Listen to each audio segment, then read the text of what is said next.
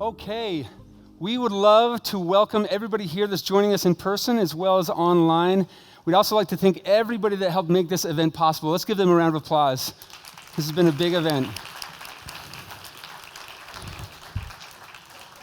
Now, we've got incredible speakers lined up here today, and we're going to learn a lot. My name is Clay Olson. I am a board member of the Malouf Foundation, as well as the founder of Fight the New Drug and Impact Suite. I'm going to be your host for the day, which means I'll be with you all day, helping you know what's next coming up on the agenda, knowing when to break for lunch, as well as learn a little bit more about some of the programs that the Malouf Foundation has to offer.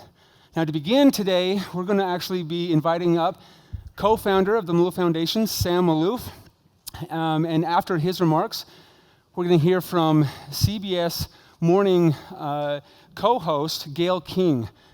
And immediately following their remarks, we'll begin the first session, which Gayle King will announce. Let's welcome to the stage Sam Malouf.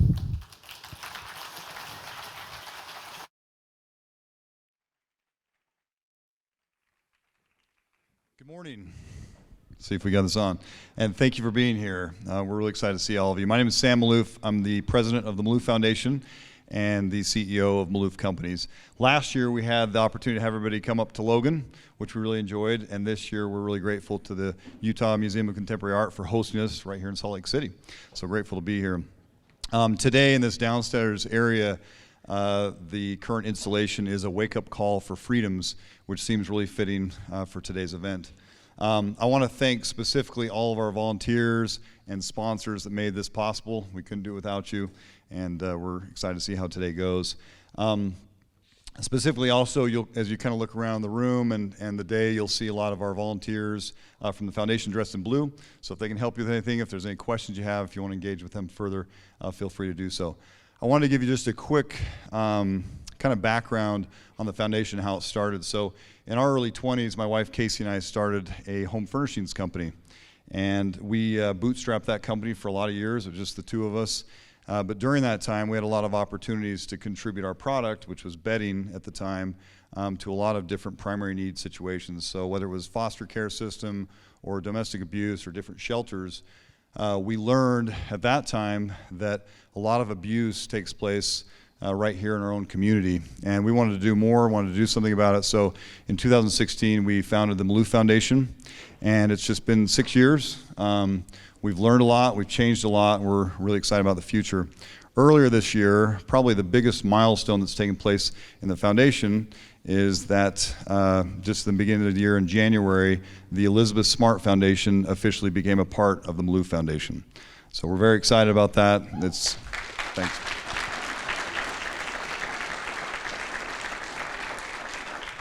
So we've seen a lot of change and a lot of opportunity open up just from that. And so you'll hear a little bit more from her today. So the mission of the foundation is to confront child sexual exploitation, specifically online abuse and trafficking. And we fulfill our mission by providing education, promoting healing, and furthering advocacy for survivors. Today, what we're doing is we're providing education so that we can create more advocates. And throughout the day, you'll hear from our MC, Clay Olson. He's also one of our foundation board members. He'll talk to you a little bit more about some of those specific initiatives. So today, you're here, whether you're online or here in person, because you care. And I just want to thank you for taking the time to learn more about a difficult subject. And I'd really invite you, as you listen and learn today, to think about ways that each of you individually can become advocates in your communities, in your industries, and among your peers. And now I'm thrilled to introduce our special guest for opening remarks. She's the co-host of CBS Mornings and the editor-at-large of Oprah Daily. She's an Emmy Award-winning journalist, and she's a member of the Broadcasting and Cable Hall of Fame. She has the most impressive list of interviews that I've ever seen. I'd like to welcome Gayle King.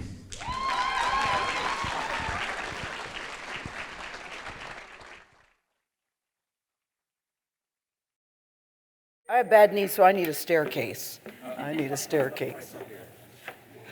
Okay, thank you. Guys, we flew in yesterday from New York, and so I was up. I'm still on East Coast time, so my body's like this, and I got the fourth booster yesterday. So I know that's what I said, so I have a slight headache, a little fever, and my arm is killing me. But I'm glad to be here. I wouldn't have missed this for the world. I really wouldn't. So I was up on East Coast time, and an infomercial comes on, and it's something called Tummy Tuck. I'm such a sucker for these things. And so before I knew it, I had ordered 2 tummy tucks and a medium and a large. It's some kind of elastic sleeve that you put on that holds you in. I'm going to give it a whirl. When I got up this morning, there was one of the stations on, and it said, "Good morning, Utah, happy Friday." And I thought, yeah, it is a happy Friday. I am so excited to be here. And I have to tell you, I was thinking about what to say as we kick off this conversation, and I thought it was just a tad intimidating, because I think it's always very hard to find the words to talk about the point of today. But we must. We are here to talk about things that, quite frankly, are really very difficult to talk about. Kidnapping, abuse, human trafficking, none of that is good stuff.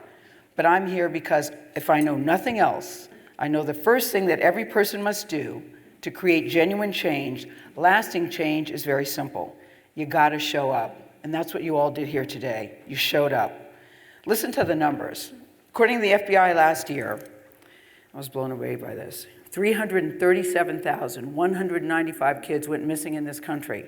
And let me tell you this, that those figures only represent the boys and the girls who were actually reported missing. There are so many people that are never reported missing, so the number is still higher.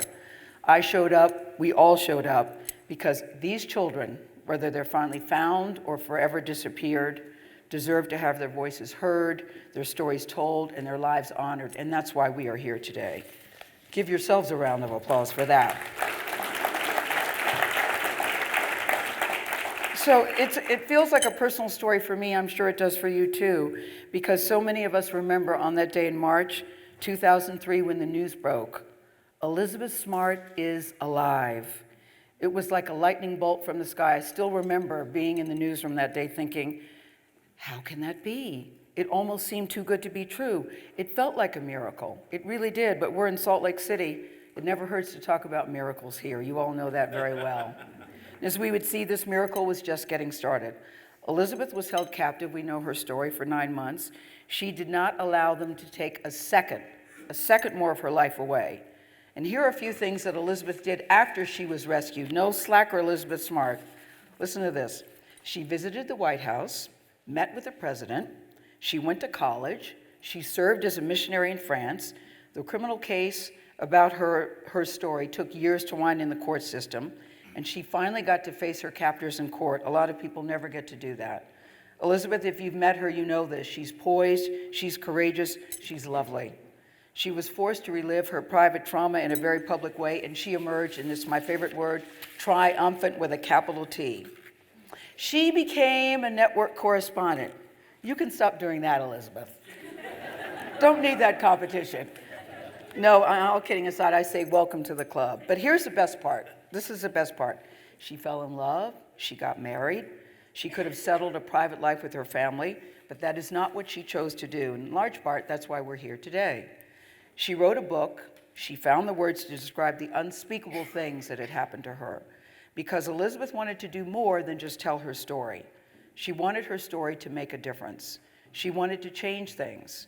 It was painful when we learned the depth of the depravity that happened to her, the starvation, the abuse, the rape that a child of 14 survived, and that's the key word, in capital letters, survived. How did she do that?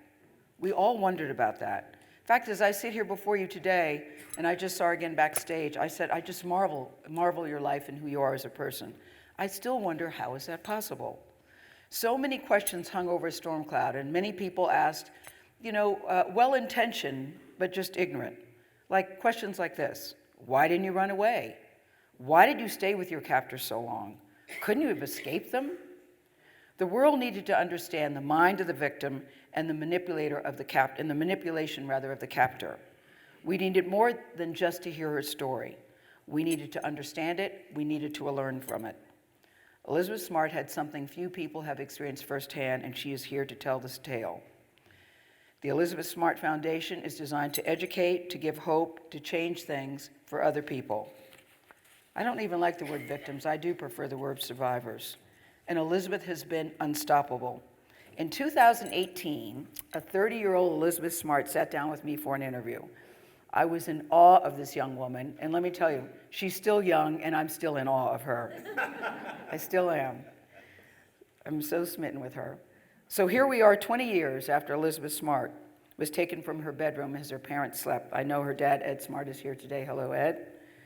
She is a wife, she's a mother of 3 beautiful children, and she is a true advocate. As many of you know, the Elizabeth Smart Foundation has joined forces with the Malouf Foundation. Shout out to Sam and Casey. I love the book that we all picked up as we walked in, to provide hope and freedom for children around the world. Hear, hear. Today's summit is their first official event together. I like that too. They brought a lot of talent in this room to talk about the work that needs to be done to educate, collaborate, and certainly to heal. And most importantly, they brought together other survivors who, like Elizabeth, are here to talk and share their stories with you. The purpose is to have an impact and to change things. So shout out to you, Tanya Gould. I met her backstage. Suzie Skirvin, I was looking for Suzie. Kara Robinson Chamberlain, here, here. And in just a moment, you'll hear from Jaycee Dugard. Shout out to Jaycee too. They have the courage to talk about what happened to them and the strength to make a difference. Really special treat for you guys today because Dr. Rebecca Bailey is also here too. She's an expert in the cases of child abduction. You could call her a rock star, a superstar in this field. She has devoted her career, Dr. Bailey, to helping survivors navigate their way through pain, and today she'll help us all understand, and this is a new concept for me too, so please, like myself, be listening with both ears, the concept of appeasement as a response to trauma.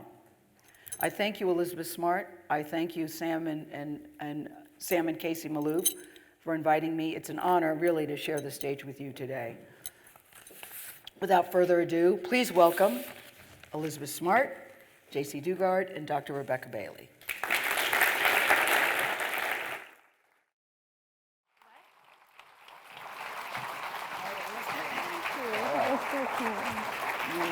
Thank you, Jaycee. How about you sit in the middle?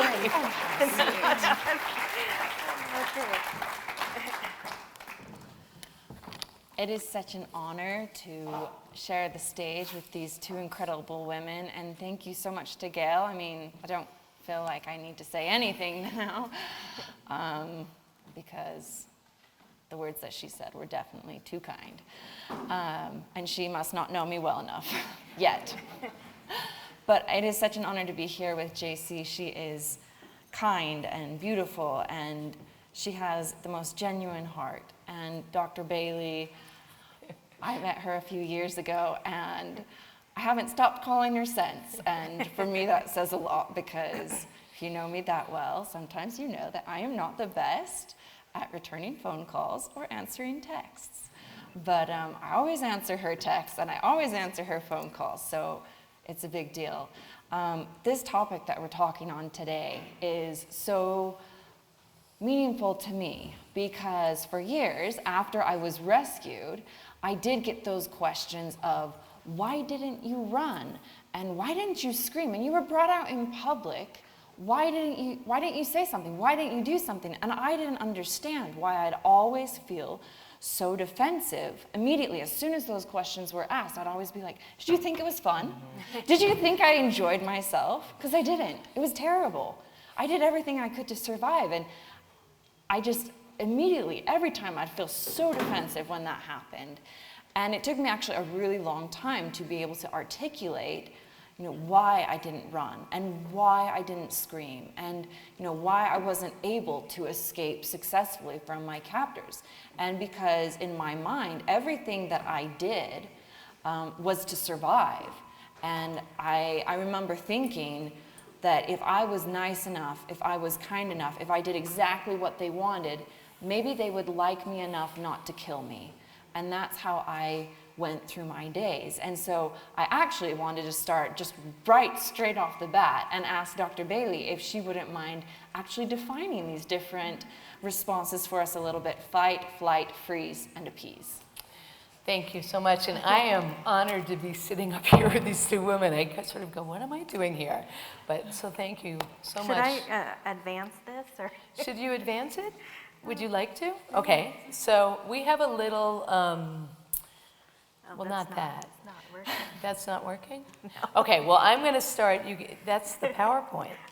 That's Gayle King. That's not the PowerPoint. Okay, so I'm going to give you a little synopsis of what appeasement is. And you want me to stay with this exactly? Okay, so that means I need to put on my glasses. We're off to a good start, are we not? Okay, so how did we all connect together? You want to share that one? Well, I mean, she could have took the words right out of my mouth with, you know, how we wanted to be liked, wanted to, you know, stay alive, basically, while we were being tortured. So like what you said, I totally, and I really wanted to figure out why didn't I run, and why didn't I leave? And I had 18 years in which to do something, and I never did anything. And you know, those things get into your head. I mean, I knew that I really didn't have a chance. You know, there was never really an opportunity, but you know, why? And I know coming out, people saying it's Stockholm, you're in love with your captor, that always felt really degrading. And like, we're not in love with our captors. No, it was nothing like that. That's disgusting. Yeah. Have you seen a picture? No, I know, exactly.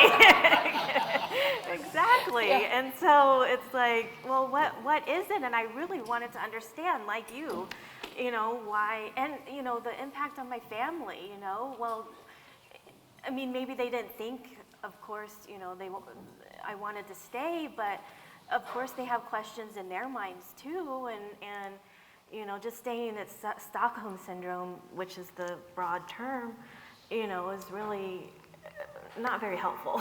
So I really wanted to understand, so we got to talking. So originally, right after I began working with Jaycee, National Center of Missing and Exploited Children, thank you, got a phone call in the morning, and suddenly I had an entire family in my treatment. And what I immediately discovered was the incredible, incredible resiliency of someone in front of me, and began to think, well, and I had done work with many other families before, but the understanding of how people view the survivor, and particularly women, I have to be honest, you never hear a prisoner of war being referred to as falling in love with their captors. It just doesn't happen. So we began to look into different, and I say we, Jay and I have very similar brains. We started really looking at how can we explain this to the greater world? And we stumbled into a man named Stephen Porges, who you'll be meeting hopefully in a second if things work, and began to really focus on the importance of words. So Elizabeth asked about fight, flight, or freeze. Those are all very passive states. Those are all states that the autonomic nervous system can activate into. But the appeasement, the ability to appease, is a different thing. It is the ability to be in very, very deep terror and then access what we call the social connection, the ventral vagal, the part of the vagus nerve, which another time, another lecture, but the ventral vagal is the part that allows us to be socially connected. So that became very important. Now, we never ever want anyone to think that if you don't escape, or if you're a parent of a child that didn't wasn't able to escape, that there's something, a deficit. That's not the point. The point is that it's almost a superpower that has been developed over generations, the ability to appease. So we began to really think, Jaycee and I spoke at Harvard and Yale about this subject, but at the time we were using the different word adaptation, which when we stepped back from that, that also suggested that people were changing and adapting for the perpetrator. And that still took too much away from the survivor. It still didn't say this is not, it was seeing it from the perpetrator perspective, not from the survivor. So you want to take the next... The real reason why we came together? Because we love horses. It's really about horses. It really is, yeah. But on an important note, horses have an amazing ability to co-regulate us and to make us really be present and in the moment, and they really are in tune with their bodies amazingly, and I've learned so much from interacting with horses and being with horses. And so much of our work was horses together early. And yeah, I mean, I love animals anyway. Well, and if you're not being present on the back of a horse, you probably won't stay on it very long. Present and regulated and on the ground with the horse. It's amazing in my life right now, not that this is totally relevant, but I have a horse who provokes deep anger in me because he is so naughty, and I've ridden my whole life, but I'm telling you, he is the gift from above to say, can you walk the walk, Dr. B? And it's so really interesting, and so that's where the horse piece also brought us to understand appeasement better. This two-way connection, the connection between the human and horse. So, origin of Stockholm. most people know this, know that this is from the bank robbery in Stockholm, and what it became, there are some variables in Stockholm that do make sense. There's pieces of it. There's, I think, 7 variables overall, and maybe there's 3 or 4 that make sense. But the thing that knocks it out of acceptability is that you fall in love with the victim. I mean, not with the victim, captor, thank you. That's the thing that really changes the game on it. Now, there have been, we know, some situations where, like Patty Hearst, who married the bodyguard, but that's still, if you really unpack the Patty Hearst story, you'll understand something a little bit different about that relationship, and one is survival. Survival in her family, survival in the media, survival in the court. So that's really important to understand that Stockholm did not come from a research-driven perspective. And that's really important. And it disappeared for a while right after Jaycee was recovered. I'm hearing it sneak back in again to the media. And our thing is, when it sneaks into the media, it sneaks into the home, and then it sneaks into the vernacular of individuals and communicating with each other. And so do you think that Stockholm Syndrome is real? Or is it just a misunderstanding of everything? I think it is a perpetrator perspective, from the perspective of the perpetrator to explain something in a way that doesn't make sense. So no, I do not believe that it's accurate. I think it needs to be kicked to the curb, period. So you heard it from someone who knows. Stockholm Syndrome is offensive and it doesn't exist. Now, it's interesting when you look at number 2 that the captive perceives some small kindness from the captor in the context of terror, but I don't believe that either of you or many of the incredible human beings here really believed that that kindness was really kind.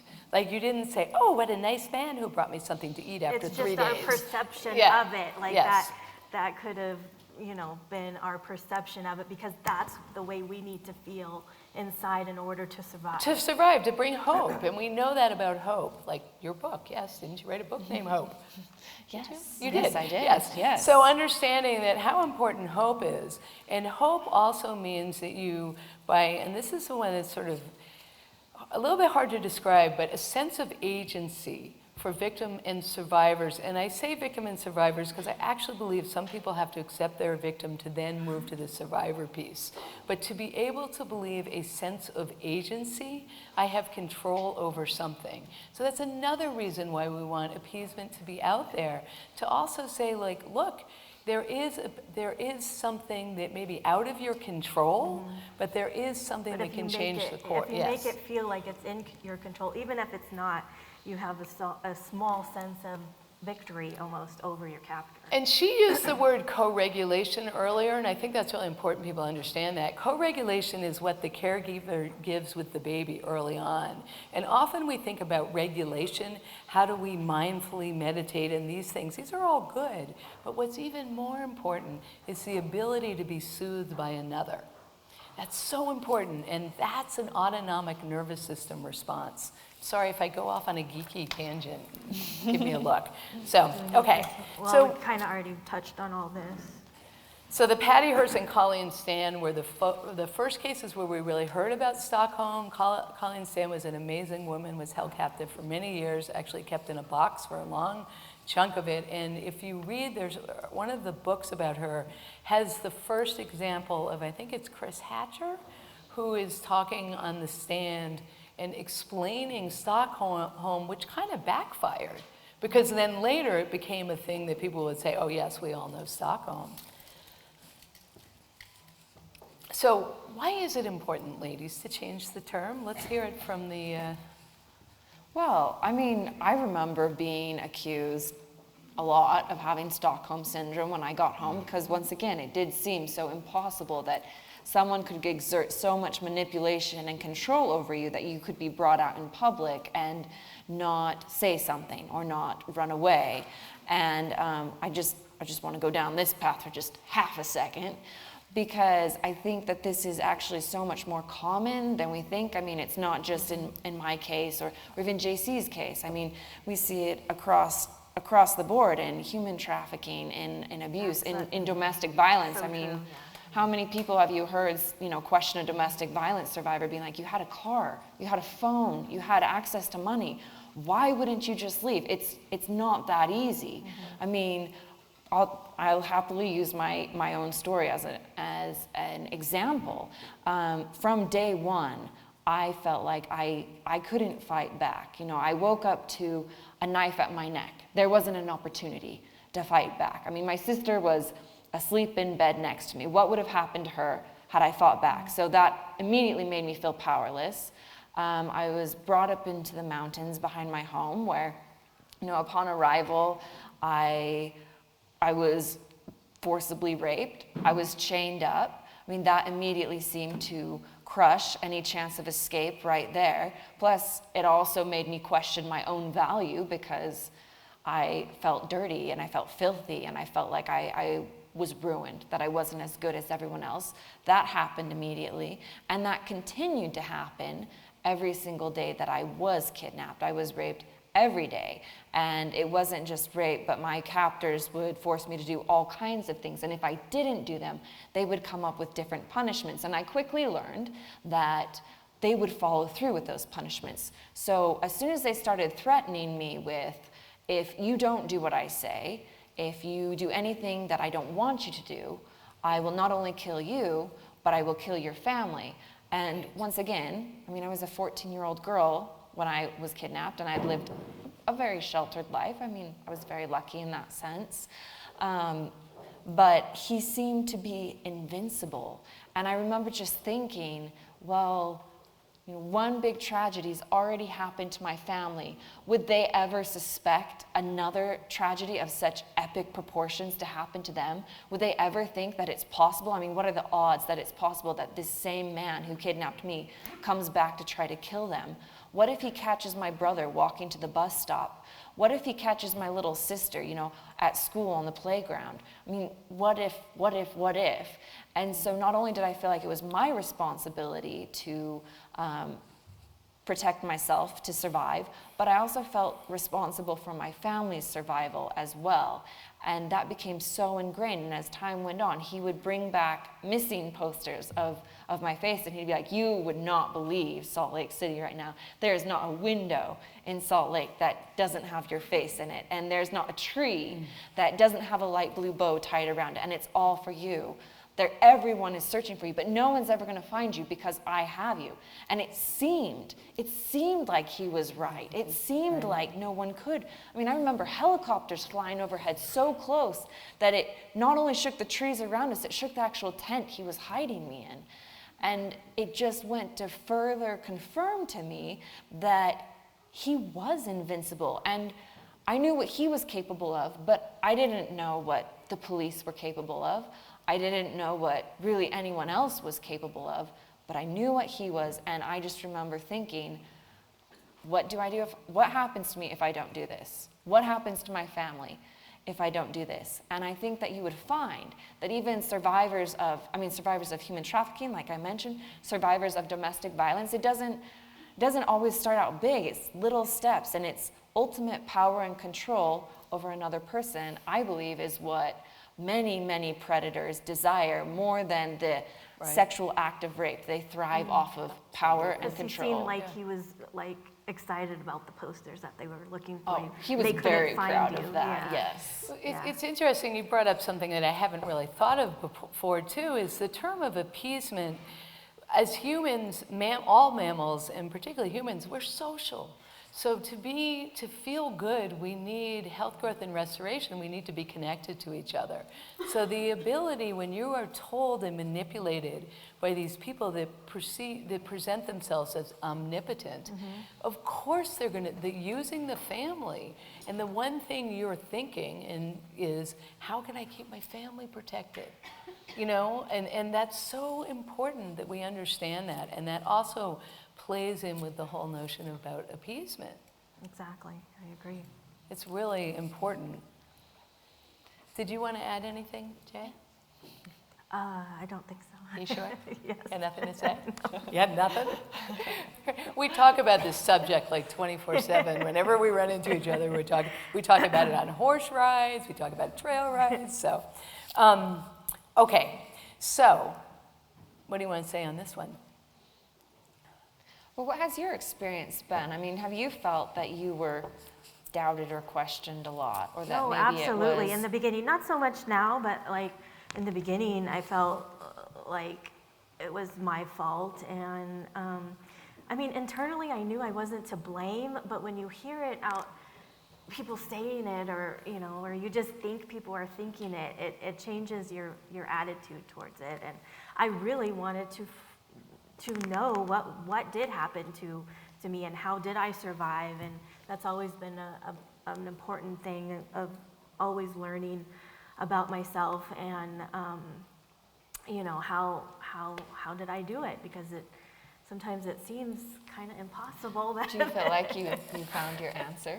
Yes, I do, because I feel like in learning the appeasement process and polyvagal theory is like it wasn't my mind telling me what to do, it was my body and my mind working together, you know, like it wasn't, do this in order to survive. It's just like I knew what to do to survive. Like I knew that I couldn't push him in some situations, but in others, maybe I could get a little tiny bit of something, you know, and I think that's, like you said, it's all about the little steps that we take. It wasn't this big giant step of I survived, because there were many times that I thought that, actually, I was gonna say something. I was gonna say there was many times that I thought I was gonna die, but that's not true. At the time, I never thought that he would kill me. And I've learned that that was a survival instinct as well, that I couldn't go to that place in my mind because I couldn't survive like that. If I thought I was going to die or he was going to kill me, I couldn't survive, me myself. So that's something that I've learned. And there's another piece about that with the autonomic nervous system, that in the way we've learned to operationalize it, that if someone goes into what we call that freeze or a mobility place, it can actually incite a response from the perpetrator even more. And so again, this isn't, it makes angry because you're a victim. And so it brings even more that part of what you're saying of like, it sort of empowers the perpetrator to get off even more on the power dynamic. So the appeasement piece is a way that there's a way you're connecting in a way to help co-regulate that other person. Again, it doesn't mean that like everybody, you know, who doesn't get away is done something wrong. It just means that this appeasement thing, we think, is actually a biological evolutionary process that certain people have learned how to be able to do. And I know that some of the special forces folks and people like that, actually they train to try to be able to, again, be in pure terror, where you're almost shutting down, but then you're able to connect in a way that allows you to problem solve. Because when you are in a shutdown freeze state, you can't access upper level thinking. So one of the things we do with the foundation we work with is we train law enforcement. And part of what we're trying to help them learn is that when they come into a situation, it's so important to regulate their nervous system in a way, and which is a tricky thing when you're in the middle of a survival situation. How do you access both? And then I just want to add one more thing. I don't want to go on and on, but I was working with a young lady a few days ago, and her sister is very sadly missing since she was 12 years old, and this family had some of the worst abuse, with all due respect, that I've ever encountered. And she was very, very distraught about the perpetrator had come in and said something. She was actually chained in a bed and had said, the sister had been missing for some time and had come in and said, I'm taking your sister to the airport. And she hadn't seen her sister in 6 months, so we can fill in the blanks of the piece here. It's still up in the air.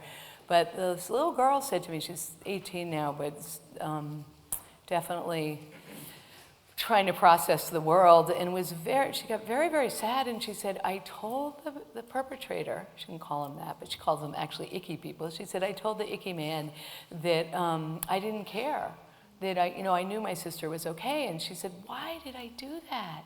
Of course, I was terrified about my sister. And I was able to tell her, it was so about appeasement.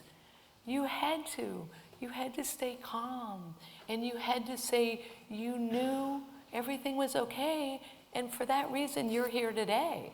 Because if she had let on her fear, it would have dysregulated him, and he probably would have killed her or something else. I don't know in the moment. She went through unspeakable every day as well. But so it was like a whole new thing to see right in front of me, and her relief, because she was just so confused, why would I say that I didn't care about my sister, who was the most important person in my life? So it's a whole nother piece of understanding appeasement. Yeah, and looking back, I mean, I've been free for about 12 years now, and the stuff that I've learned, looking back at things that I did to survive, sometimes I'm like, I can't do that as I am now. I feel too different, I would speak up more and I would get in trouble and I would not survive. But back then, I guess maybe because I was young, or I would latch on to anything that would be a connection, I don't know if you did that too, but anything that I felt like I could connect to, I would latch on to it. It's I think you'd just be just fine. I think that you guys are you've told me many times I would have been kicked out the door and either let go because I was. No, and I would get kicked out the door. No. But I think that's the whole piece as a psychologist for me, is really and I know so many people here in this room that have had the opportunity and the pleasure of meeting all of you. We just go, oh my gosh, you have so much to teach us. And my field has been on such a pedestal of let's tell you about your experience. And it's the other piece I've learned is how important authenticity is, and how important is we listen to all of you and really go, tell us about that. Well, the number one thing you never did was treat me like a victim. You always made me choose. Which you didn't like. The choices drove you crazy, but. Yeah, choices drove me crazy. But, and I can just imagine, if you had treated me like I was broken, or something was wrong with me because I did these things to survive, would I be different today? I don't know. I don't know. I think, we could, a whole nother subject is how we treat trauma, and so much trauma so much trauma in this world, and what the thing that where this polyvagal theory that we really like, what he brought into the understanding of the nervous system is this thing of the social connection, and how important social connection is in the autonomic nervous system, how important it is. And that's something that nobody used to talk about, because we would talk about fight, flight, freeze. And also another one we like to be very careful of is there's a new term floating around called fawning.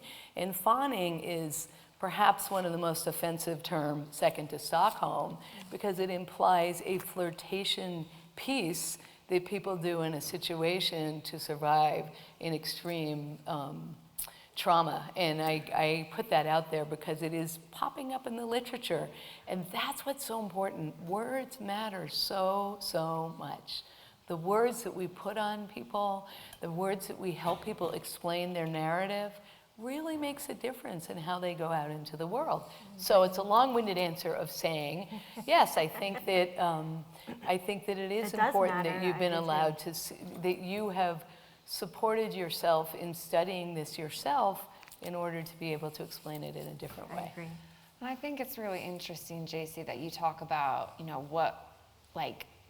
what could have been, or if it happened now, or would he have, I have spent a little bit time going down that road myself. Like, if I knew everything now, hopefully it wouldn't have happened. But that being said, I also kind of had to feel like I came to a point myself where I couldn't look back that way, because then it made me think more of like the life that I've lost, or maybe the life that you've lost.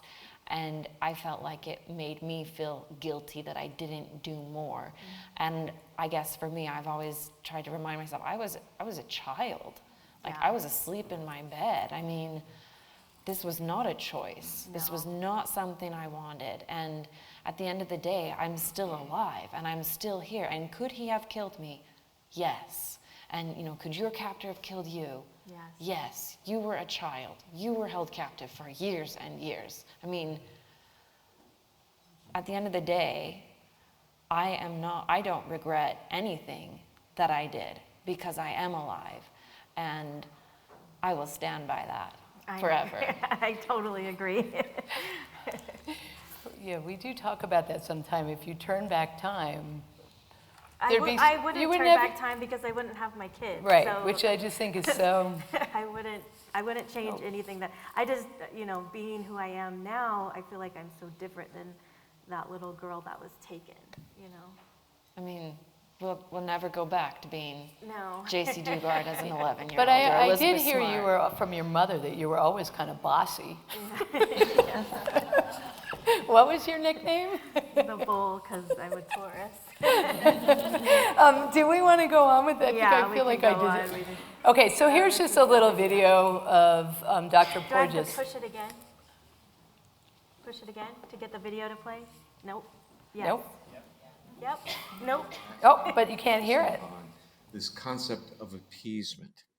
And it was really this notion that appeasement was very much linked to having this super co-regulatory social engagement system. And I think appeasement is a critical part, because it's really saying that our presence with another downregulates their threat or their ability to be hurtful to others. So even when a person is a predator, do we have the capacity within us to send cues to the other that we're no threat, and that we're really there in a way to, as a partner with them in a strange sense of the word, to enable them to calm down or co-regulate?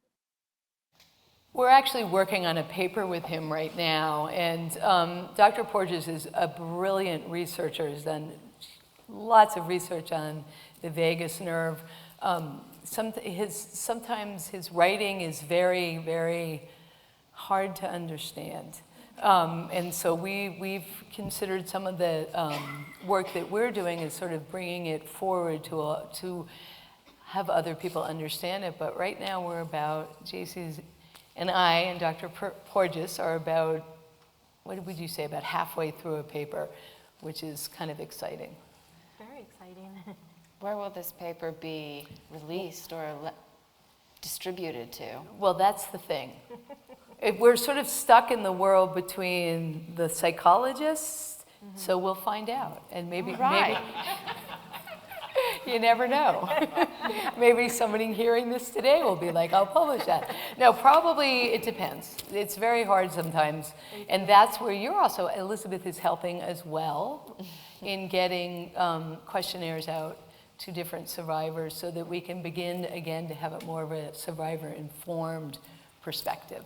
But I will tell you, appeasement, wherever we are and whenever we start talking to amazing survivors, we get this, oh, thank you so much. It's so important people understand this. So we know we're on the right track. Absolutely. It is hard to make sense of everything that happens, and for me, I mean, it definitely took time, and it took time to like analyze my emotions and why I did what I did, and I agree. I mean, when we finally connected a few years ago, and we just sat down and we started chatting. I mean, we didn't stop chatting, and we just kept going and going because I was like, yes. This makes sense, and this is important. And yes, I've hated it when people are like, "Oh, well, you had Stockholm syndrome." I'm like, no, I didn't. Yeah. We were I was supposed to be adding some input to something that she was doing. I ended up interviewing her, and we ended up she kept turning it around. I think She's like, they "Well, what do you turned out the think?" lights in the building because we kept talking as we were going. Cameramen went home. It was a unique experience. Do you want to talk about this? I don't know. I think go ahead. Choice and agency. Yeah, why don't you talk about choice and agency? Oh, or would you like to? Would you like to have the choice to talk about that? I want a question about it. Well, I'll just say, and then I'll turn it to you. I think choice is one of the single most important things that you can give back to a survivor, because being a victim means that you have your choices taken away from you. And whether that's the choice to preserve your body, or the choice to breathe, or any choice it might be, it is taken away from you, and that, I feel like, is what defines you as a victim. For me, in my mind, reclaiming that choice is when you become a survivor. And at least this is my feelings and perspective on it, but I feel like even after maybe you have physically been removed from a traumatic experience, you have that choice to remain a victim or to go on and become a survivor. So I think that whenever I do presentations and I have people approach me and ask, well, what can we do, or what would you suggest? I think giving choice back is so important, and I'm so grateful for the choices that I was allowed to make by my parents. I'm sure it was incredibly scary for them. You know, I'm a parent now, and a couple years ago, my little boy, he has no sense of self-preservation. It gives me, I've just decided, like, kids are 100% why you get old. 100%. I mean, I never had like these little wrinkles up here, and I'm like, oh my goodness, it's since you've been born. Yeah. But he almost drowned a few years ago, and it wasn't because I wasn't watching him. I was right there in the pool next to him, and I was watching him, and I grabbed him out. And now every time we go back to the pool, he's been in swimming lessons since he was 18 months old.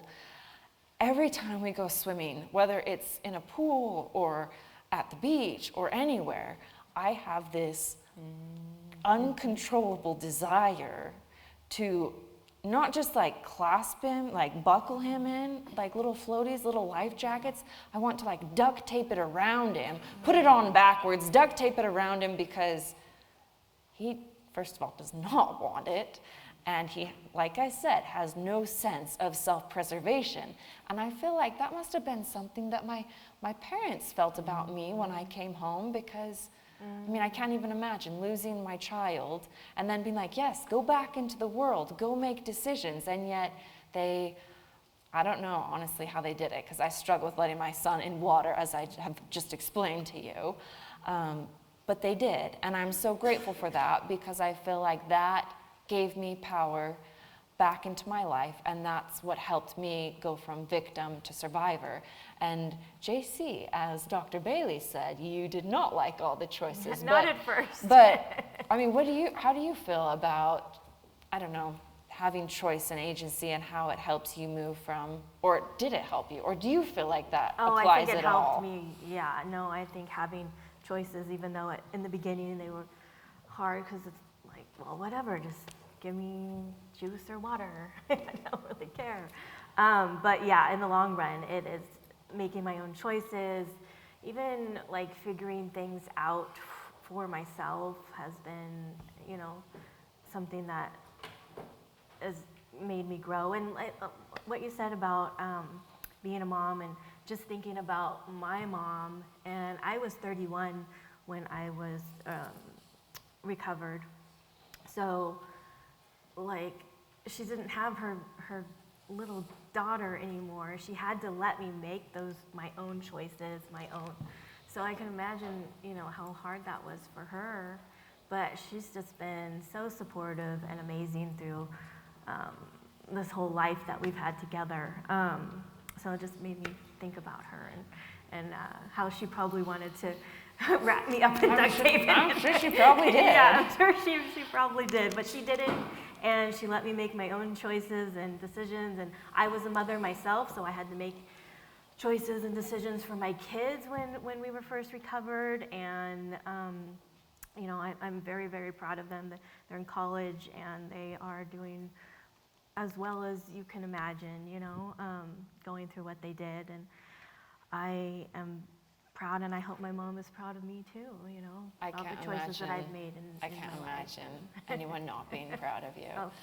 One thing I'm interested about asking you, Dr. Bailey, is there a switch? Is there something that happens from going from that state of appeasement when you're in that like traumatic situation, that intense, like terrified situation, to being taken out of it and being able to really consciously decide what you want? Or do you feel like it just carries over? Because all the little choices along the way, I mean, for appeasement, they are choices, but at the same time, you're doing what you have to survive. So is that really a choice?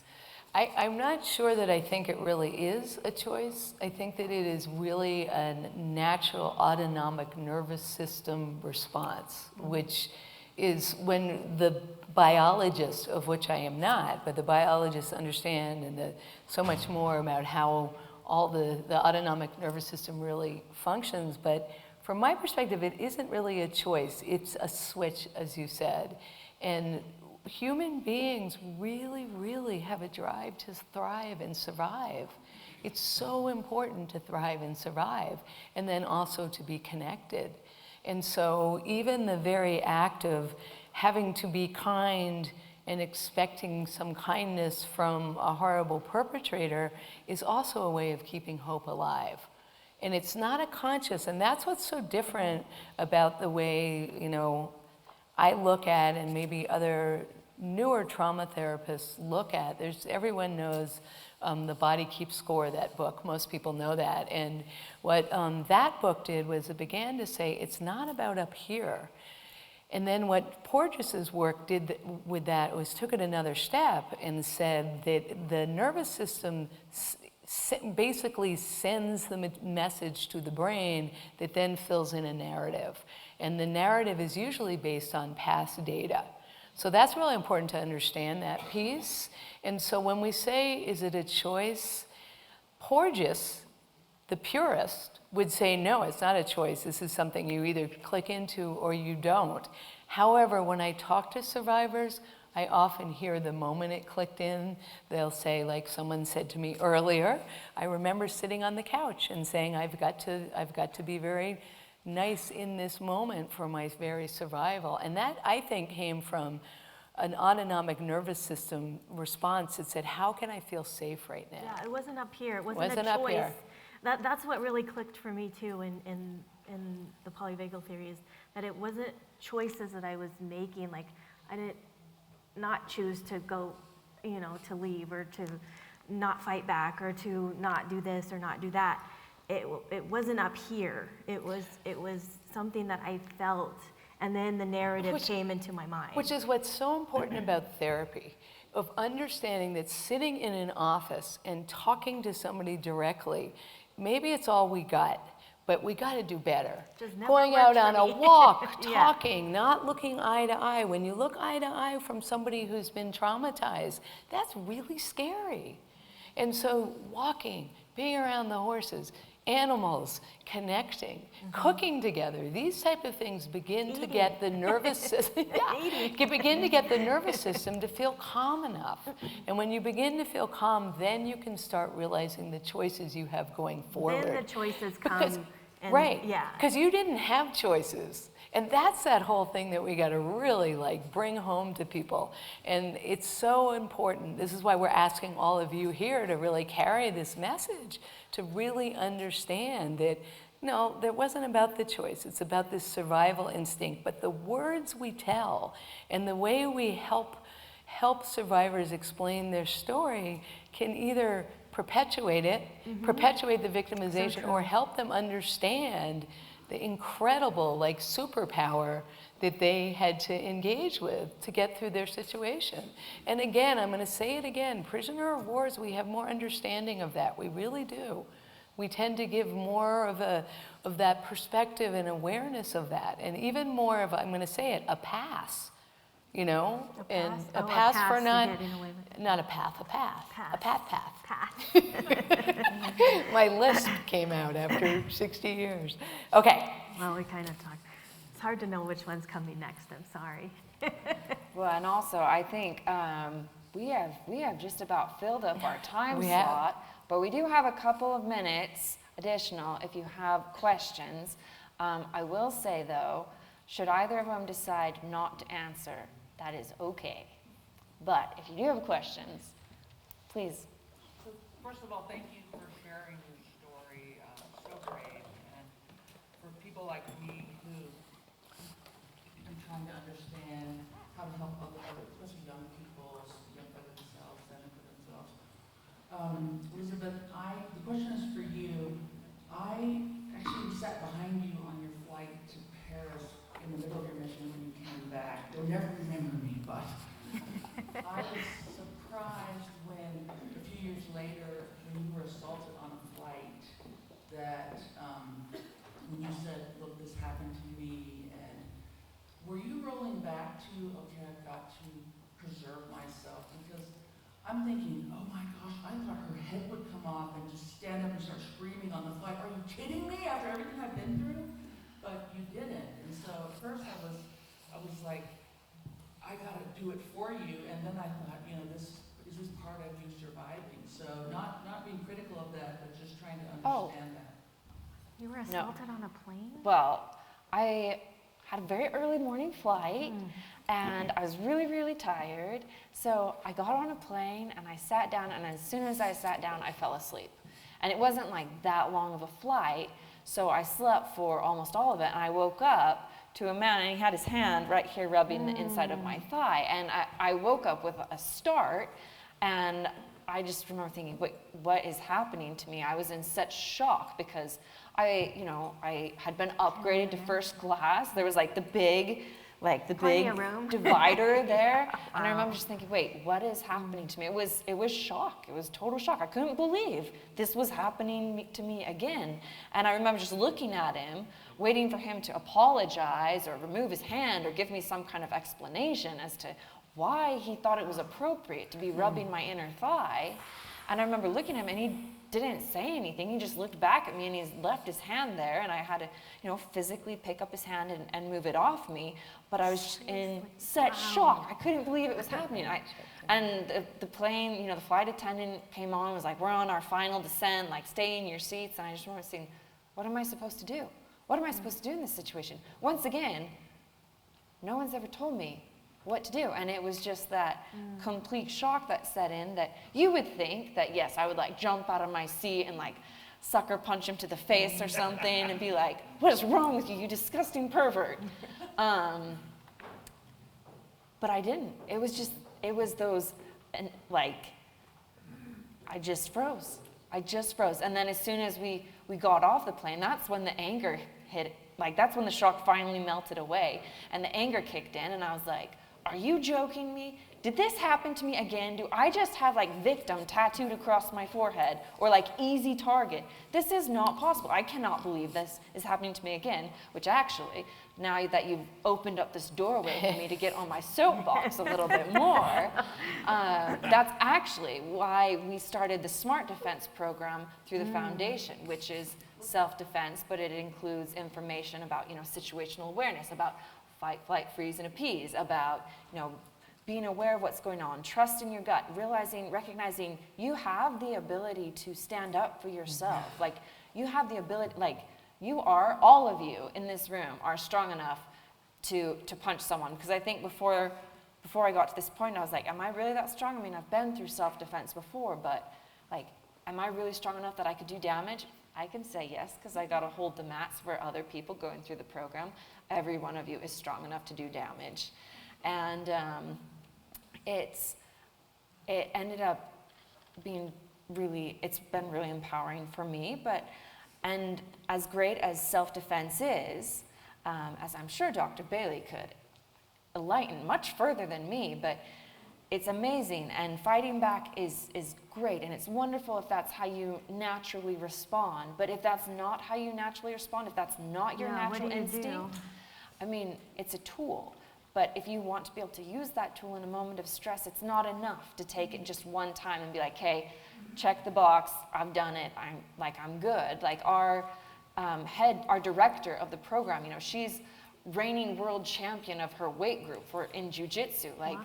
I would not want to be cornered by her. I was going to say in a dark alley, but really anywhere, because she would kill me, and I'm like a whole head taller than her. I mean, you'd think I could just like sit on her and I'd be fine.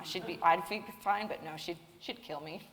But she'll tell you that even her, who's trained her, for a long time, she is incredible. She could still be raped tomorrow, because if it's not your natural response and you haven't practiced it so much that it becomes muscle memory, it can't serve you, which is why if you don't fight back, it doesn't make you wrong. It doesn't make you didn't do the wrong thing. You didn't not do enough. Just when the power differential is so great, or after that first, what do they say, 5 minutes or 3 minutes, that's where that appeasement thing, because in some cases fighting back could mean the end of your life. And we know that from the FBI's studies on hostages more recently, that in the last 10 years, in some situations, the fighting back makes you even more. But what happened when you went into the dorsal freeze state, your heart rate slowed down. It's an old mammalian response to absolute terror. So your heart slowed down, you were really still. And that's that thing then. It wasn't up here, it was here. Your body actually did that. But then when you were out of the danger, then you were able to access the sympathetic nervous system that said, bring it on. So, but it is important to remember that there is times that really fighting back can mean your life. And this is so important to hear this, because in some courts, in some countries, if there isn't a fighting back response, for example, in a rape, it is assumed that it wasn't a rape. And that is a true story. And that's something we need to think about, because if you're faced with a life threat and you don't fight back, that doesn't mean you weren't raped, right? Or attacked. It just means that you weighed the odds in your nervous system and said, what do I need to do to survive here? I better be really, really quiet and really still, or regulate the other person. So, in the back. First of all, so inspiring today. My mother-in-law is a survivor. I wish so much she was here today listening to this from you guys. I guess my question is, do you have any ideas for the rest of us as we want to be conversation starters of correcting these thoughts about the way Stockholm Syndrome gets spoken about? Like, when somebody brings it up, how can we, so our original thought is shut them down. We probably need to be slightly more polite in helping them shift their thoughts, or even just how we can bring it up, how we can teach my teenagers, how I can bring it up with my friends. So, go ahead. From to understand that it was a media-driven label, here's the egghead way of saying it. It's a media-driven label that doesn't have concrete research behind it. And that is one that kind of stops it. And then also the one that we've found is really good is like, it's really offensive to a victim survivor to be told that that they fell in love with the perpetrator. And then the third one is the one you always say about your family. Do you know the one I'm saying? Do you want me to? You know, the impact when you're working with a family post-abduction, there's so many variables in the families going on, and to try for a parent to think that Jaycee or Elizabeth didn't leave because they were in love with their perpetrator, wow, that brings a whole nother level of psychological pieces that people have to deal with, because it isn't true. Does that make sense? Do you guys have a more succinct way of saying it? I mean, I just think when you're talking about it, if Stockholm Syndrome were to come up, you'd be like, you know, that's a really interesting topic. You know, I recently attended this really amazing summit where they had this fantastic panel where they actually spoke about what is actually going on in your nervous system. And it's totally a natural response to freeze.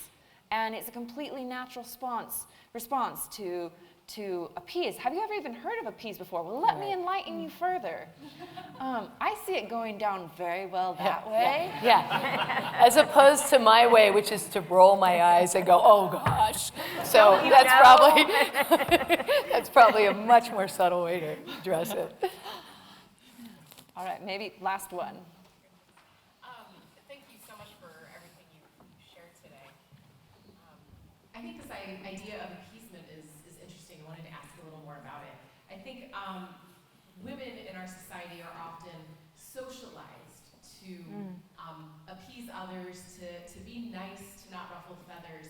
And I've thought of that as being appeasement. But hearing the way that you're describing it today, it feels different. This feels like more of a biological way of appeasement versus the socialization that I think any woman here probably has been brought up with.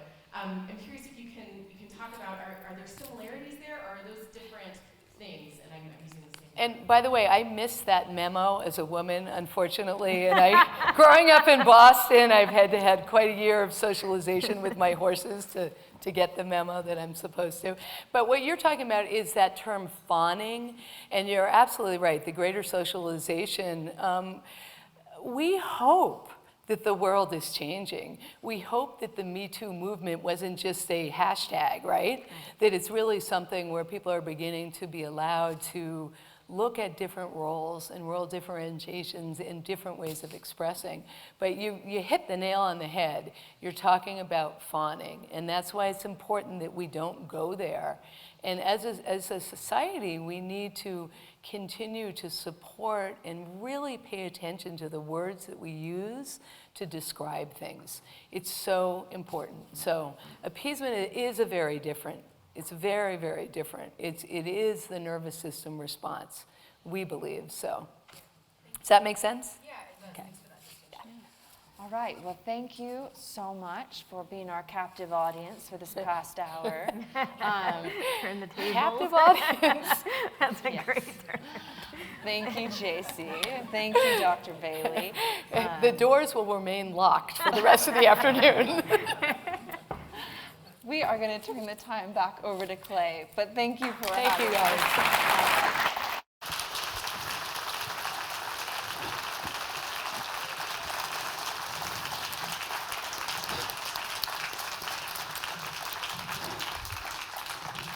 We'd like to obviously thank our panelists, Dr. Bailey, Jaycee, and Elizabeth, for sharing their experiences and helping us shape this discussion. Now, as Sam had mentioned prior to that last session, Elizabeth and her team are now officially a part of the Malouf Foundation, which means that we're fortunate enough to be able to adopt some of the initiatives that Elizabeth and her team had created prior to joining.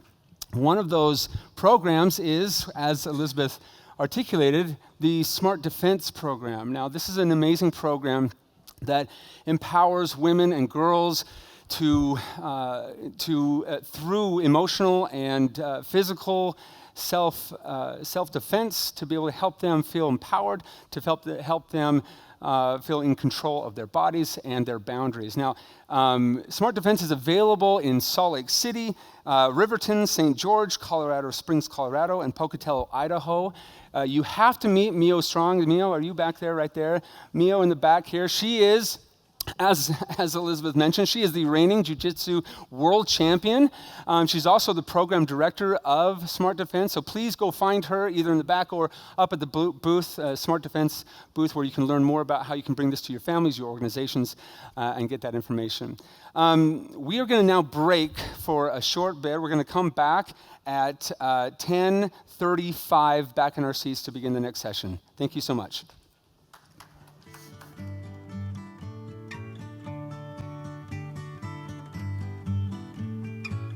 I listen to the wind of my soul.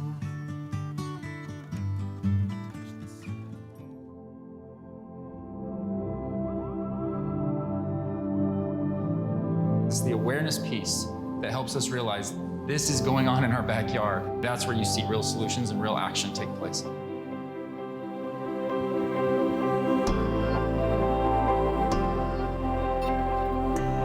It's just as equally important for all of us to understand how we should interact with these victims, with these survivors. How you respond to them can truly set the path for the rest of their life.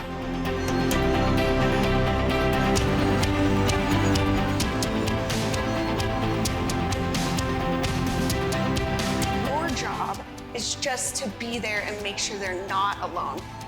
I really feel like it's important to bring victims out of the shadows so that we can see what's really going on in our communities. If we can save one person from this trauma that is so horrific, if we can save one person, it's worth it.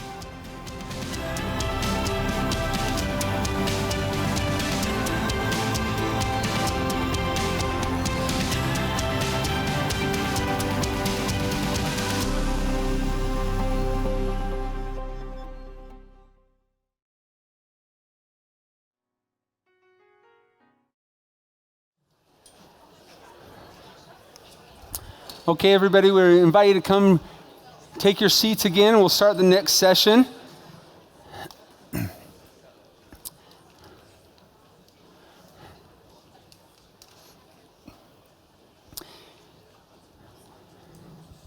In this next session, you're going to hear from Dr. Erika George, the director of Tanner Humanities Center.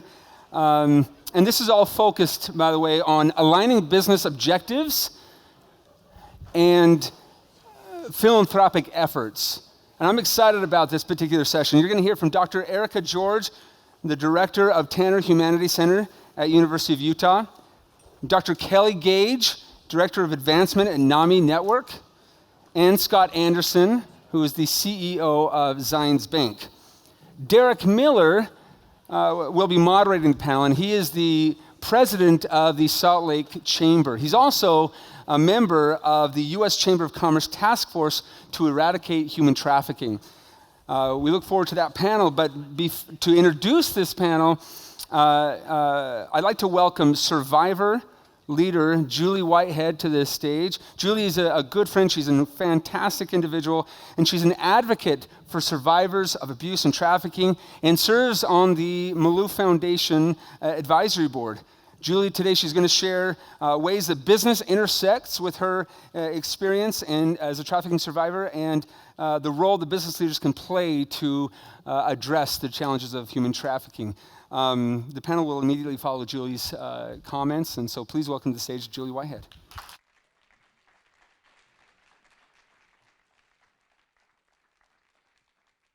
Hi, thank you for having me here today. It's amazing to be a part of such an important event. I've been telling my story for the last 2 years, so some of you may have heard it already, but for those who haven't, I'll just give a brief version of it. You could say that my life went from bad to worse to infinitely worse, and I just had to wonder, why me? Why, when I got out of one situation that was terrible, did I almost immediately find myself in another?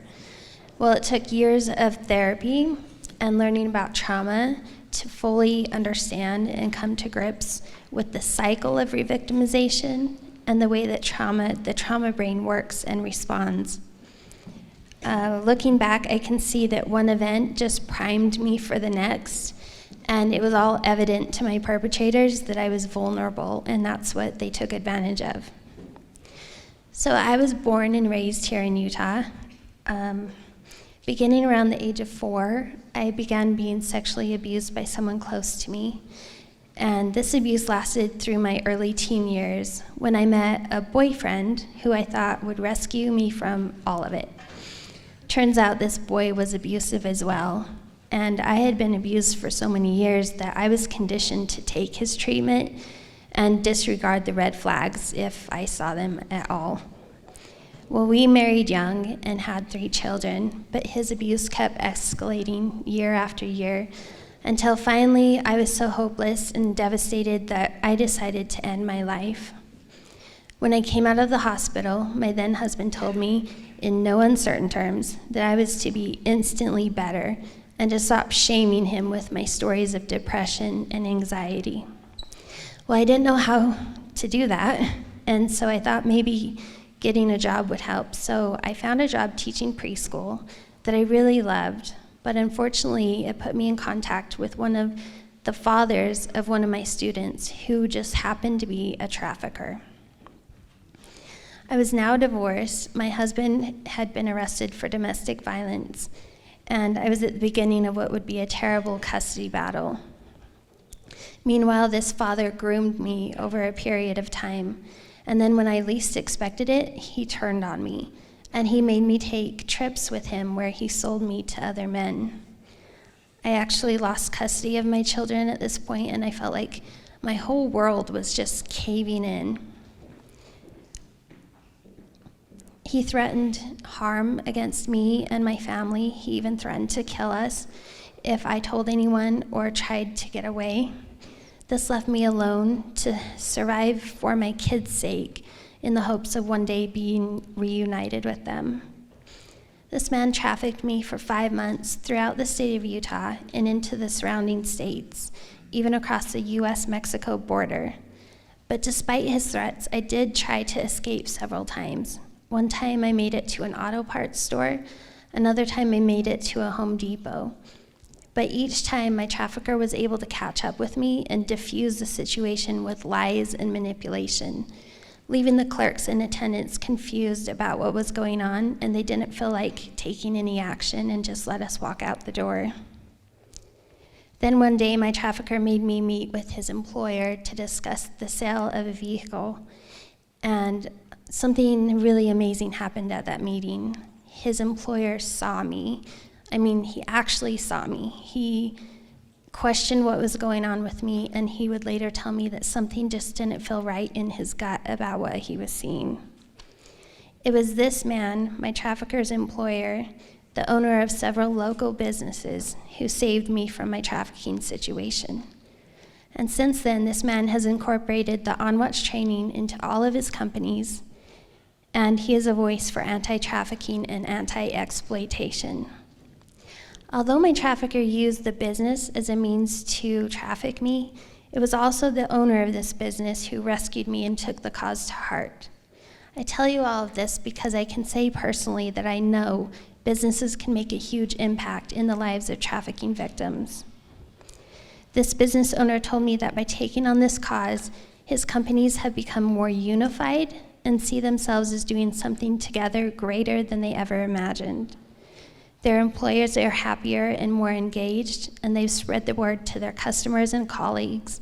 They're truly in this fight to end sex trafficking in their communities. So with that, I would like to introduce the next panel and some very influential business leaders who are no doubt making a tremendous impact of their own. Thanks.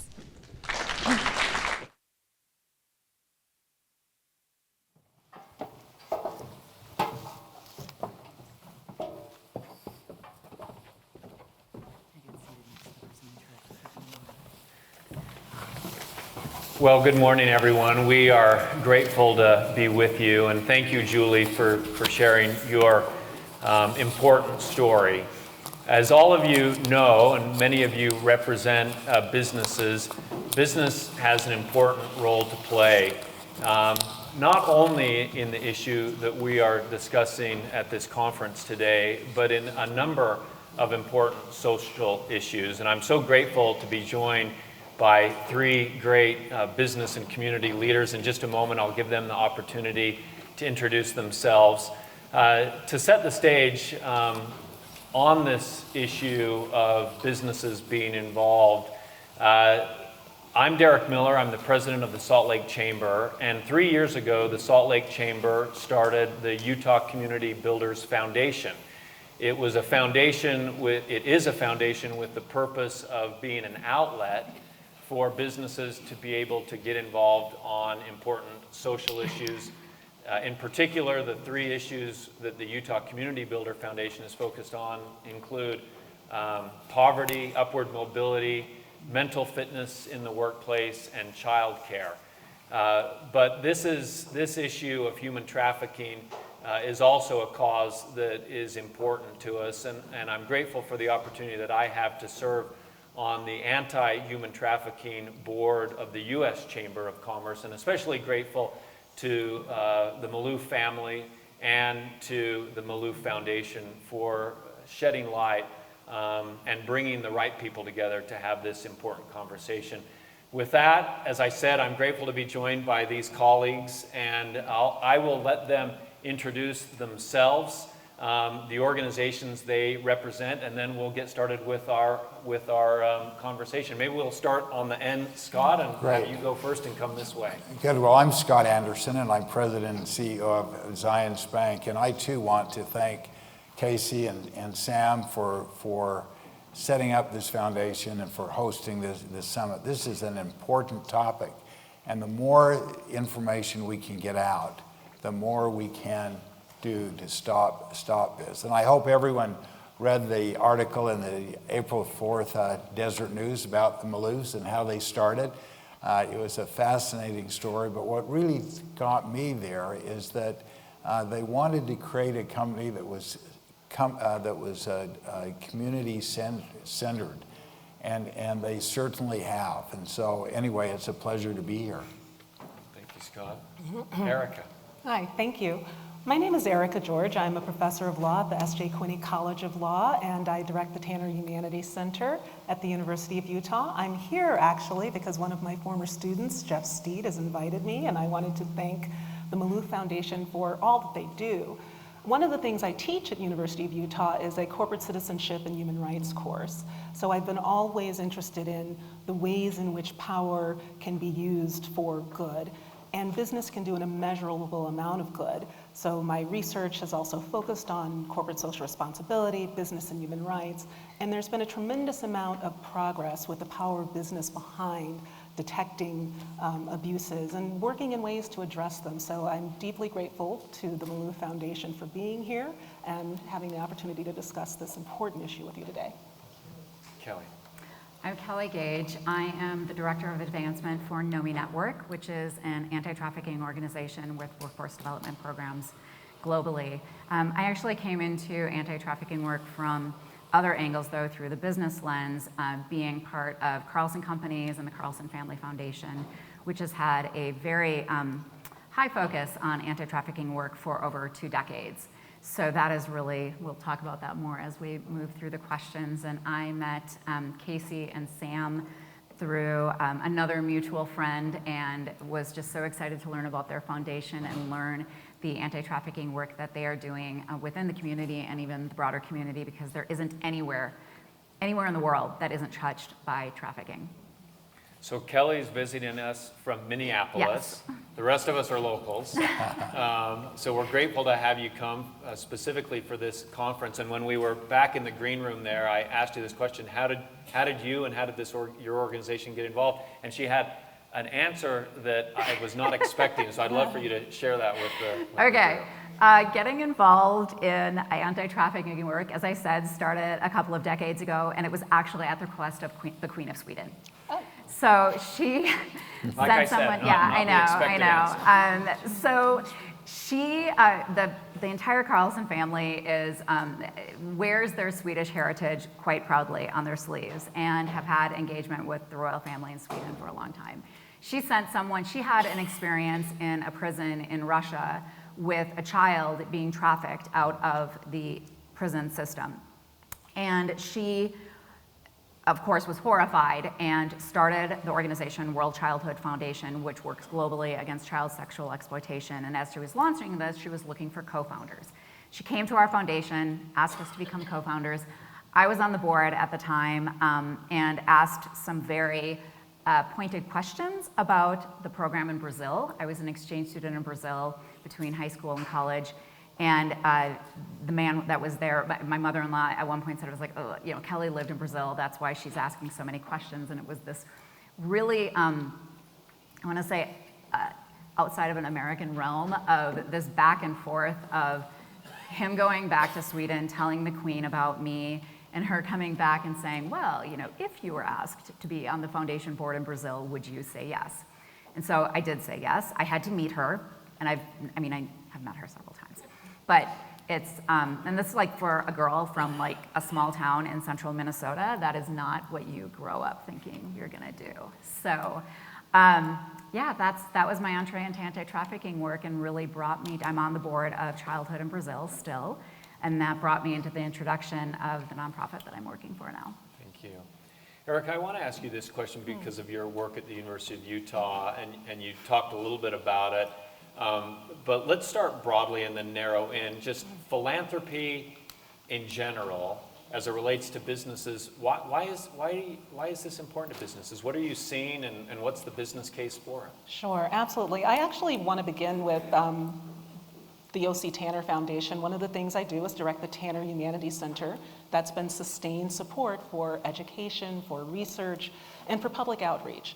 And much of what we've heard today has been about education. So having foundations that are strong support for education is invaluable because people seed and spread and grow ideas in the world. The things that we've done at the law school have included our Students for Social Justice initiative, launching a human trafficking symposium that happens annually where we look at different dimensions of issues of human trafficking. And because we have multiple units on campus, we have people working on gender-based violence and interpersonal violence through different interdisciplinary lenses. So I think that really the foundation piece is the voluntary, not required, what it is you're doing to advance things.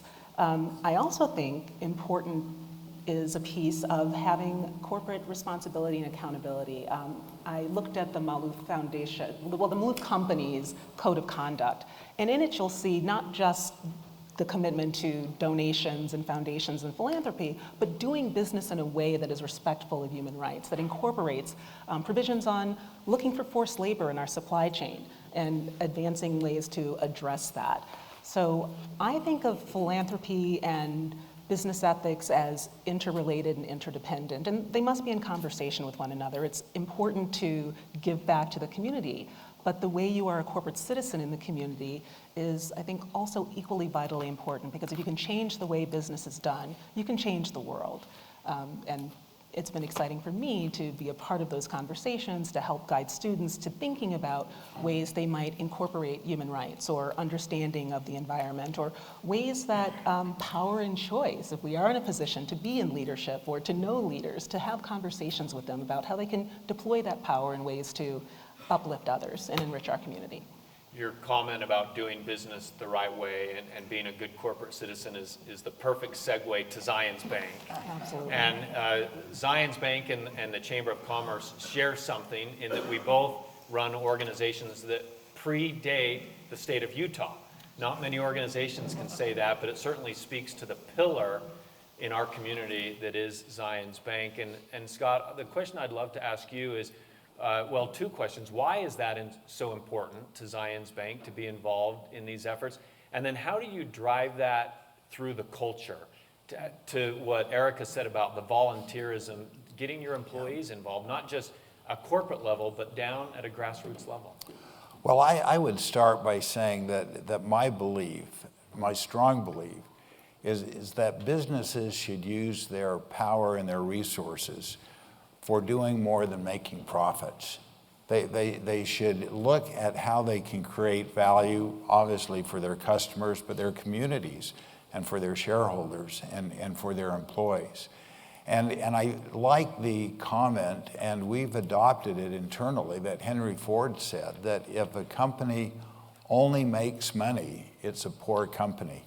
And when Zions was founded in 1873, it was reported in the Desert News at the time that Brigham Young said he was founding this to make it the heart of the community, and that it can assist not only individuals and businesses grow, but that it will assist the community to get better. And so that has been part of our DNA from the very beginning. And we believe that strongly, and we've created a series of guidelines that say we are about creating value, value for our customers, for our communities, for our shareholders, for our employees. And that's our guiding principle. It is not we're going to make money. Obviously we have to do that to create value for our shareholders and for our employees, but we're there to create value. And I think everyone in the organization, we stress that, and that they believe it and they act that way. And I hope that each employee, as they get up, says, am I going to create value today? Or how can I create value today? And so we encourage them not only to provide great service to their employees, but also to reach out and be engaged in important community committees and projects, and help find creative solutions for community issues. Thank you. Let me open this next question up to all three of you, whichever would like to respond. We're obviously here today talking about anti-sexual violence, anti-human trafficking. What would you like to share about your organization's involvement in this area, and how that might serve as a model to other business leaders and community leaders that we have here? Kelly? I can speak into that. What I said earlier was specifically about how I got involved in anti-trafficking work, but it really came at a time where, it wasn't just me, it was the entire family. And the CEO of Carlson at the time, Marilyn Nelson, took it on from the corporate perspective and really brought it into the ethos of the company. We were hospitality, major hotel brands, travel, et cetera, at the time, and really bringing it into the corporate realm. We have people like myself that are working on a global level in anti-trafficking work, and then even domestically. So we really took it in a lot of different avenues. It's a part of the foundation. It's a part of our CSR. It's a part of our employee education.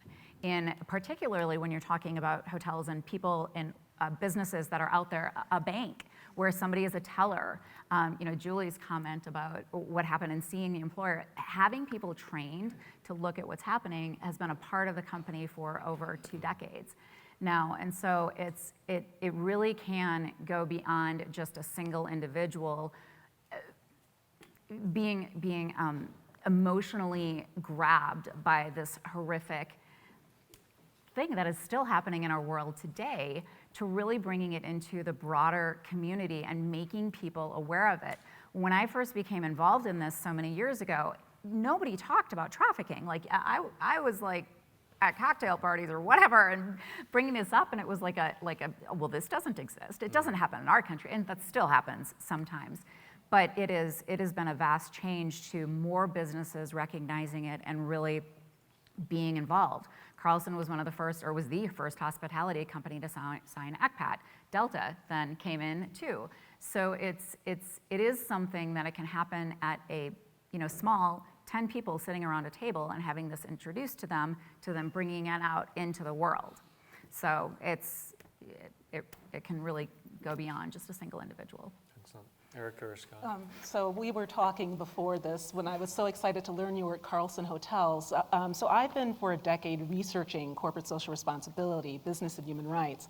And about a decade ago, the United Nations adopted guiding principles. So principles that should direct the business to recognize that there's a responsibility to respect human rights. And part of that is having a policy commitment to human rights, like a code of conduct, but the rest of it is really doing human rights due diligence. It's having an understanding of what your impacts are, assessing that, and then addressing what you find the risks to be.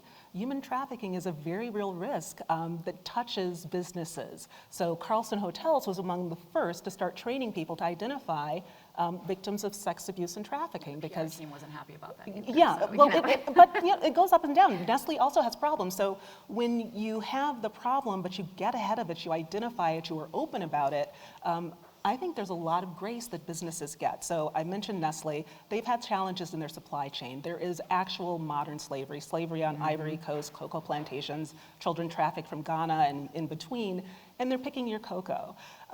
Also hazelnuts in Turkey. And once they found these issues, they actually disclosed them and began starting to address them, and then built philanthropy around getting schools and the kinds of things that children didn't have or families didn't have access to, that it made it more difficult to keep your children and support them. So providing the broader community support, realizing that you are reliant on that source of supply. So are there ways that you can redirect and reimagine where you're getting sources from? Delta Airlines has also done a tremendous amount training people to look for risks and identify them, and then ultimately addressing them. I really love that this foundation also talks about healing and advocacy. I'm mostly interested in the front end, how do we prevent, how do we protect, but business can be a part of that whole story. There are financiers who are looking to asking questions. Am I going to really invest in this company if I'm not sure that they are in the right place where they need to be to have a policy commitment, to have protections in place? And I think we're seeing more investors become interested in this. I came to learn more about it through the Interfaith Council on Corporate Responsibility. These are socially conscious investors. A lot of them are religious pension funds who've always been asking social questions, not just the financial questions. Of course, shareholders are interested in their returns, but they found that over time, if a business is ethical, the broader returns in the long term will be beneficial. And I think those are the kinds of places we also want to work or patronize and buy from. So having consistency between the philanthropy, the principles that guide the business, and ultimately what you're creating in the community can make powerful change. This has been over time, not overnight. If we were having this conversation a decade ago, well, we wouldn't be having this conversation. So it's critically important to have business leaders use their leverage to bring along other actors in the supply chain and in the value system and bring values to bear. Well, it may surprise some that the banking industry is required to look at human trafficking and track money as it flows through the system. And when you think that the last number I heard is that there's it's a $150 billion global business. And while certainly some of the traffickers may be unbanked, the bulk of them process that money and launder that money through financial institutions. And so the government has set up what they call the Bank Secrecy Act, which is to watch for money laundering. And it was originally set up to track drug money and look at money flowing to terrorist operations. In 2020, specifically human sex trafficking was listed.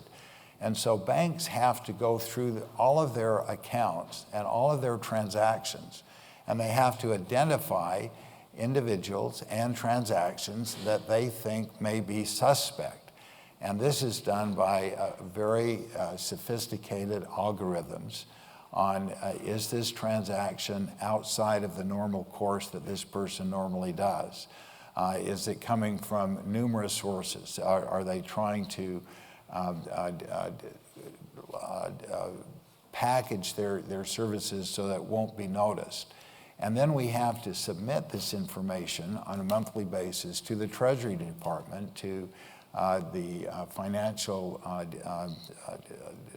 what's called FinCEN, is the government's financial investigation unit that tracks all of this information, reviews it, and then decides if there's value for this particular customer or this particular company to be investigated by the Department of Justice and to be prosecuted. But the other thing that they do is that they come back after they do all of this analysis of all of these reports, and we probably submit close to 100,000 reports a year. So these are, that they come back to banks with red flags saying, you know, here's how these things are changing. Look for this and look for that. So we're involved in that every day. But the second thing is that we are training and have trained our employees, our frontline employees, especially our tellers, to watch for people coming in and to look for elder abuse, to look for instances of fraud and scam, and to look if this person is a victim of trafficking, and if so, to note it so that we can come back and present that. But then the third thing that we do is to try and help victims after they come out of the trafficking situation to reestablish their credit, because a lot of them, you know, come out with terrible credit, and some of them come out with, you know, a lot of debt, and they need to have some type of bank account. They need to have some type of credit card. They need to have these basic services if they are going to really come back into the society. And I was pleased that our industry has been working with the Consumer Financial Protection Bureau, and they came out last week with a proposed new rule to the Consumer Credit Reporting Act that would prohibit any credit reporting organization to report on an individual's credit if it came through trafficking. And now the individual would have to notify the agency.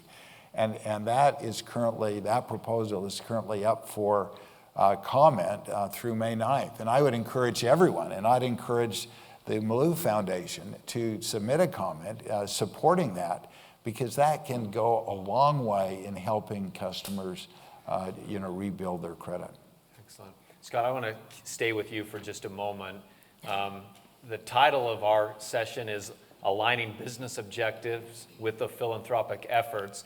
It's so important to have that alignment because you want to maximize the benefit, you want to maximize the outcome, yet at the same time, there are so many good things that any business can be involved in.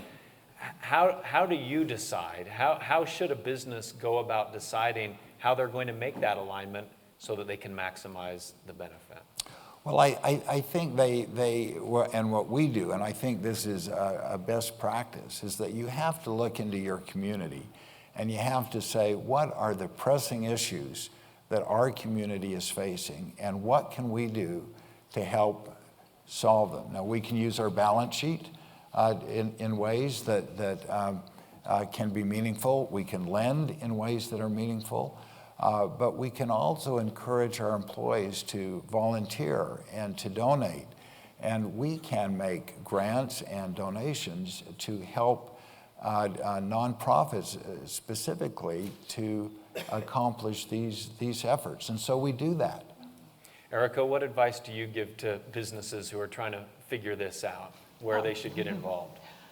You should get involved where your strengths are, where are your advantages, where can you contribute, and make sure that what you're doing is aligned. I mean, Carlson was a wonderful example. We're a hospitality industry. We see tourism. We know that there are risks inherent there. So we're going to align our business policies and our training with the philanthropic efforts that we engage in. This is aside or not within the realm of human trafficking, but I also think Patagonia is an interesting example. They've come out strong on issues of environment and climate change. They also have a philanthropic lending arm that is supporting frontline communities that have disproportionately been impacted by environmental degradation. So they are both walking their talk, consistent with their corporate code of conduct, putting pressure on buyers, suppliers, well, frankly, everywhere that they can. And they're also investing in grassroots environmental environmental groups to keep a conversation going. One could imagine that happening in other industry sectors as well. So I think understanding what the mission and purpose of your business is, not being afraid of engaging with stakeholders as well as being responsible to your shareholders.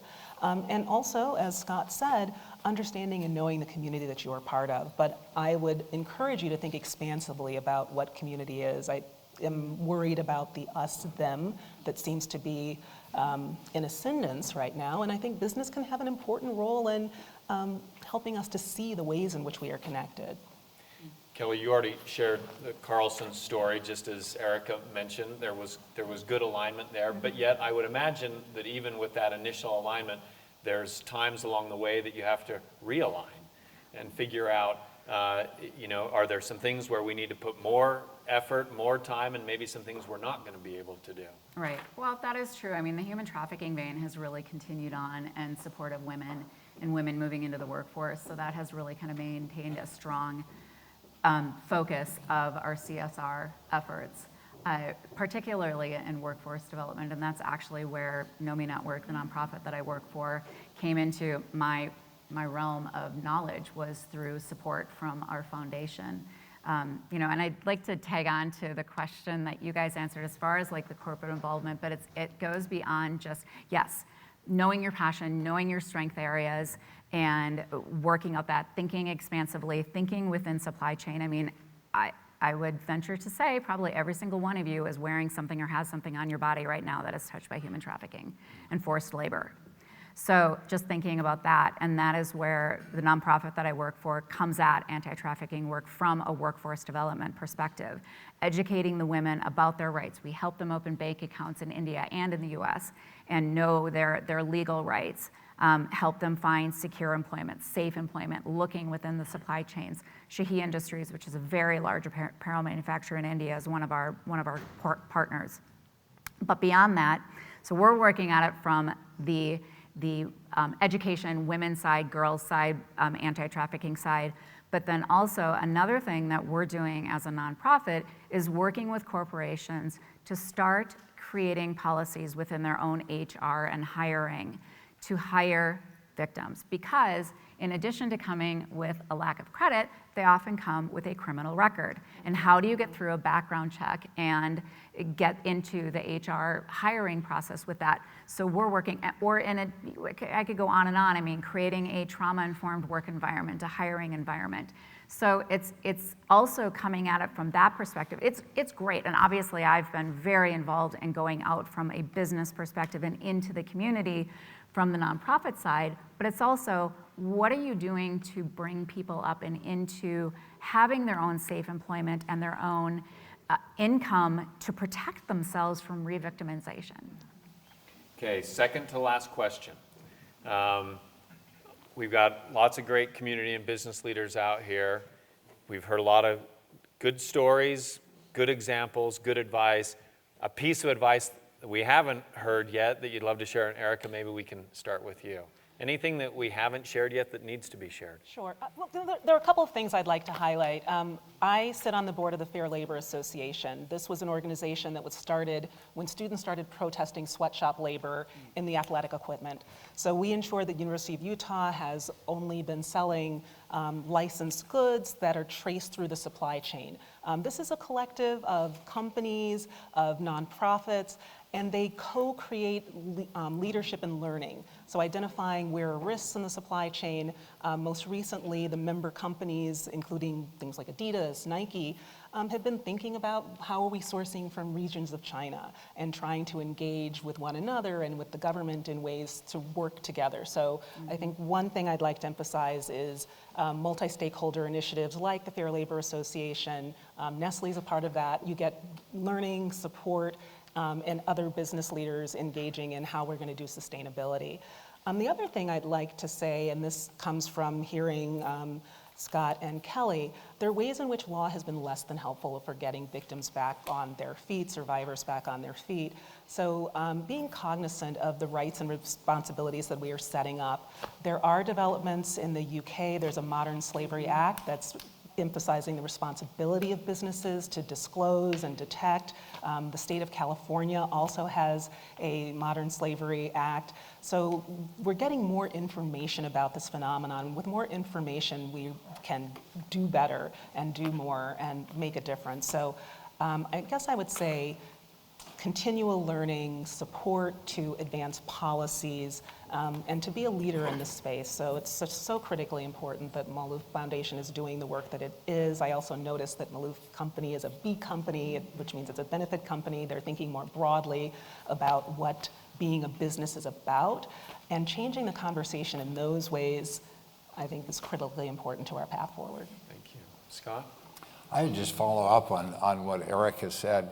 I think that we really need, as the Malouf Foundation is doing through summits like this, is to get the word out.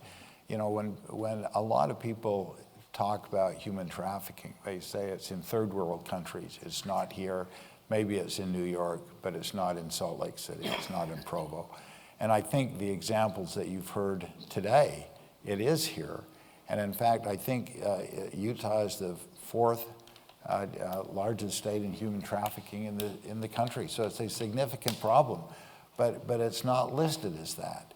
And I think with the knowledge, then the sort of the Utah spirit comes together, and we can collaborate and partner with the legislature, with governments, with businesses, with nonprofits, with the university, and come up with really terrific solutions for this. And an example I would use, and Derek, you were involved in this, in the 2021 legislative session, they were facing two significant problems that we have in Utah: homelessness and affordable housing.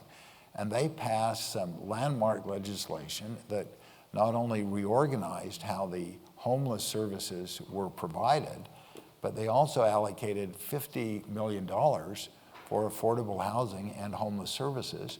And then the philanthropic community, the business community, came together and said, and this was part of the legislation, we will match that $50 million. And with that, we will create an impact fund and a housing preservation fund that will leverage that money and create $1 billion worth of affordable housing financing.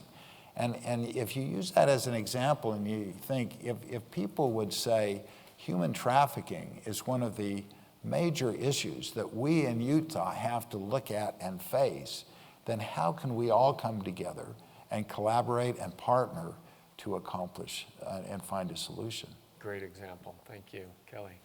I would just add that the idea of collaboration and working with other companies or becoming a part of an organization can make you as an individual have a bigger impact as a whole, but also think about you as an individual. I mean, sometimes these global problems seem so big, it's just, you know, what do I do about this? I can't make a difference, but you can. From an individual perspective, as far as just even your awareness and being here, you made a choice to become even more aware of this problem. So living your life with your eyes wide open as you're driving along the freeways and you're at, you know, a rest area or, you know, going along about your business. I mean, as like bank tellers, I heard a story of a Southwest Airlines luggage. Oh my gosh, I'm blanking on the word. Like the people that deal with the luggage. And that sounds right. Okay, thank you. I'm sure there's an official title. So Southwest Airlines is another airlines now that has literal training on anti-trafficking work all the way down to the luggage handlers is the word I was looking for. Luggage handlers sitting at a McDonald's eating their lunch, and they saw a man with a young girl, and they identified her as a trafficking victim and saved her. So it's even within your company, like giving that training all the way down. So as your businesses, they can make a difference. But even you as an individual, if you're sitting in McDonald's and you see something that you're like, oh, this doesn't feel right, step forward. Because, you know, there are going to be these victims who don't feel, as we heard earlier, don't feel like they can step forward on their own at that time. We've got 2 minutes left, so this will be our last question. One of the things that I love about coming to an event like this is when I can leave with a specific action item, something I know I can start doing today. And so the last question is, what's something that people can leave and do today to help in this cause? And I'm going to take the facilitators privilege by offering one myself. Just 2 weeks ago, there was an excellent report that was produced by Dr. Susan Madsen out of Utah State University, Logan, where the Malouf Foundation is headquartered. And it was a report on human trafficking among Utah girls and women. As you said, Scott, things that are happening right here in our state. So I'd invite you all to go find that on the internet and to read it. It's a great place to start. Mm-hmm. Scott? Well, I think one thing that we all can do is to donate and support the cause. And I think the Malouf Foundation is a great way and an organization to support and donate. And so I'm willing to put up, do a little crowdfunding. So, Green, you know about that better than I do, but I'll match up to $50,000 any donation that comes to the Malouf Foundation through the end of this quarter. So you can work it out with Sam, and Sam can let me know, but that's one way, regardless of the amount, that all of us can get involved fairly easily. Thank you, Scott. Erika. That is extraordinary. So as an educator, the educator in me wants to again emphasize, educate yourself, become more aware. I did want to point you to a resource. There is an organization that does track the California law on supply chain trafficking. It's called Know the Chain, and they will go through and rank the different companies for what they are doing to know their supply chain. So as Kelly said, none of us are untouched by the way we consume. If we can change the way we consume and become consumers of information that inform our choices. The first panel talked a lot about choices and agency.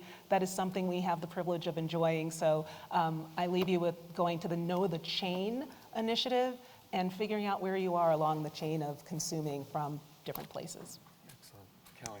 My piece of like get out there and do something would be, you know, yes, educate yourself, yes, give, and think about that with those two things in a tandem thought process. That when you are looking to a nonprofit that you are going to support, and there are so many out globally that are doing amazing work, of course, the organization that I work for too, but big organizations, but there are also a lot of smaller organizations that are on the ground. Get to know them in a way that you trust what they're doing too. They want not just the dollars, but they want your mind and your expertise to be a part of it also. So think about giving yourself in both ways after educating yourself. Excellent. On behalf of the panel, thank you for your time and attention today. Thanks again for the team who put this together. Please join me in thanking the panel.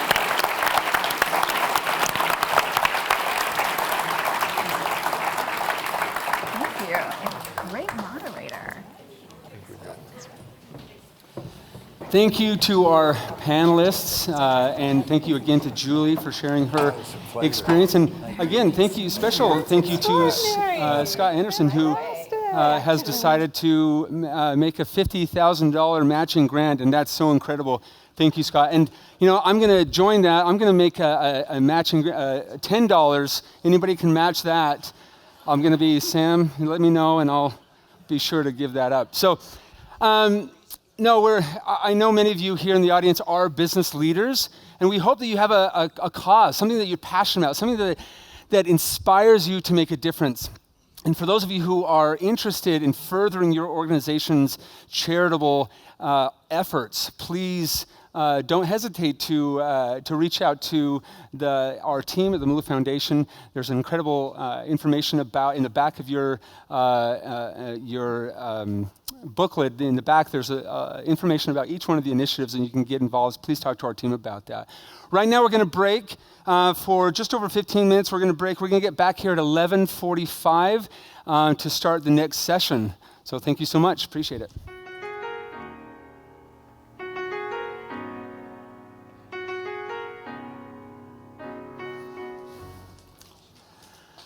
Okay, thank you. Now, for those of you who are just joining us, welcome to the Malouf Foundation Summit. For those of you who are joining us online, my name is Clay Olson, and I am your host today. Now, before we introduce this next panel, I wanted to tell you a little bit about the We Believe You campaign. Now, this is a Malouf Foundation initiative, initially started by Elizabeth Smart. And the We Believe You campaign is exactly what it sounds like. When someone discloses abuse to you, believe them. Simple as that. We encourage you and hope that you'll go upstairs to the booth area and sign and take the We Believe You pledge. We want to fill that up with your signatures here today. There's more information about the We Believe You campaign and initiative upstairs, and you can learn more about that. Now, this next panel, we are so excited to have these individuals with us. We are lucky to have these three women join us up here on stage. They are three leaders in the survivor world, and they are going to share with us their experiences, their lived experiences, and how their journey of healing was unique to each of them. This panel will be moderated by Ashley Flowers, and she is the founder of Audio Chuck Productions and the host of Crime Junkie Podcast, where she passionately supports survivors and spreads awareness about abuse and trauma. Now, please help me welcome to the stage our panelists, Suzie, Skirvin, Kara Chamberlain, and Tanya Gould, along with Ashley Flowers. Thank you so much.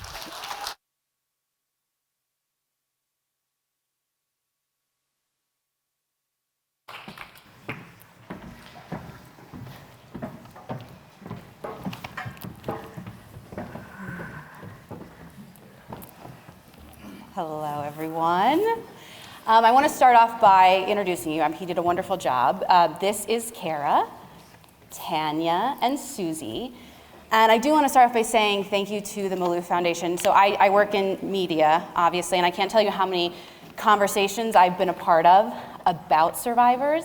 Very few where people have the conversation about survivors with survivors, which is so important for any kind of change in the community that we're trying to make. Is survivors have to be at the center of it. So thank you to the Malouf Foundation for recognizing that, but most of all, thank you to the three of you.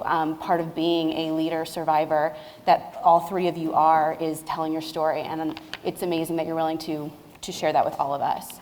So I would love to start out for each of you to share your story, however comfortable you are, to whatever extent. Kara, if you want to go first. Yeah, my name is Kara Robinson Chamberlain, and when I was 15 years old in 2002, I was kidnapped from my friend's front yard by a man that was a total stranger to me. He took me to his home where I was assaulted for 18 hours until I was able to escape him while he was sleeping. He went on the run after my escape, and a couple of days later, he was found. In the meantime, investigators responded to his apartment, and they found information that led them to believe that he may have committed other crimes. So when law enforcement caught up with him, there was a police chase that ended in his death. He actually committed suicide, and soon after, he was linked to 3 unsolved homicides from 1996 and 1997 in Virginia. So I escaped a man who intended to kill me. And so went on to become a survivor, work in law enforcement, and I'm here today because I met Elizabeth, and she really kind of reignited the advocacy spark for me. Tanya?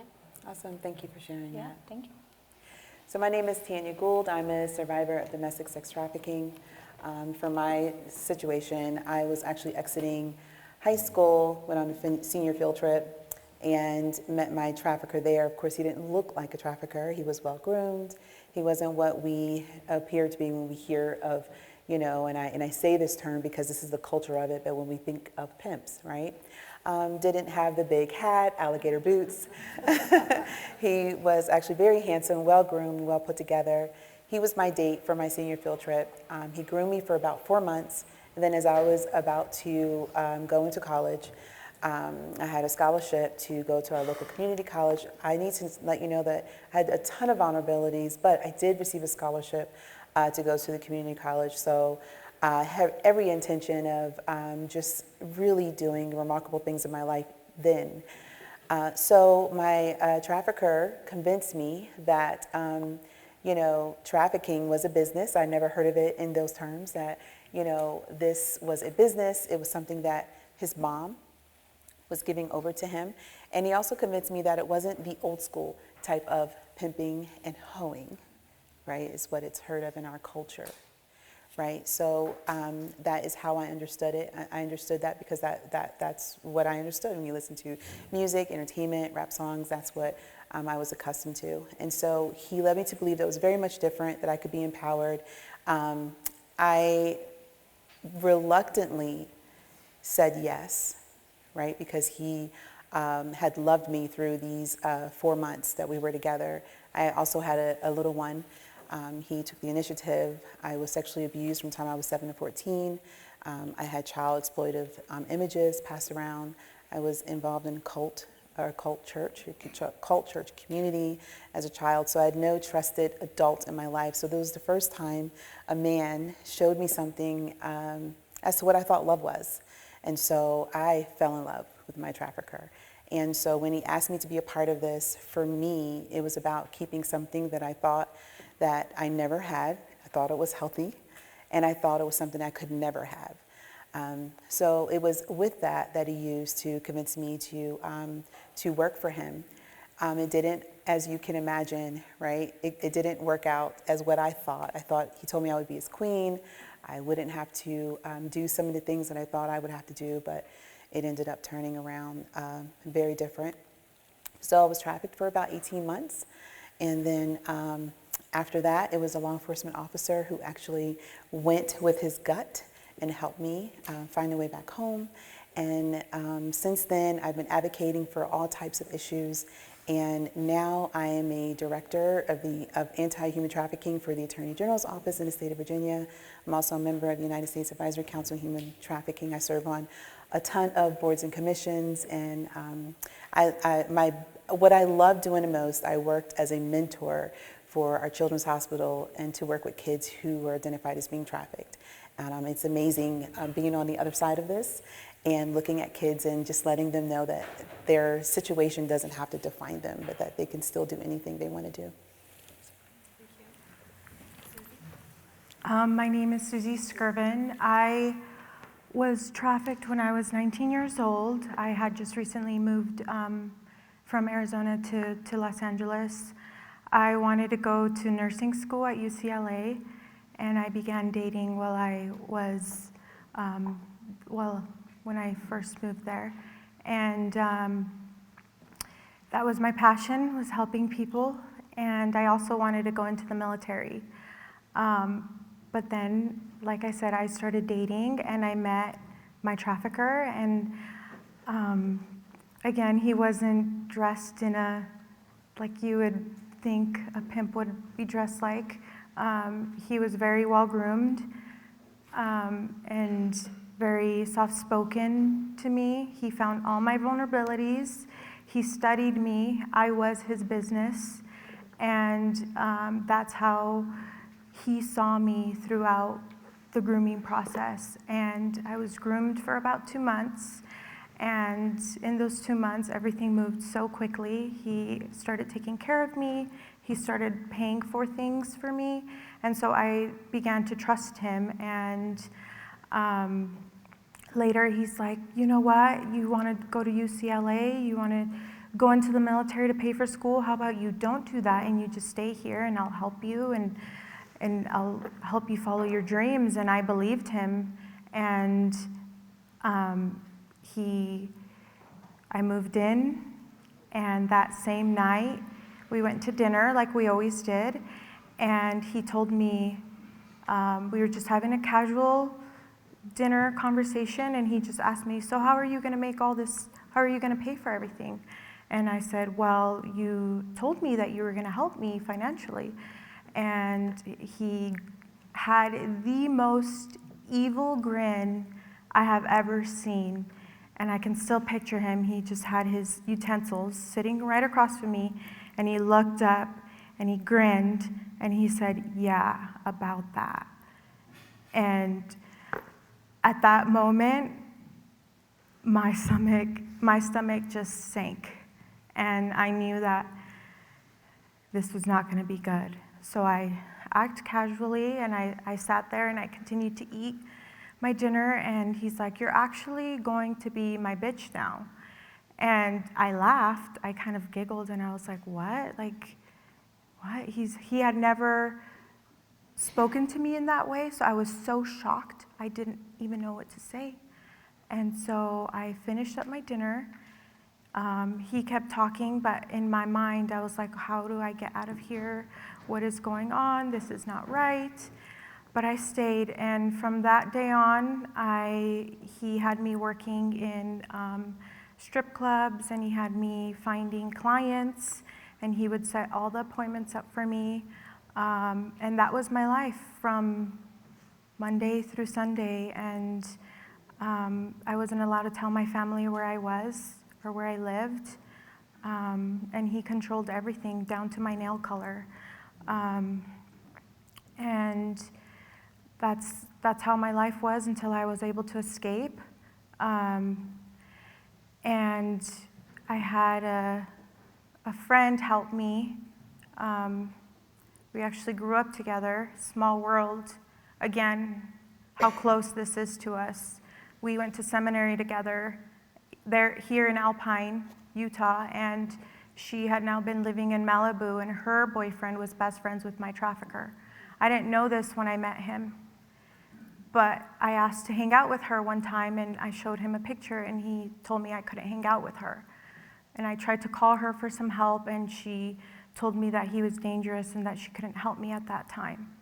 Well, she knew that things escalated because my family didn't know where I was, and he had posted really inappropriate pictures of me online, and so everyone I grew up with saw me exposed.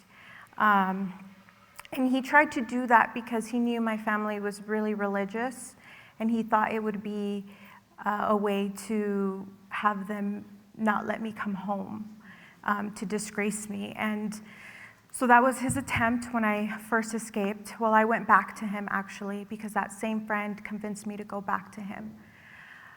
Long story short, she actually called me one day while we were traveling, him and I, my trafficker and I, and told me that I needed to run. At this point, we were in Seattle. I had no idea where I was. I had a flip phone, a burner phone, and so I didn't have GPS, so she told me, you just need to leave right now, Suzie. I don't know why. I'm sorry I didn't help you before, but just go. So I did. I got in my car and drove, and that night I was able to talk to my parents again, and my dad flew out to Seattle the next morning, and we drove all the way home. Well, my amazing mom, she didn't know anything about what had really happened, but she did have the instinct to get me a trauma-informed doctor. And so the whole process from then on out was pretty amazing. But in that visit, I actually found out that I was pregnant.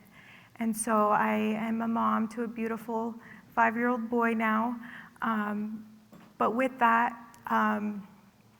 he has been a blessing in my life, and I knew that I needed to get myself together, and that I was going to have this baby boy, and that I needed to use this as a learning tool in my life. And since then, there have been many people that have touched me. And I had my son and went into the police academy, graduated, did that for a little bit, and took a break. And I'm working in a law firm, learning how that works. How the legal side works and things, and now I'm going back into law enforcement, and my passion is just educating. I want to get into every police department and educate our law enforcement officers on how to speak to our survivors who are so boldly to escape and share their stories. In my experience, I didn't have a very good experience with law enforcement. My detective actually accused me of some pretty harsh things, and I finally was able to call the department and put a complaint against her, but not in a way that I wanted her to get fired. I asked the sergeant if I could go in and give their department training on how to speak to their victims and survivors, and he accepted, and we've been in email communication. And so that is the type of work that I really am passionate about, is just educating everyone and every crook and cranny there is in this nation of human trafficking. So a little bit about me. Thank you. You know, something I think that we've heard over and over is that it's not what we thought it looked like. The trafficking, the person who trafficked me, and I think that that's something that I've even come to learn. It's not a one size fits all, but I also think, again, this is healing and choosing to move forward, that a survivor isn't necessarily what people think a survivor is. Sometimes I think people can picture someone who is broken. And Tanya, to your point of, I'm working with these young kids who identify as trafficked, I think it's amazing that people can look to the three of you and see a strong woman, an actual leader in the community. So I think that is more important than any part of this is how you guys have chose to move forward. And so I would love to hear a little bit about what that journey was for you, how you went from being trafficked to being a leader. For me, I was 15 when I was kidnapped by a man that, again, did not look like someone that was going to kidnap me. There were no red flags that were thrown up for me that made me think that he was someone who had ill wishes towards me. So when I escaped, I had a lot of interactions with law enforcement of varying degrees, and some were positive and some were negative, from having a elected official who told me less than 24 hours after my escape that I should be dead and that man was going to kill me, to the man that I really attribute a lot of my identification as a survivor to, who is the sheriff that I went on to work for. So he's the sheriff of Richland County, and he immediately took me under his wing, and he never treated me like that girl that was raped. That was a tool that my captor used to kind of keep me, I guess it goes into that appeasement that we were talking about earlier. That was a tool. He said, when I'm done with you, I'm going to let you go, and then it's your decision whether you go to law enforcement, and you're always known as the girl that was raped. And so I was very passionate about being more than that, and I did not want to be identified as my captor had labeled me. And so the sheriff of Richland County, he treated me like Kara, and he treated me like a survivor from day one, from taking me to a dinner with the two men that picked me up and took me to law enforcement and helping me to give them an award. He gave me an award for bravery. He offered me a job working in law enforcement, which was never a field that I necessarily would have considered, but very much took me under his wing and let me know that I was so much more, which I think we've had some conversations about, and how I think one of the paths towards embracing being a survivor is realizing that I'm not just that girl that was kidnapped. There's so much more to me, and really kind of finding what that looks like, which has looked different over the years. But I also resonated a lot with what Elizabeth said earlier about making choices. That's also something that has been very helpful for me, where, you know, after I escaped, everyone told my mother, they told my family, well, you have to make her go to counseling. And for me, that was not something that resonated as being helpful at that time. And my mother allowed me that choice. And even from the time that I was in the hospital for the nurse examiner, the sexual assault nurse examiner exam, I asked my mother to leave the room. And she's had a lot of guilt and doubt about if that was the right decision. And I kind of had to assure her, like, no, you did absolutely the right thing, because for me, that was one of the first choices that I was able to make. I wanted to maintain some of that privacy for myself, and I asked her to leave the room, and she did, so she allowed me to do that. So those are the things that really have had the most impact for me for making that transition, and it's definitely something, it's not like you choose it once and you just all of a sudden are a survivor. It's something that you have to choose continuously, and you make a lot of decisions along the way. And so that's kind of been my path. Okay. For me, it was super difficult coming out of my situation. My trafficker did his very best to make sure I continued to have a disconnect because of all the trauma that I had as a child and into my teens. It was a small community, so everyone does this, and I always use this because this is how it felt. And this is, you know, the distance from their heart to mine, or mine heart to theirs, right? And so I grew up with that feeling this space right here. And so coming back into my community, they had no idea what I had gone through. He did a great job with, you know, continuing that separation from my community. So I felt alone. I was a single mom, had my own place. I knew that I had already, you know, I was a person of color. I was a teenage mom. I didn't want statistics to like follow me. I didn't want to live that out. So I did my best to not live in the projects, you know, as a single mom. I didn't want that story. I didn't want that story for my kids. I tried to go to social services and get some of the help. I had to, you know, being the sassy person that I am, I had to make a lot of things happen to me, and it was very difficult. Just being in that lifestyle and watching the amount of money that flowed between buyers and my trafficker, it was very difficult to try to do things on my own, because remember I told you earlier I had all these vulnerabilities. I didn't have trusted adults in my life. I didn't have people who were supporting me and telling me that I could be all I could be, right? And then supporting that effort financially, right? And so now here I am trying to be all I can be as a single mom. And I had to make my own choices. And my own choices sucked. They were terrible. I mean, you know, but I had to go through it. But what I learned through that, I learned so much about who I really am. And what helped me a lot was I became really interested in like taking different types of tests, skill-based tests, and really affirming who I felt like I was. And that was huge for me. Learning more about that part of me, doing my best to connect to resources. Another thing that I felt was that society said to me that if you go through certain experiences, you should feel a certain amount of shame, right? And I felt it like a coat, like a cloak put over me. And I just remember feeling like, why should I wear this shame? That this is something that my trafficker and those who abused me in my youth, or who neglected me, my family and people who were there to take care of me, why should I wear something that they projected onto me that's unfair? So I made a choice to do my best to take that off, to talk about hard topics. I'm also HIV positive. And when I found out that I was HIV positive, it was in the 90s. That was hard. But I saw that women, especially women of color, it was affecting them, not just me. I saw that I wasn't the only one who was being trafficked. I saw that I wasn't the only one who had been abused as a child.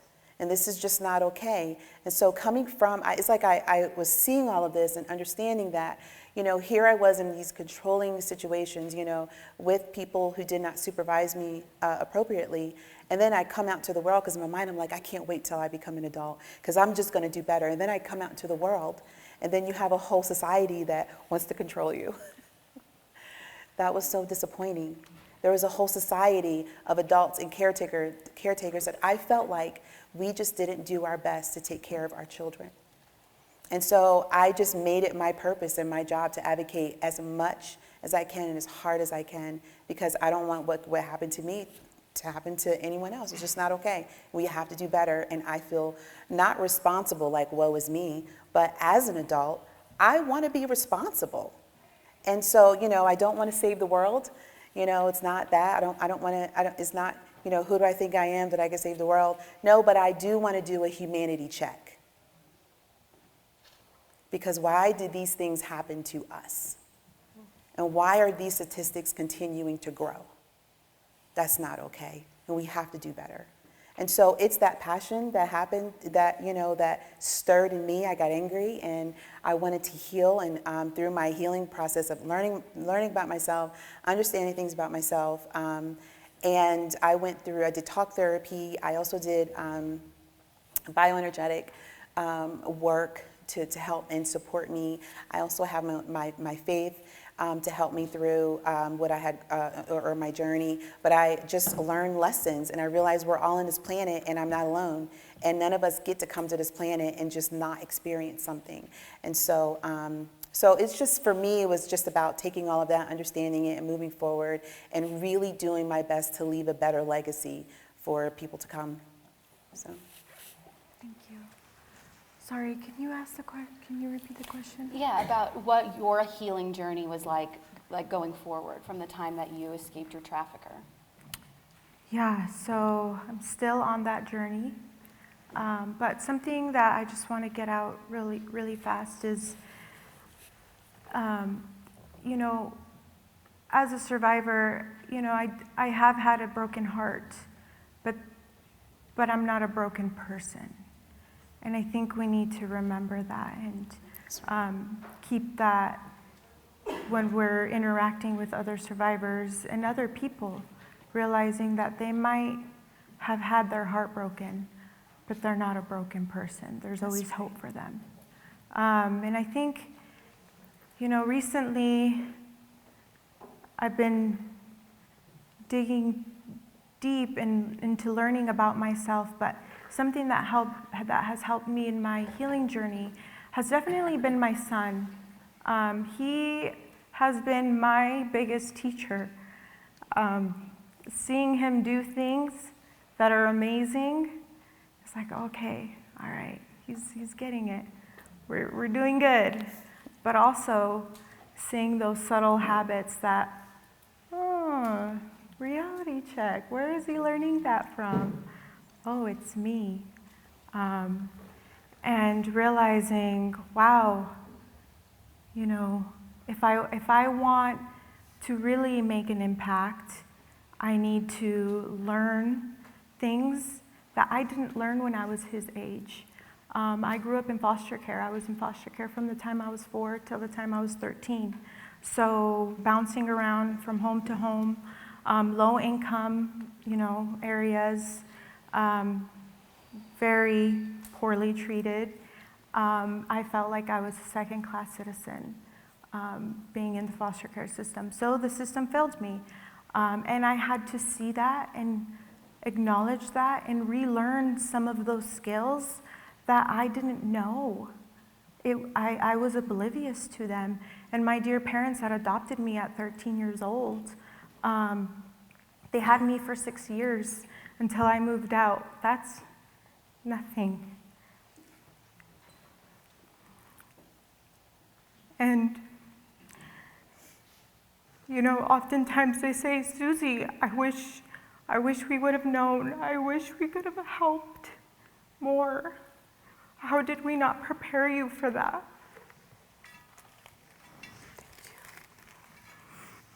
And I'm now in a place where I say, you know, Mom, you adopted 6 kids, you had 7. You didn't know. You didn't know. But now you can know. And so I think in my healing journey, it has been learning about myself and realizing, okay, where were the skills that I did not know? Where did that fall short? And where can I come in and teach people, teach the foster care system, teach parents, okay, we need to be teaching our youth and our kids, you know, these vital core skills, you know, self-love, acceptance, learning how to stand in their power. You know, my son, he is so funny. He is allowed to tell me if I'm being a brat. He is allowed to tell me, you're not being very nice, Mama. And at first, some of my friends saw that, and it shocked them. And I was like, and they're like, no, you have to be nice to your mom. And I said, no, he's right. I've had a hard day. I'm being kind of mean. I shouldn't, you know, I should get myself together. And I think stepping into that power and letting the youth see us work through those things and explain to them that Mama Bear and Papa Bear are not the know-it-all, and we don't know, and sometimes we do have those hard days, and expressing those hard days are so important. And that has been really, really dear to my healing journey, and also having, various resources at hand, therapeutic resources from different organizations, and tools have been very vital into my healing journey. And again, learning choices. Like, I have so many choices, which is so empowering. And one thing might not work for me, but it might work for the next person, and that is okay. And stepping into that and being able to share those tools and resources with other survivors all over the world is something that I'm very passionate about. I would love to affirm your trauma conscious, trauma. I would call it almost trauma informed parenting. You're doing such a good job just making those decisions, and I definitely resonate with what you said about, I feel like my children have been one of my biggest teachers. I feel like in a lot of ways we're given the children that we needed to grow us. And so that's been a big part of my healing journey as well, because hurt people, and I know we have had conversations about wanting to break that generational trauma and not wanting to continue to have children who are not in tune with their emotions and who don't know how to set boundaries. And I have 2 little boys, and I'm very conscious of how I talk to them and how I raise them. And yes, sometimes it does sound like my children are being rude to me, but I want them to know that if something happens that doesn't feel good to their body, or that they don't agree with, or that they don't believe is right, I want them to practice being able to stand up for themselves now. So because as soon as they get that skill, it just becomes second nature to them. As long as they do it to their mom in a respectful way, obviously, then that's something that I allow. But I also am very conscious about raising boys, and I don't want boys that are emotionally damaged and then go on to be offenders. So it's been a lot of growth for me personally to accept. It took me about 15 years, because I told myself for about 15 years that I was not affected by my trauma, just because my coping mechanism was to compartmentalize and just to be very desensitized, no emotional connection to my trauma. And so it took me seeing my children and seeing that I was not having an emotional connection with my children to realize that maybe I was affected by my trauma, and maybe I do need to begin healing and looking at it a little differently. So I think it's such an important point that there are so many different ways to healing. There's so many paths, and any one way is not correct for every single person. I do want to open it up to questions in a minute, but I think there's an important question to ask the 3 of you while we have so many important ears in the room listening wherever you're listening from. Tanya, I saw an interview you did a while ago, and one thing that you said was the transition back was the hardest thing you've ever done in your life.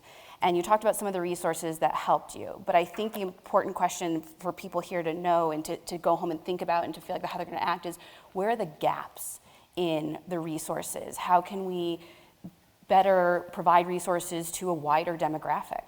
I love this question. This is where I am right now. Just really, as you know, we're hearing more about survivors and folks that are saying, hey, I want to help survivors. One thing that I know is, I feel like it's true with a lot of survivors I spoke with. One thing we don't want are handouts, right? We hate that. Oh my God. Because we always feel like there's this negotiating factor.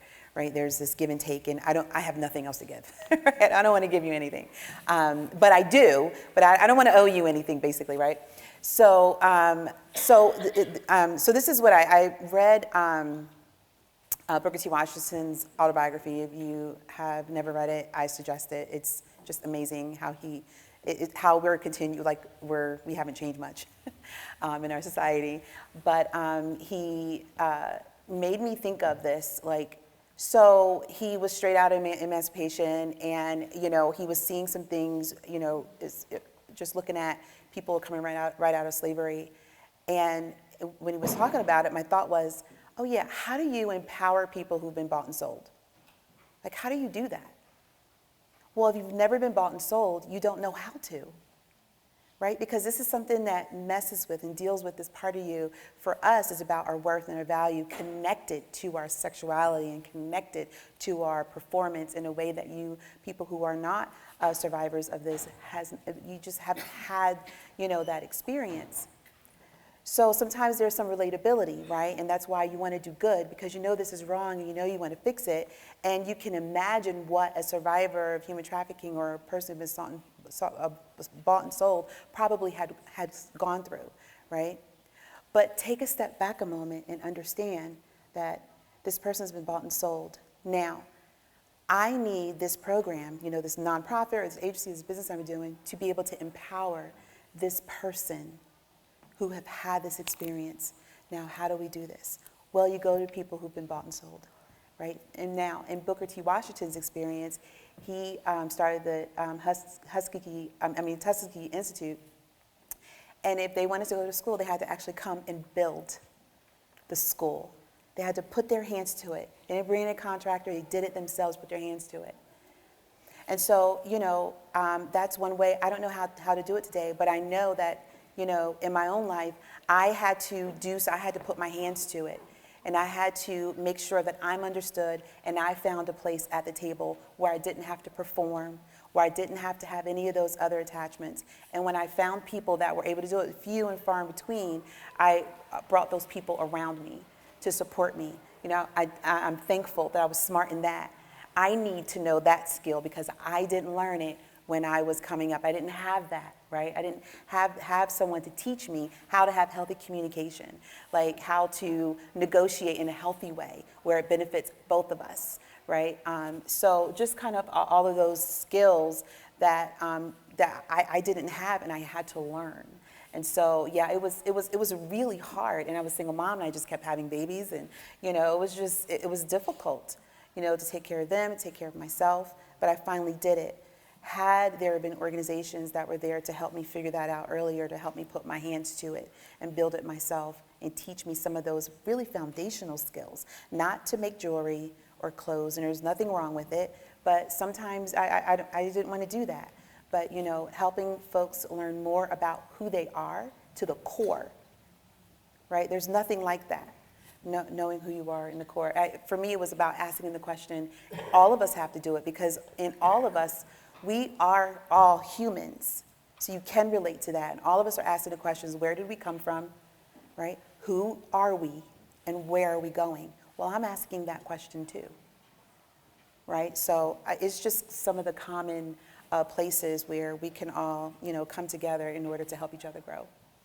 I heard you say that someone who has not been bought and sold cannot assume that they know what someone who has been bought and sold thinks or feels. And I think that that's so relatable to survivors in general, right? So I think that that is such an important point that it keeps coming up, I feel like, in these conversations that we're having, where ask the survivors what they need, right? Like have survivors who are informing what are these gaps, what are the things that we need. Don't assume that you know.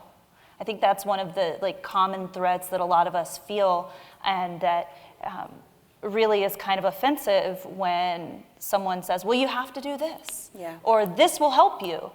And it's not true. So asking survivors, asking people who have been bought and sold, asking people who have been assaulted, who have been abused, what is it that would have helped you? So, I'm so glad we're having this conversation and asking these questions, because if you have not been there, I would never assume that I would know how you felt. So I think that's kind of the core of where are these gaps. And that's a strength in survivors that I see in working with other survivors.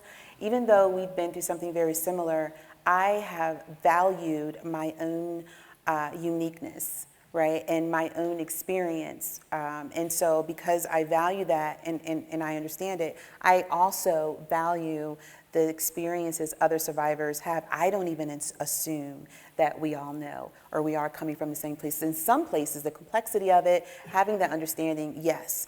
but I still see each survivor as having their own experience. And so the way that they would be empowered for something would be different for me, because we're all very different, right?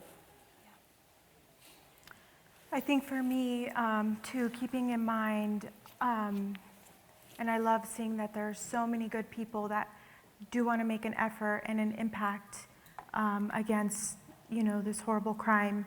But again, just reiterating what they have said is listen to your survivors. We might not have the skills to communicate why something is making us feel really gross, and it's making us feel like not safe, is what I'm trying to get at. And listen to them. Really take that into heart, that they might not have the skills that you have to communicate that, but empower them by asking questions or allowing them to express themselves in a safe place with you, and not judging them. And taking that as, okay, something is here. What are they communicating? Do we need to change something? Do we need to have a conversation about something? What is going on here? Because I am 26 years old, and for the first time in my life, I'm stepping into actually learning about myself. I had something mentally going on with my brain. I have ADHD. I did not know that until about 6 months ago. And I'm now being treated for it. And it's like, I don't know if you guys have seen this in your lives, but it's like I'm relearning myself. Mm-hmm. I'm like, oh, I like that. I don't like that. I feel this way. I feel that way. And it's like amazing and stressful and so crazy every day. It's like, oh, Suzie, you like that. Every single day I'm learning something new about myself. And so when you're working with survivors, keep that in mind. They're relearning themselves. And also keep in mind that they're looking to you. We really admire you. Yes. And we're so grateful for you. Even though we don't vocalize it, we are. And there's a strength in working with people who haven't been through what we have been through, and having them see us as people. So keep that in mind. They're just like remembering that, well, there's a couple things like our traffickers are masterminds, right? That's what traffickers are. They're always thinking ahead. And, I feel like that was my university, like that was my schooling, to learn some things about society that, just isn't necessarily taught in school. And so just also understanding that when you're working with survivors that, there's this hyper everything, you're hyper thinking, you're overthinking, and some of it is just not from the trauma, it's just, just who people are as people too. But the thing that kind of bothered me the most as I started to come out as a survivor leader is that organizations would come up with something and then would hand it to me and ask for the blessing, right? And it was nice and I appreciated it, but I felt like, well, if you would have brought survivors in at the beginning, then, it would just kind of work a little better, right? We're not, so that would be like big. Like if you're a thinker and you want to create something new, innovative, bring survivors in the beginning of that and bring their complex minds, because they were working with traffickers, right? We know traffickers. Right? We know them better than you do, right? And so bring us in on programs and things that your initiatives and things that you're trying to do in the beginning, and help us and let us help you walk through the process, and let us help you with implementation. One of the things that, for survivors, sometimes we do feel the tension when you have gone to school and you've done that type of work to get where you are today. And then for us, we kind of just come in as experts. And the last thing we want to feel are any challenges where it feels like we're trying to take your job, because we're not. We just don't want one other person to go through what we've gone through, right? And so don't be afraid to partner with us. And if you see, sometimes we may not know what triggers us ourselves, or we're in a situation where we're being triggered and you see it. If you're going to work with survivors, you should make sure that you're getting, therapy for yourself, that you understand what trauma-informed care is, so that when you notice triggers, we have a relationship where you can say or do or respond in a healthy way. One thing that excites me is when I see community work together for survivors. Why? Because many of us had situations where we didn't see people work together for us. So when you come out of yourselves and work together for us, it teaches us, right? It teaches us something about, humanity and community, and it helps us to trust again. Listen, I know we're at our time limit, people in the back, so I will be cool. But I think I'd be remiss if we just spent so much time saying ask survivors to not allow for a couple of questions. While we have everyone here, while we have you guys here, obviously you can connect with these three amazing women after, but are there any questions? Yes. Thank you so much. Oh, we got a mic coming. Thank you so much for sharing your stories. That was so powerful and amazing. You guys are amazing human beings. I am Chief Medical Officer at a free clinic in Park City. It's called People's Health Clinic. Nice. How do we connect to people who are being trafficked? How do we make ourselves available to you? How do we reach out to you? Do you want to? Go ahead if you have something. Do you have an idea? Do you? I think we're all different, and I'm a little bit more public about my story now. I have survivor friends who are not, and so I respect their comfort levels. I just think direct communication, and some survivors are online, some aren't, but knowing where, what organizations that they're with and going through that and seeing if it's appropriate is super helpful and shows a lot of respect. Yeah, I was actually going to say something like that. Being in a clinic, right, emergency room is really hard to connect, right, because this is just the atmosphere, this is what you're doing. You're trying to get to the next person who's in a waiting room.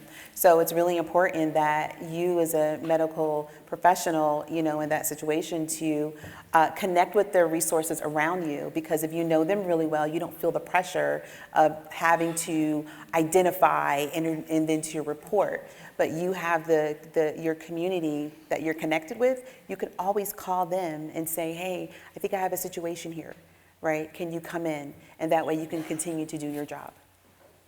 Also, with regard to people who are actually being trafficked, how do we make ourselves available to those folks?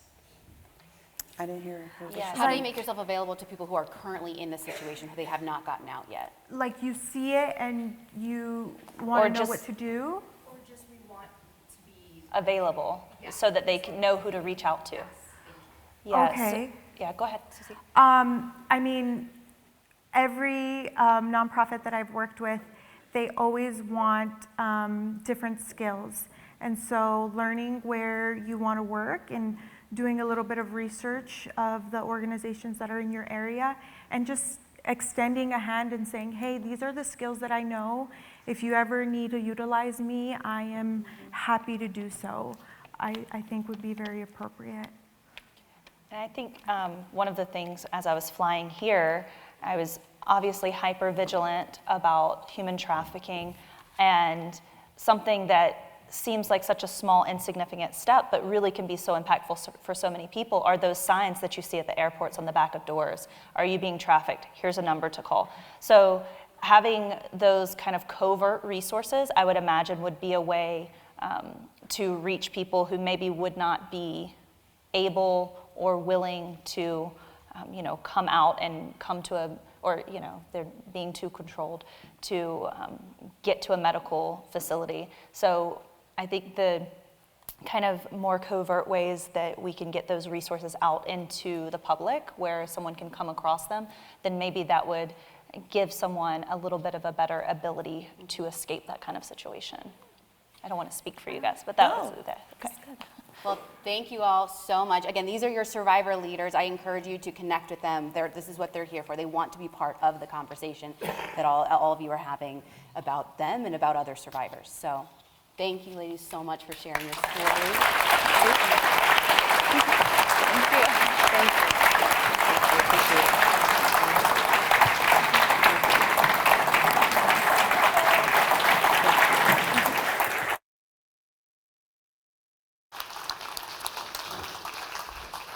Thank you to our panelists, Kara, Suzie, Tanya, and a special thank you to Ashley for moderating that. I love that Tanya brought up the importance of having the perspective of the survivors involved in the curriculum and the programs that we develop. At the Malouf Foundation, we seek to amplify the voices of survivors throughout our initiatives. And the On Watch training, for example, is a fantastic resource that was created in collaboration with survivor leaders. On Watch is a program to help you spot, to help you report, and to help you prevent sex trafficking that happens here in the United States, and to give you insights into the lived experiences of survivors.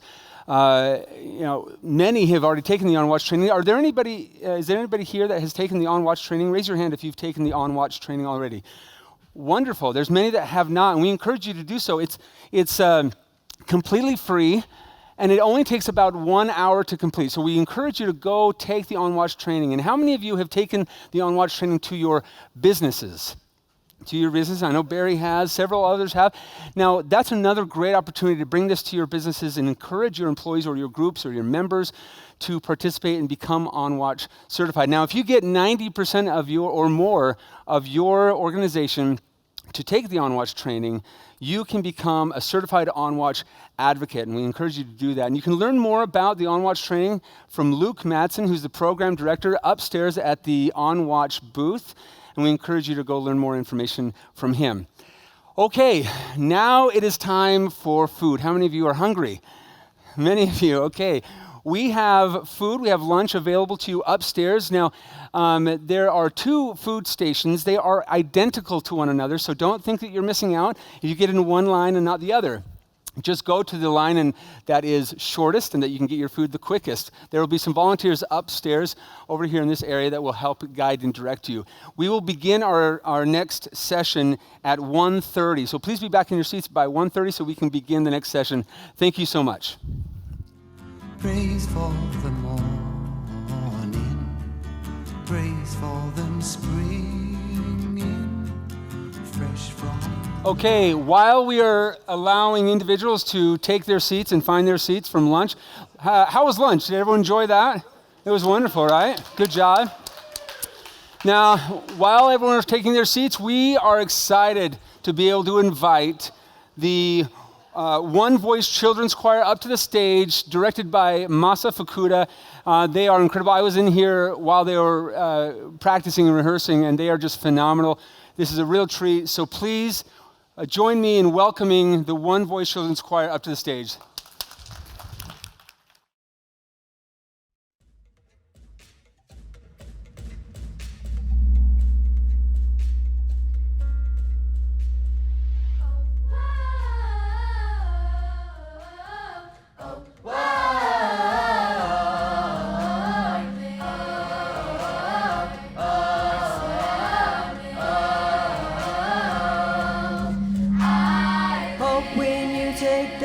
Jump, you don't fear the fall. And when the water rises, you build a wall.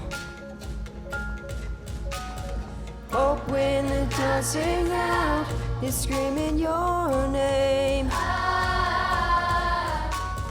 Hope when everybody runs, you choose to stay.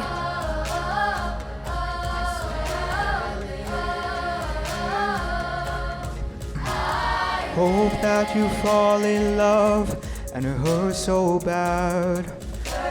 Oh, the only way you can know, you give it all you have.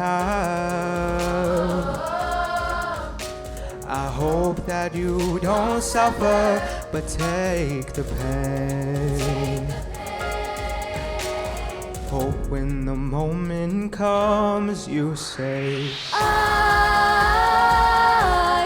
I did it all.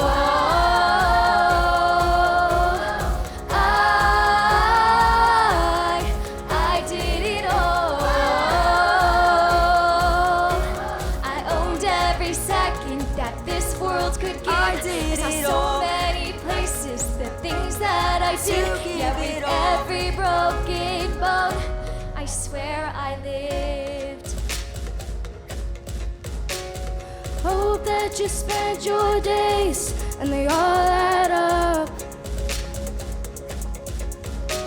And when that sun goes down, hope you raise your cup.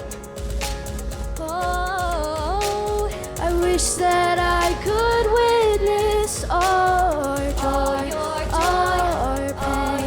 pain. But until my moment comes, I'll say I did it all.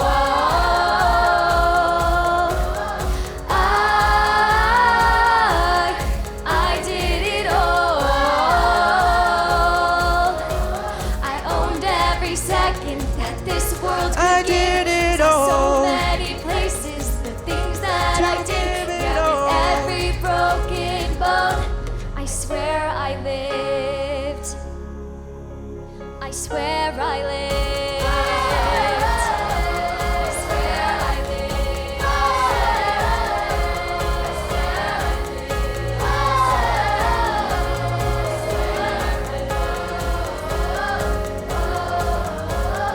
Every broken bone. I swear I lived. Every broken bone. I swear I lived. Every broken bone. Ooh. Every broken bone. I lived. Every broken bone.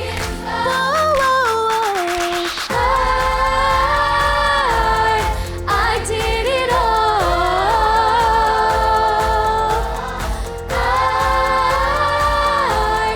I did it all.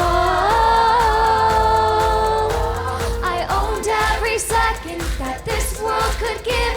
I saw so many places, the things that I did. Yeah, with every broken bone, I swear I lived. I swear I lived. Yeah. I swear I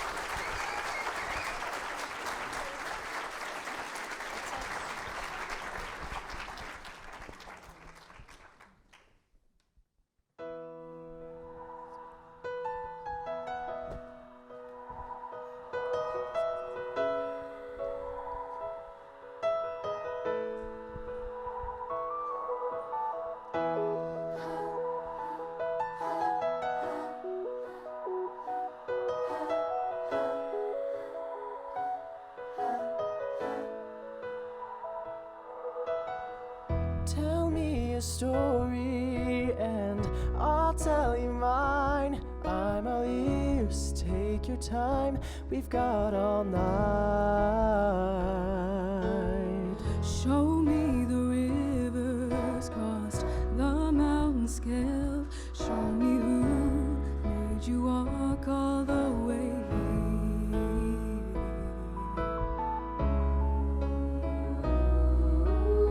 Settle down, put your bags down.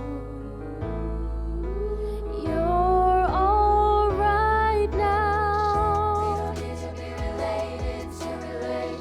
We don't need to share genes or surname.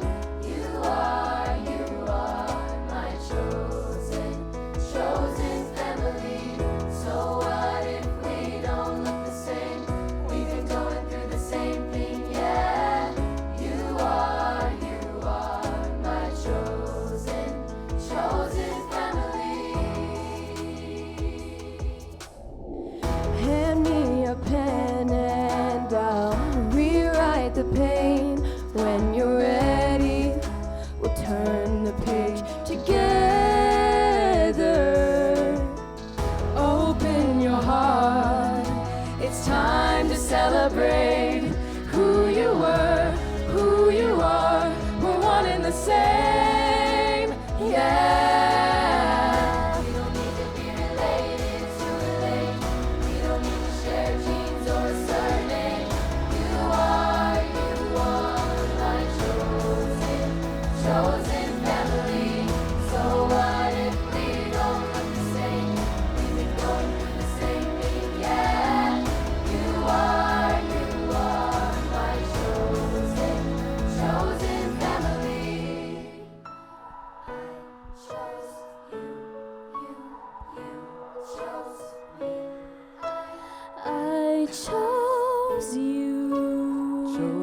family.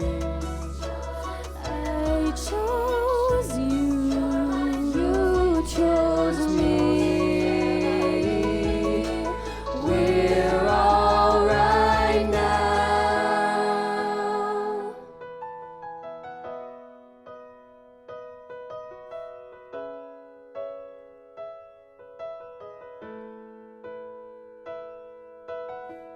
We don't need to be related to relate.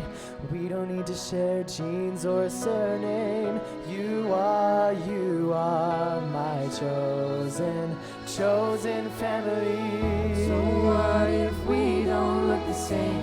We've been going through the same thing, yeah. You are my chosen family.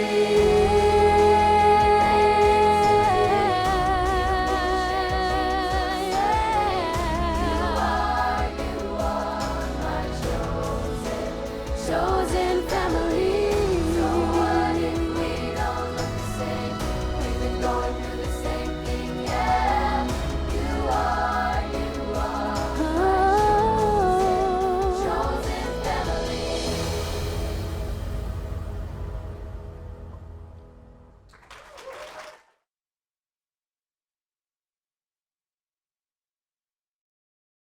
Be able to hear from the One Voice Children's Choir and directed by Masa. They're always incredible, never disappointing. So thank you again, kids.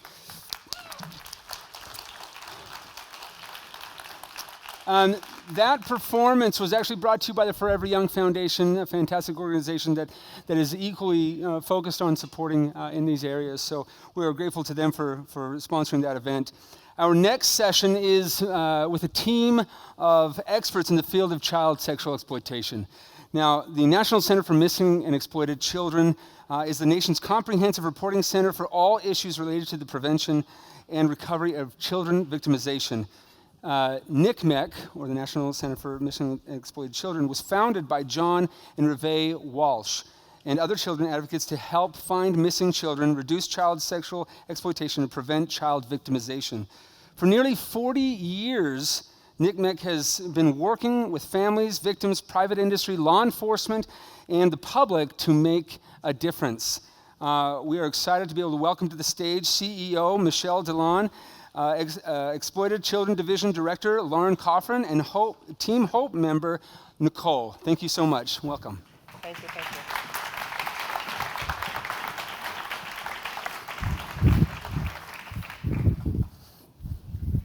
Thank you so much for the kind introduction, and thank you to Sam and Casey Malouf for the vision to bring so many talented and diverse professionals and survivors together to have these really important conversations regarding child sexual exploitation. This is our first summit attending with the Malouf Foundation, and I know just between us and our conversations that we've been having, how much we've learned too. So this is a wonderful opportunity. And to the Malouf Foundation conference organizers, you make everything look really easy when we know it is not. So thank you for that also. My name, as mentioned, is Michelle Delon. I'm the CEO and president of the National Center for Missing and Exploited Children. Our topic today is about the realities, the revictimization, and the response to child sexual exploitation imagery. I'd like to just let my co-panelists and my colleagues and my friends introduce themselves. I'll be talking about the realities in terms of the scope of the issue. With child sexual exploitation, it takes many, many different forms. We've heard today from abduction victims, from trafficking victims. One of the area that we're going to be talking about is the imagery. Children who are being sexually exploited, children who are being sexually abused, and individuals who not only add insult to injury by actually photographing and memorializing the abuse, and some of that also going online. It is a large scope of an issue that we're going to talk about, but there's also a lot of hope in terms of a lot of the public-private partnerships that have made a difference in combating this problem, and also just sharing many of the resources that are available to all of you, and certainly to everybody listening online. My name is Nicole, and I am the mother of a child sexual exploitation survivor. Their abuse was recorded and widely distributed on a variety of online platforms, including social media and the internet and the dark web. And I will be talking to you about the revictimization aspect and Team Hope, which is part of the National Center, and the services that we offer to families who are going through this. Hi all, I'm Lauren Coffrin. I'm a director at the National Center. And my work in the Exploited Children Division is really to engage with survivors, start being able to determine where are the gaps in the process, where are there places to improve the response, and then working together with survivors, craft the right resources that are needed to target the specific population. So the goal is that as we cover a little bit of the heavy, we end up on a hopefully more hopeful tone. So let's see if we can accomplish that by the end of this. Stay with us. So just a little bit about our organization. We were founded 38 years ago. As Clay mentioned, John and Reve Walsh, whose son Adam was abducted and murdered. They channeled their grief into creating an organization that would be there for families and for children and for law enforcement and the professionals that serve children to help future situations like that not be as bleak. Our organization has been in existence now for 38 years. We do a host of responses to crimes against children, certainly finding missing children. Amber alerts that are coming out to your phone are coming from us. We also are building prevention and education material based on real-world examples of how children are being exploited or abducted. And here, for the child sexual exploitation, we have a very unique lens of this in the sense of several programs that we operate on child sexual exploitation. And when we're using the phrase child sexual abuse material, it is worth really hearkening back to what we've heard multiple times today, in particular from Dr. Bailey, about words matter. Words do matter when we're talking about the images and videos that have been produced. The term that's in a lot of legislation, certainly being used in the media, is child pornography. And it is a misnomer. There's nothing pornographic. Pornography implies some sort of consent, some sort of participation. When you read the term child pornography, please know what we're talking about and what the individuals and professionals who are working in this space. It is child sexual abuse material. It is a child who's being sexually exploited. The numbers, as you're going to hear today as we speak, the numbers, I think, can somewhat numb us and become overwhelming and make it difficult, A, to think about what sort of response we might have and how can we even do anything about this. But B, it also, I think, tends to dehumanize the fact that behind every single image, there's a child. And there's a child who has been exploited, who has been abused. And it is upon all of us to A, understand that, B, to use the right words, because our survivors are reading the news also and reading the news reports and the media. And until we really put the word sexual abuse back into that term, it is hard, I think, for people to understand what it is we're talking about.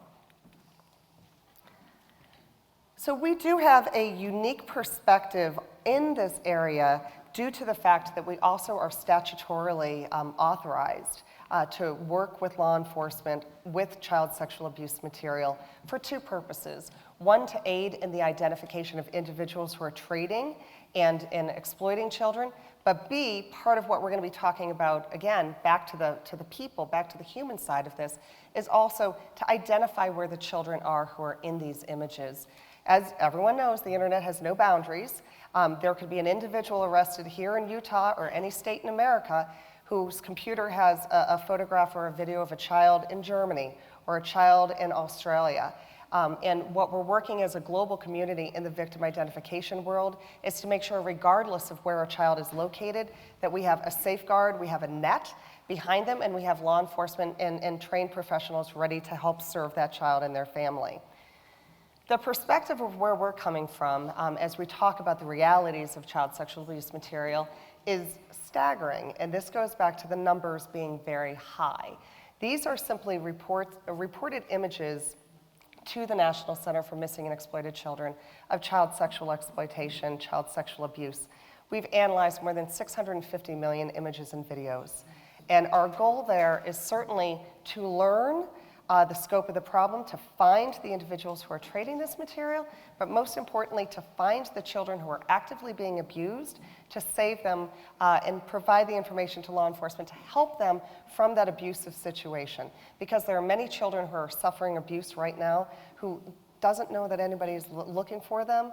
And again, because of the scope and the lack of geographic boundaries on the internet, we're really very much looking at where on earth were these images and videos produced. The $650 million, to give you a little context of where those images come from, those are a combination of reports that come in from US electronic service providers, social platform networks, online websites, any tech company that's providing a service in the United States. If they become aware of child sexual abuse material, they're required by law to report it to NCMEC, and we make it available to law enforcement wherever they are in the world in order to respond to that crime. In addition, when law enforcement in the United States arrests an individual or seize a computer that has child sexual abuse material, they will work with us, so we do the analysis and review it for two purposes. One, to be able to tell them which children, which images contain children who are no longer in an abusive situation, and which images contain children or videos, or images or videos, of children that may actively be abused. We're using a lot of technology, we're using AI, machine learning in the background to pull out, as you can imagine, 650 million images. That's like the needle in the haystack that everybody talks about, but in our case, the needles are children. And it's very important to be able to use technology to be able to detect when children are still actively being abused.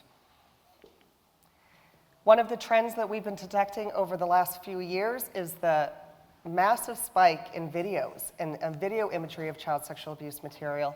Back in the day, even just 5 years ago, it was harder. Phones had a lot less storage in order to really produce this high quality video content that's trading online. Add that to the fact you have a lot of high-speed broadband access. People are easily able to create material and trade material with ease online. So last year, in just 1 year, we saw a 41% increase and a 42% increase in the number of child sexual abuse videos that were being distributed. It is a very difficult experience to listen to the videos. It's hard to look at the imagery. It's worse to listen to the videos. But I know that we all kind of remind ourselves, everybody has their personal motivation for why we continue to do the work we do. And one of the things we've always talked about is the fact that we might be among the only people looking at those images and videos who actually care about the child. And that is really what drives us forward for victim identification. And what we've also learned with this role is who are the children? And in many cases, most cases, these are not missing children. These are children who are being sexually abused by somebody that they know, somebody in a position of trust. Something else to consider with child sexual abuse material, it's a reflection of child sexual abuse, that this isn't a digital crime per se. This isn't something that just happens online. This is happening in basements and living rooms around the world, and then it's being shared online with like-minded individuals. And in our cases of children that we know law enforcement have identified around the world, 64% of the children depicted in the images are girls, and 36% are boys. 8% of the victims depicted in these images who have been identified are infants and toddlers, so under the age of 3. We have 59% are prepubescent, probably under the age of about 10 or 11. And 33% of our identified children are pubescent adolescents. I believe that number is much larger. However, it becomes more difficult to ascertain age from an image as the children get older. So that's a little snapshot of who we're talking about when we're talking about child sexual abuse material, and also who are the producers of this material. If you look at the chart there, starting at about noon, going till about 7, you'll see parents and guardians, other family members, babysitters, mentors, coaches, relatives, somebody who has that child, somebody the child should be able to trust, somebody who is in a circle of trust to that child. Again, going back to this digital representation is, in fact, child sexual abuse material becoming digital. As you go continuing along from probably the 7 to 9 o'clock, 7 to 10 o'clock on that chart, It's another trend that we're seeing that's very disturbing, and I think, Lauren, you might be talking a little bit about this, would be children who are taking sexually explicit images of themselves upon the request of somebody they're talking to online, almost always somebody who is not who they say they are, and then the child sends that material to them and then immediately becomes vulnerable and becomes a victim of blackmail or extortion, asking them for money, asking them for gift cards, asking them for more imagery. We're dealing with children who don't know how to find their way out of this situation.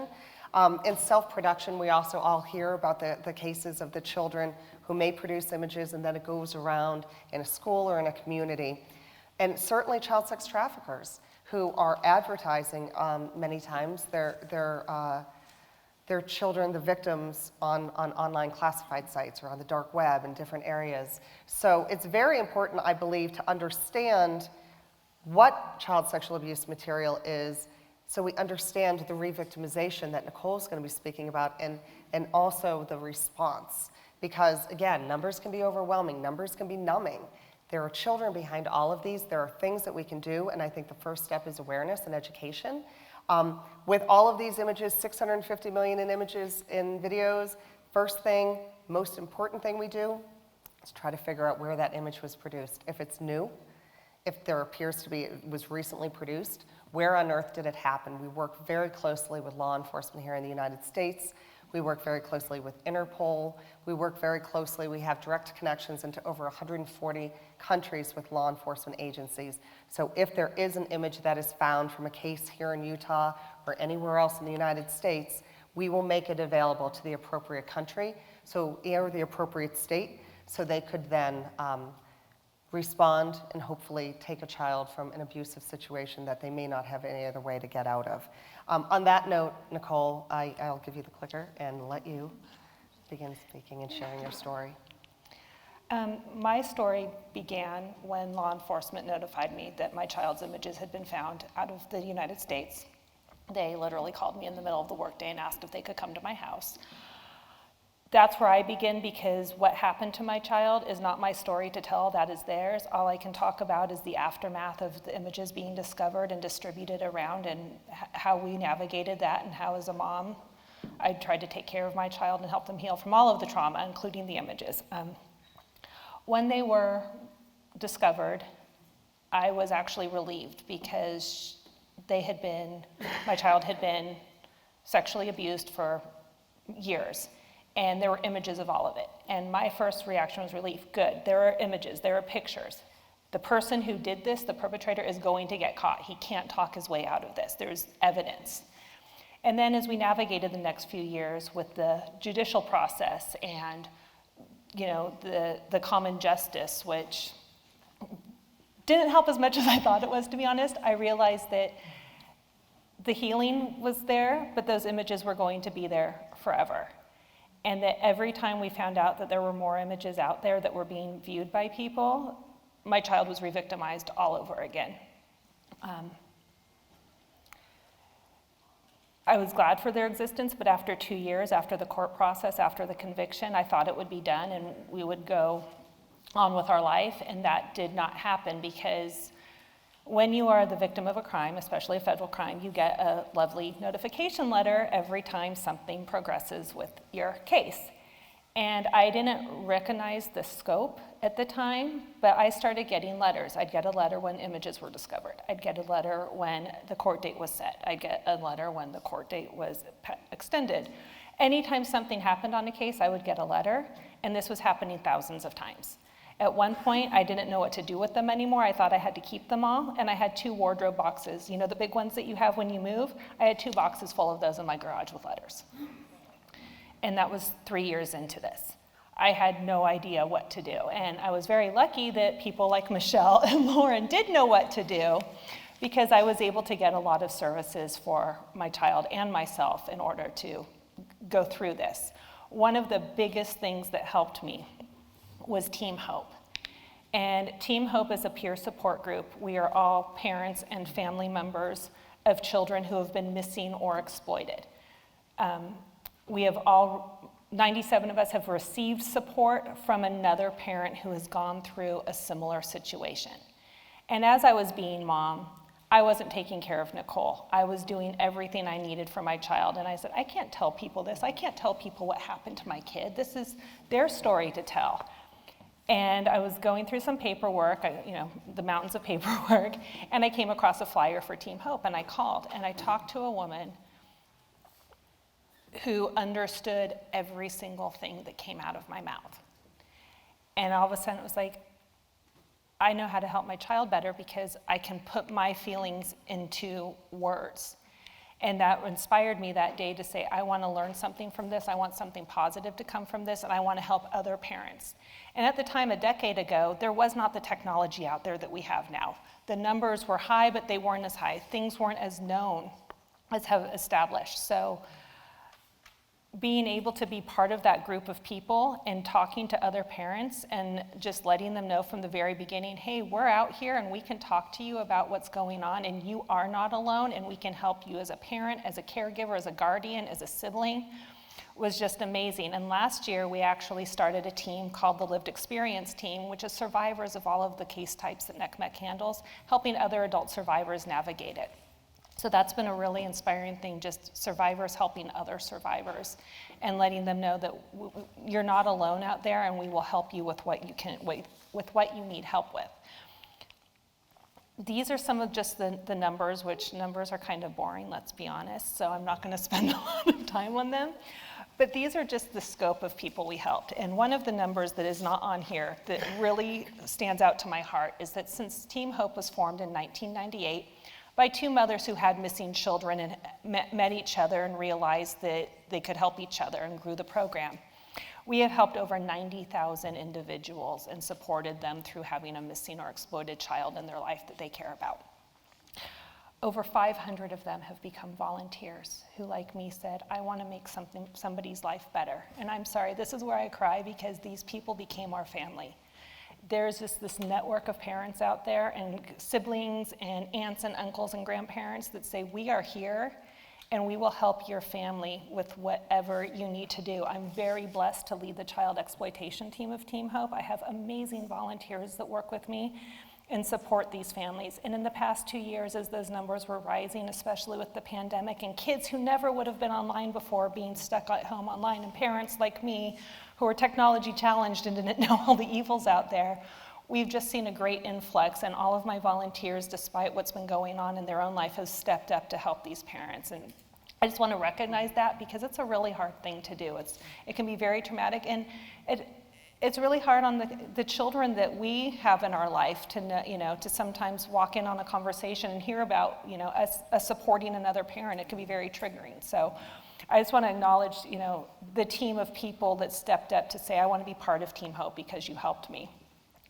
And that's one thing too, is you might not be ready. You might have a child in your life and you need that support. I didn't get support for 2 years into the process. I was so focused on being a mom that I didn't think there was anything else I needed to do except take care of my child.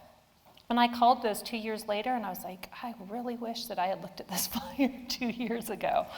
But we're here when they are now or later.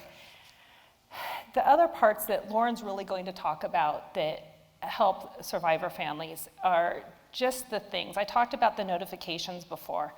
After I had those 2 big boxes, I learned that there's actually attorneys out there that will handle those notifications for you. You can hand it off to them, and they're going to look at all those litter. They're going to have those, well, they have really good shredders, but they're going to have those boxes out there that you don't have to see that tangible reminder of all of the people who are viewing your images. And Michelle touched on this earlier.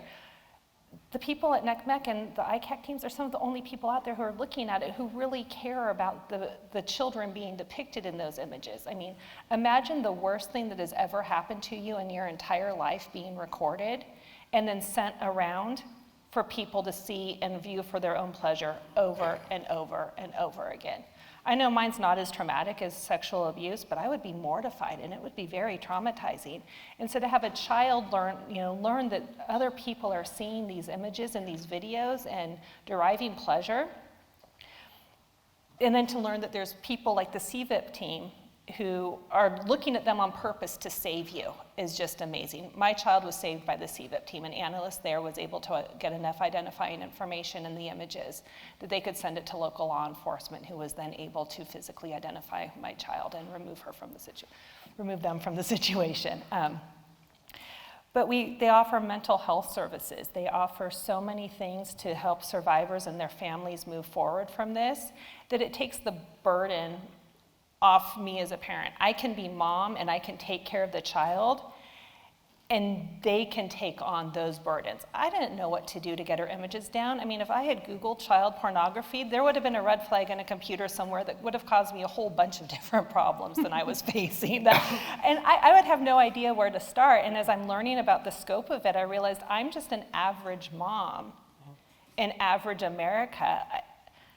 There's so many people out there who are in my seat and can't figure out how to do it. And so people, the people at NCMEC step up to do that, so I can focus on being the mom and make that my full-time job on top of the rest of life, and just heal my child to move forward and to take care of that. And that's the hope that got us through, is knowing that somebody else was stepping up to say, let me take this burden off your plate, and you focus on your family and we'll focus on the back end stuff. And there's so many wonderful programs out there that I really want to give Lauren some time to tell you about, just because, I mean, Team Hope is my heart, but we wouldn't be able to support parents if it weren't for the back end work that she's doing. Before you start, can I just say, there's nothing average about you as a mom. You are a superhero and have done remarkable things, not only for your own family, but for so many families through Team Hope. So thank you. Nothing average about it. I appreciate it, Nicole. I have to start off just by saying thank you. I feel like I've known you for probably a decade now, and no matter how many times I hear you speak, the insight that you bring, the new ways of helping me reframe what this issue is always ever present in there. So we can't do the work that we do without individuals like yourself being willing to share experiences, being willing to discuss what it was like to go through the process overall. And for us at NCMEC, the relationship that we have it's kind of a microcosm to the macro of the work that we do in general. We receive information from people all across the country, all day, every day, about tips of exploitation happening either online or in the real world. And that information comes from caregivers, from survivors like your child, from concerned citizens who don't necessarily know where else to turn to. And in that space, we really see ourselves as more than a tip line, more than a hotline. In reality, we're stewards. There's a responsibility that comes with the information that is shared with us. And we see ourselves as we have to do right by these survivors. We have to do right by these families and these caregivers. And for us, the way that we do that, before we can ever start talking about what responses are needed, it's what is our approach? And our approach is really rooted deeply in listening. We don't see ourselves as just give us information. It's let us meet you where you're at. What is going on in your world right now? And what are your concerns? What is happening to you? And what is going on immediately as well as long term? It's only by really taking the time to listen and to engage can we better start to understand the scope and the experiences that are kind of shaping and bringing people to us. It's more than just what we try to phrase is that you as a survivor, you as a caregiver are more than what happened to you. And what we try to do is shape our work to be able to kind of embody that approach. So one way that we do is we just have to find lots of opportunities to be able to show that we're listening. We've put out and gathered information on our website about why are people visiting us? Why are they seeking generalized information from our organization? And when we did that, we learned that for those who were visiting pages about child sexual abuse material, or what we sometimes, we were right close to Washington, D.C., so there's got to be an acronym, right? So we call it CSAM. But for those who visit those types of pages, 2/3 of those that were visiting we're worried about their own imagery. That could be children, that could be young adults, years removed maybe from victimization, but still concerned that their imagery is circulating online. This can be adults decades removed from the abuse, but who remember that a camera was present, remember there were being threats made about, I'm gonna circulate this. We're talking about times that are sometimes pre-internet, but remembering digital photographs being created. And that burden carries a really significant weight, like Nicole was referencing. We know that when we kind of ask follow-up questions of, well, what is it that you're looking for? We're eager to be able to say, maybe you need mental health support, or maybe you need an attorney. Overwhelmingly, people respond, I need the images down. I need to know that they're not continuously circulating. So when we take that step back and say, let's meet people where there are, what are the most immediate concerns that they're dealing with in these moments, we can then better approach our responses. We listen when we take those tip lines in of reports from children themselves. And when we read that, and I'm going to share a couple with you, which can be difficult to read, but remember, this is what children are going through in these moments. We really start to better understand, see, hear the frame of mind that they're in. We see children essentially begging us for help, coming at it from oftentimes a place of fear. Fear that they don't know what's going to happen in their future, fear that their life is ruined, fear that they have no way out, fear that what's going to happen if and when their parents find out, the non-offending caregiver finds out, fear about law enforcement. Are they going to get in trouble for what occurred and what happened?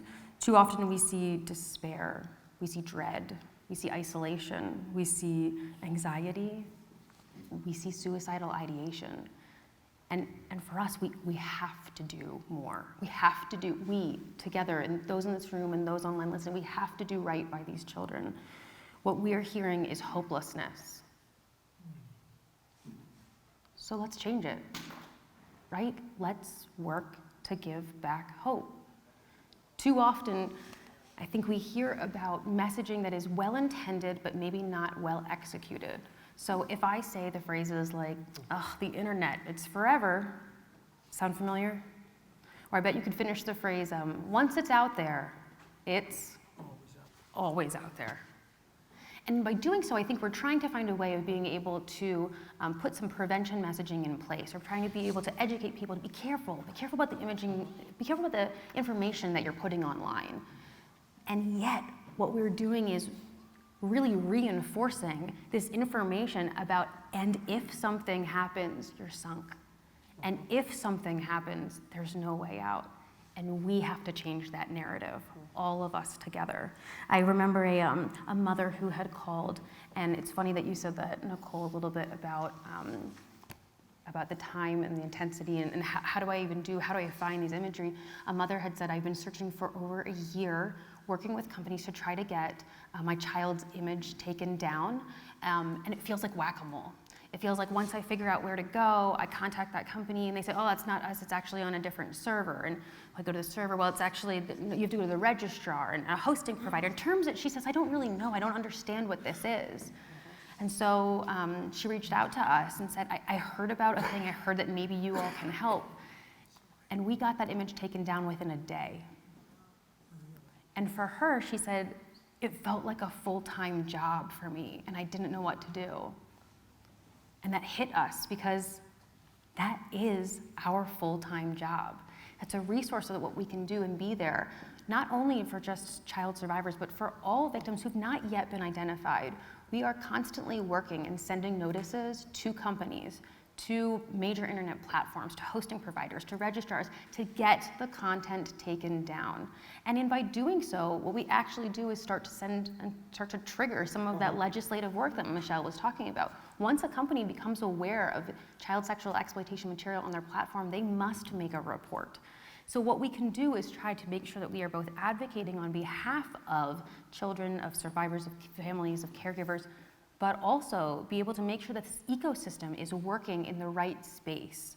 Now, it's difficult because when I talk about it's really important for us to be listening and for us to be able to be hearing, we have to start saying, okay, well, once we take that image, once we take that information, we now advocate together with survivors and with their families to figure out what are the next steps. And so we're really proud of some of this work that we've come up with. Our notice tracking program last year had some unfortunate but large-scale numbers. We had over 75,000 notices sent to companies, and on average, that information was taken down in under 2 days.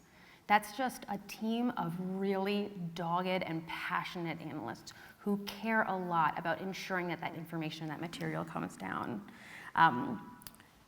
But we also work to gain the trust of those who are reporting information to us. And then by doing so, we can end up learning information about patterns and trends. One thing Michelle mentioned was sextortion. What we've seen over the past even few months, by being able to develop relationships with the individuals who are reporting to us, and they feel comfortable enough to share more information about what's going on, we're learning that there is this emerging increase of sextortion among teenage male boys who have been approached by a female online, oftentimes to start out with some complimentary chat or texting. It kind of maybe turns a little flirtatious, might turn a little sexualized, and then there may be a mutual exchange of imagery. But as soon as that male makes those imagery available, immediately it turns into extortion. The messages of, I'm going to ruin your life. I'm going to take this down. I'm going to tell your entire school. Here's a list of all of your friends and your family and all of the contact information that I have for them. I'm going to send this information out. If you don't pay me hundreds, thousands of dollars, I'm going to send a timer, and you better do this within 30 minutes. You can send it either electronically or you can get me a gift card. But what we see is this urgency, this panic, and really, what do I do next? And so our response and our approach has to be able to be saying, we're stewards with this information, we can get more messaging out, right? We can talk to individuals and say, from what we're learning, no amount of payment will satisfy that extortionist. They will continue to ask for more money. You make that first payment, it shows that this is a lucrative business model that's working, and they will continue to up that and increase that amount. Unfortunately, payment won't necessarily stop them from sharing and from sending over images. We often learn that individuals, parents sometimes will say, okay, let's just shut down your account. Just shut down your account and then we'll just make sure it goes away. But that loses valuable technical information that sometimes the companies or law enforcement might need in order to be able to make an actual investigative case. So we're able to help get the word out and to say, whatever you don't delete the account, just block the user. Report that abuser. Report that individual to the company so they can start tracking and they can start making connections. Report it to NCMEC. Make sure that you're going to law enforcement proactively, because I think there's just a fear that those children who have said, I've engaged in this type of behavior and I'm gonna get in trouble, when in reality, that's the manipulation by that offender that's being done. So in so many of these times, like phrases, we have to start working on reframing, rechanging, and creating a new narrative around this issue type. I think it's important to think too as well that beyond just a case-by-case basis, we're really looking at a strategic approach. So I was so inspired hearing from the survivor panel that was on before us, because so much of it just rings true to how we want to be able to be connecting authentically with survivors at the start. So instead of saying, hey, here's a pamphlet or a brochure that we think, Nicole, that your family might benefit from, it's the idea of having caregivers and survivors help us craft it from the very beginning, asking them, what do they need? And then working from there. Hearing stories from survivors who are saying, the way that law enforcement approached me was really challenging and maybe caused more harm than it did good. And working to create trauma-informed policing. So we were actually inspired by survivors who had gathered together and started talking about and sharing what those commonalities of difficulties working with law enforcement, working with mental health practitioners. You saw Rebecca Bailey here, who has a wonderful insight, but not all counselors might understand the nuances of this crime type. So it's our role in our work to be able to take the information that survivors are giving us, being able to craft documentation together. We've created guides for law enforcement, guides for mental health practitioners, guides for private attorneys, to be able to get into space and talk about what are the unique issues about child sexual abuse material, what do survivors need from their responses? We host roundtables and have survivors and most professionals sit together and craft this documentation from a unified front and approach. And in doing so, we're actually trying to work on this systemic type of way of finding these gaps and then surgically starting to be able to address them. So I know a colleague here in the room earlier was asking questions from the medical community, and we hunted her down. You're on our list. Whether you like it or not, we're coming to find you, right? Because that trauma-informed approach is really important and critical. And it's how can everybody in what they do, how can we all contribute to making sure that we are the appropriate response for these survivors? When we think about it, we offer an awful lot of resources. And Nicole mentioned these. Not all these resources will be used by every single survivor, but we do have options that are there, whether it be from reviewing the images in order to be able to help locate a child, or the peer support she referenced previously, counseling referrals, where we actually have a network of, it's called our Family Advocacy Outreach Network, of trained mental health practitioners, trained by NCMEC, understand the issue, and then we can connect them up to those in need. Same thing goes for the attorney referrals, who will help take those massive quantities of notifications that are coming in and relieve the family of that burden. Take that on, advocate, and walk through that justice or that restitution process for them. Tracking the imagery that's online is something that we can do to help aid in the restitution processes and make sure that there's comprehensive documentation of who are all of the individuals who have possessed these images. We're also, we talked a little bit about notice tracking. We're also able to help work with safety audits for survivor advocates who want to come forward and say, I want to be able to speak out more proactively, but I'm nervous about what information of mine is out there online. And we can help work with them to say, knowing what your case information is public, knowing what you've put out there, could anyone locate or find you? We hear from survivors an awful lot about this fear of being detected, this fear of being recognized in public, this fear of their world, of the exploitation and their current or their future world kind of coming together. And what we can do is be able to create these safety resources to make it feel more appropriate. Like Nicole mentioned, a lot of individuals come back around as volunteers, and another way that they can also find post-traumatic growth and give back to the space. And lastly, we work with survivors as consultants on these projects, working with us to be able to, again, review where these gaps are, and then as a national organization, be able to make sure that we're taking a really targeted and trauma-informed approach to everything that we're doing.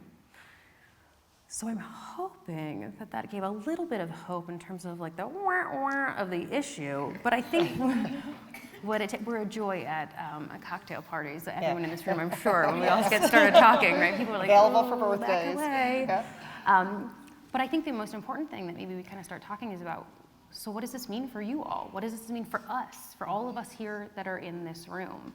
And I know we've all heard a lot about listening, and that's good, and that's what you've been doing here today already.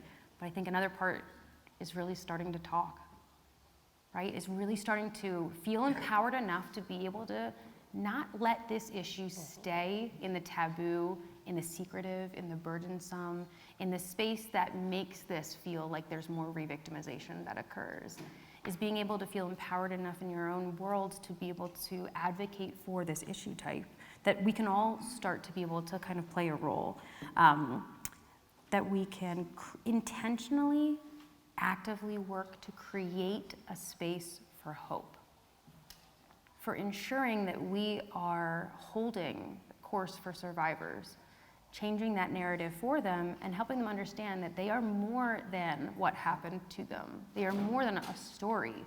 They are advocates for change. They are individuals who offer so much into this space and into this world, whether they choose to be able to speak out on this issue or not.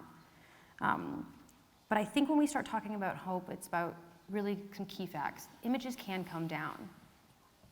Survivors, caregivers are not alone. You know, we often talk, there's an army of support that's here for you. You just might not know about it.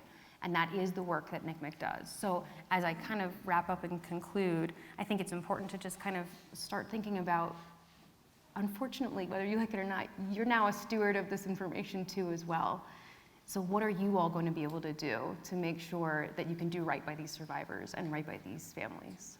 Yeah, and to your point of you're not alone, like that is my experience every time over the years meeting an individual who was depicted in child sexual abuse material, particularly, over the last 2 decades, who never met somebody else, who just felt so alone.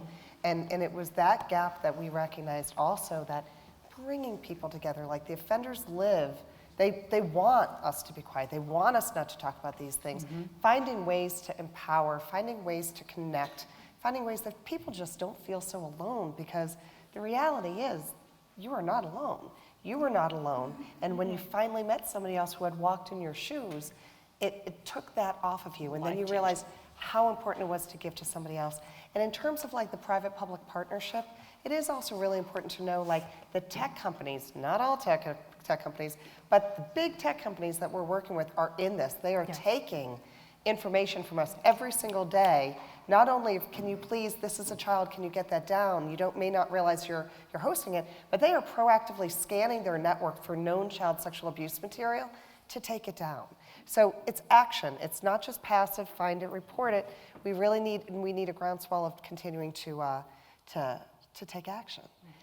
And we talked about taking it down. I want to let you guys know, we've talked a lot about distribution today. We've talked a lot about known child sexual abuse material. The simple existence of a sexually exploited image of a child is abuse. It doesn't matter if one person has it and nobody else ever sees it, or it's been distributed a million times. The fact that it exists is abuse, and just its existence. And we talk a lot about the distribution because that is how they get caught. Somebody who just keeps those images for themselves and doesn't ever share it. That the person who's the subject of the image, that child, is always wondering if it will ever be sent out. Maybe it wasn't now, but 10 years from now, is it going to pop up somewhere? We only have a couple minutes, but we did want to take the opportunity just to see if there are any questions in the audience that we might be able to answer. I see 2 hands. I can't see faces, but I'm sure the gentleman with the mic can. I really appreciate what you've been sending today or saying today. That was not a good choice of words.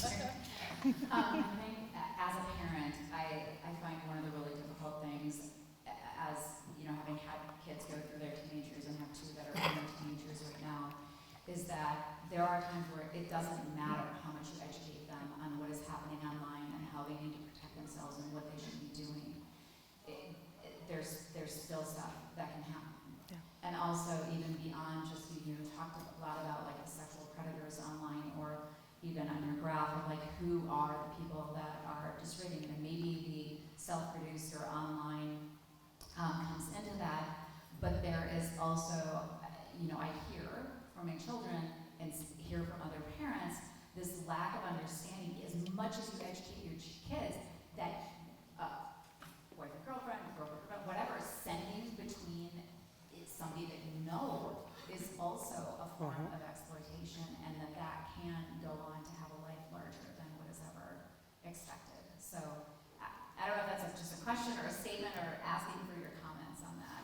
Well, it's very much a truth, because kids, let's be honest, adults make bad decisions online too, right? And you're dealing with children and teens with developing brains. Recognizing, I know for many years it was just don't take a picture, just don't put it out there, just don't do. We know that it happens.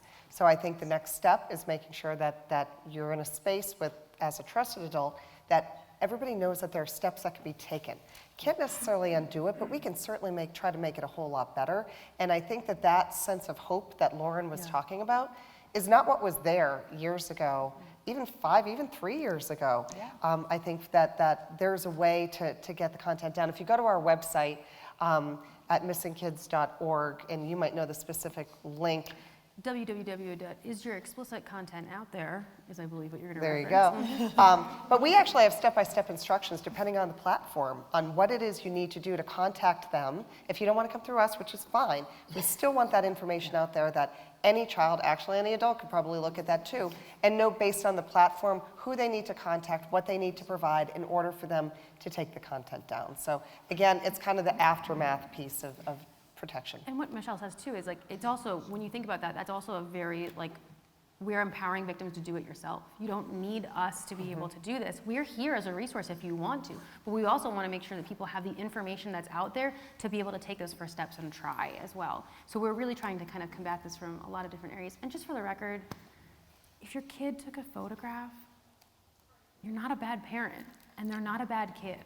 And I just think that sometimes we need to be okay saying that out there, because I think we've been really trying hard to make sure that this never happens, instead of looking at it and saying, okay, so it did, and now what? And making sure that it feels like there's steps that can kind of happen. So I hear that constantly. We've had these conversations. How did it happen? I said, they're teenagers. Yeah, kids, people. And there was just one more question I think I saw. Well, you guys are on the right side of the spectrum when you think about scripturality. It says it's better to be drowned by a millstone, if you've ever seen one of those, than it is to violate a child. So apply to you on that. You know, when you talk about hope and you talk about change, there's quite a few lawmakers here today. And in our state legislature, we had House Bill 274, and I'd be interested in your opinion, and let me just kind of give you the nuance of that bill. It says it requires the State Board of Education to establish a curriculum requirement that includes instruction in sexual assault, resource strategies, and sexual violence and behavior prevention. And it amends our state code to say from the earliest get-go, kindergarten, it teaches kids that it's not okay for Uncle Freddie to put his arm around you and feel here and here and there. And it's not appropriate for on a date when you say no, and we all know this, that they continue in that type of behavior. This type of legislation seems to me it gives the greatest hope. And if we go state by state and we get that into state code, that we can go after those perpetrators, we can go after the people that put it on. But more importantly, it empowers a young man or woman to say, you can't do that, Grandpa Harry or Aunt Molly. And Nicole, I'm thinking about you. I don't know this in your situation who it was, but when I saw your statistics up there on families, that's pretty, I mean, that's enlightening. So would that type of legislation help? Would it make a difference? And it's easy to add on there that we go after those that really keep it up, as you said, on the system, and they don't, kids aren't taught that they can be taken down. So I'd be interested in your opinion and speak to these legislators that are here. Well, thank you very much. And your point of empowering is so important, you know, for children to know what's acceptable and what's not. And that starts from a very young age. And unfortunately, not every child has, you know, an adult that they can trust who can do that or teach them. In many cases, children are in homes where the people who should be teaching them are the ones who are hurting them. I cannot comment on a specific piece of legislation. We would be very happy to communicate with you afterwards, and we can trade information and connect on that. But certainly, I agree with you that it's critical at a very young age that children have the ownership, that children have the voice, and they recognize that again, we don't want to fearmonger, we don't want to scare, but we do have to prepare, and we have to inform them in an age-appropriate way. We do have safety resources on our website, free educational material, actually age-appropriate for children starting at the age of kindergarten, and in fun, dynamic ways, talking about online safety, but also, to your point, sir, talking about personal safety and your example about a family member who might get a little touchy. There are lessons about that, along with talking guides for parents and family members and guardians who can actually walk them through this material. Again, age appropriate, but giving them the lessons that they need. And would be very happy to connect with you on legislation, certainly. We have a terrific legislative arm at the National Center and are obviously very interested in ensuring that all spectrums of policy are designed to best protect children. Can I just add, because Michelle said a thing that I realized that I didn't take the moment to express, but that every resource that the National Center offers is free of charge. Every single thing that we do is a resource that's available, and it's there when people are ready. So it's not a thing that, like you said, Nicole, 2 years later, 5 years later, we're here waiting for when people need us, whether they're ready for it or whether we learn of that information elsewhere. But 100% of the resources that we provide are free of charge to anyone in need. And so we just never want that to be kind of a limiting factor. So I just don't want to miss that opportunity It's a nice way to clarify end. and make sure. Yeah, free. Free is always a great way to end. Right? So again, thank you so much for your time. We will obviously be here for the rest of the day, and my sincere appreciation to the Malouf Foundation, to Sam and Casey for allowing us to have this opportunity to speak with all of you, and to thank all of you for caring and for being here and for looking for creative ways that you can become involved in the solution. So thank you, and I look forward to the next panel, which I see standing on the side there.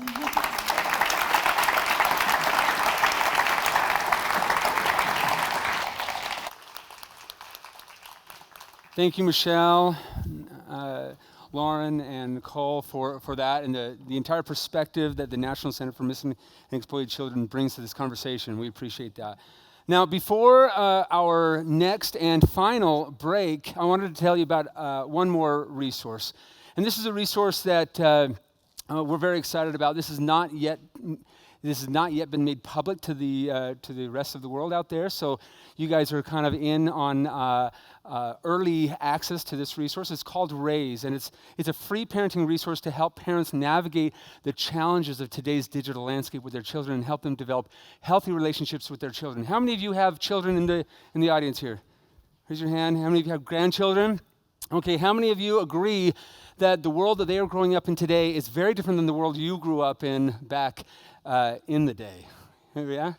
Okay, yeah, this is a challenge, and a lot of parents don't really have the parental or generational script that they need to be able to navigate that. And we want to support them and help them on that journey, provide a community of other parents that are on that same pathway, provide their ability to track and visualize improvements over time. So we focus on 5 different areas, and this was developed with a team of experts in law enforcement, early childhood development, psychology, neuroscience, and subject matter experts coming together to develop this really powerful resource that is now available very recently. And you can learn more about it upstairs, but there's also going to be a booklet in your bag as you leave that will have more information. You can go to joinraise.com to learn more.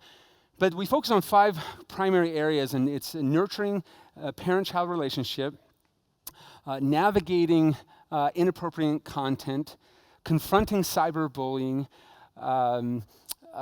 protecting against online predators, and managing screen time balance. So those are areas that we all have questions about. Like, when should I give my child a smartphone? What is too much screen time? How do I protect my child against inappropriate content or predators online? So this is a great free resource for you guys to access and to give us early feedback for that resource. So thank you so much. Now we're going to take a quick 5-minute break because we're going to start our final session in just 5 minutes. Thank you so much.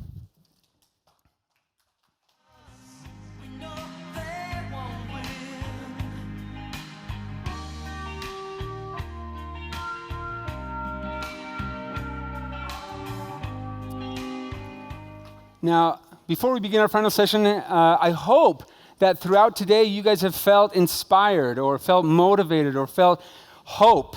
How many of you have felt any of those things throughout today? Oh, amazing. Yes. And sometimes when we're trying to accomplish this daunting undertaking of taking on child sexual exploitation in the trafficking industry, it can feel overwhelming. And one of the things that always helps me is I love this quote by Edward Everett Hale. He said that, "I am only one, but I am one. I cannot do everything, but I can do something, and I will not let what I cannot do interfere with what I can do." And I hope we can all take that with us throughout today, throughout the week, and throughout the remainder of this year, as we think about the contribution that we can make in this area. Our final panel here today, I'm very excited about, is we're going to hear from elected officials and how they're making an impact and how you can too. And getting involved with local government is always a powerful way that we can join forces with the public and government to make a difference in our country, in our communities, in our cities. Opening the session will be former National Security Advisor Robert O'Brien. Very excited to hear from him. After his remarks, we'll hear from Representative Angela Romero, Congressman Blake Moore, and County Prosecutor Ron Welch. The panel will be moderated by my good friend Dawn Hawkins, back there in the back. She's the CEO of the National Center on Sexual Exploitation, a nonpartisan, non-sectarian organization with nearly 60 years history. Immediately following this session, we will be privileged to hear from co-founder of the Malouf Foundation, Jaycee Malouf, and she will wrap up the day. Thank you, Robert O'Brien.